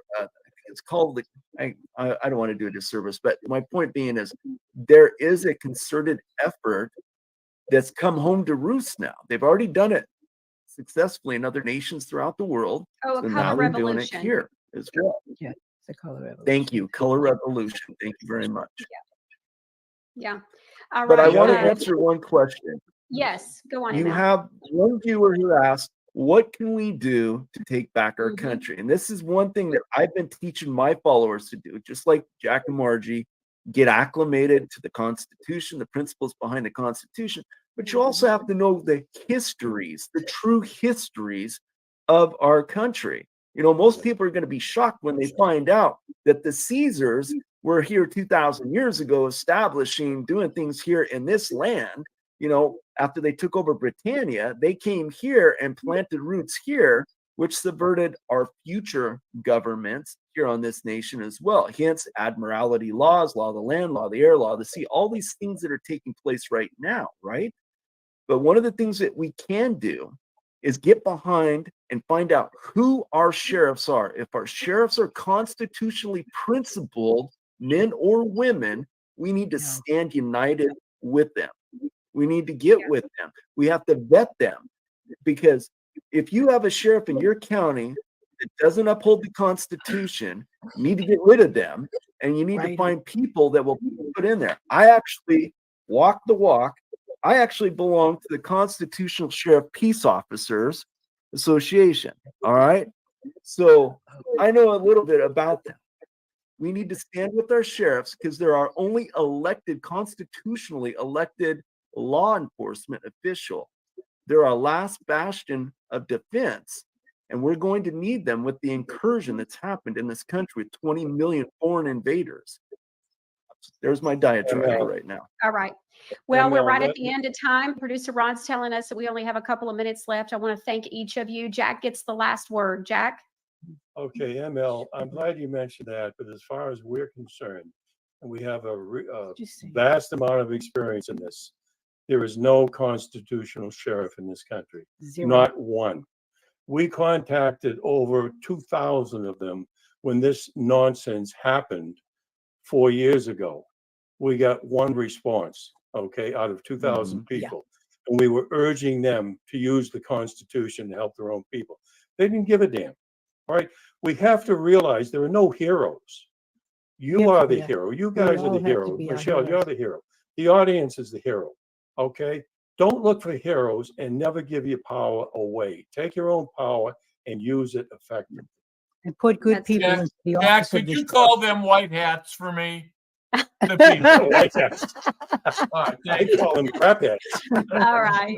Thank you, I everybody. call them Thank you. knuckleheads, but Yes, that too. All right. Thank you, everyone. Thank you for being on the show.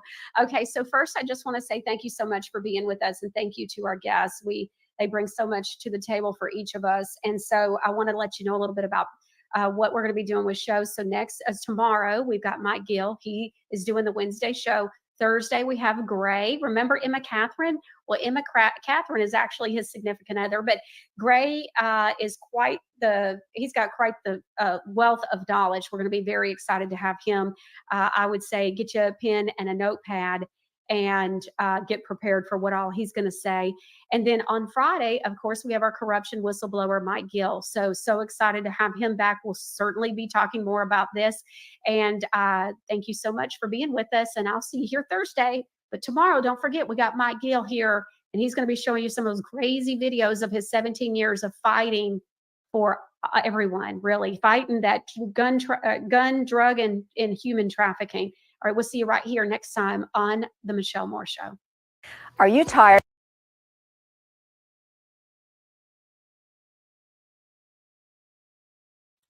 Yep. I don't do the commercials. I don't do the commercials. All right, guys. That's going to be it for me for today. I may do another one this evening based upon what happens in the courtroom today. But I'm going to get outside while I've got some sunshine and get a bunch of work done. And I will catch you guys maybe later on today. If not, we'll see you again tomorrow morning at 11. God loves you. Jesus loves you. I love you. Peace.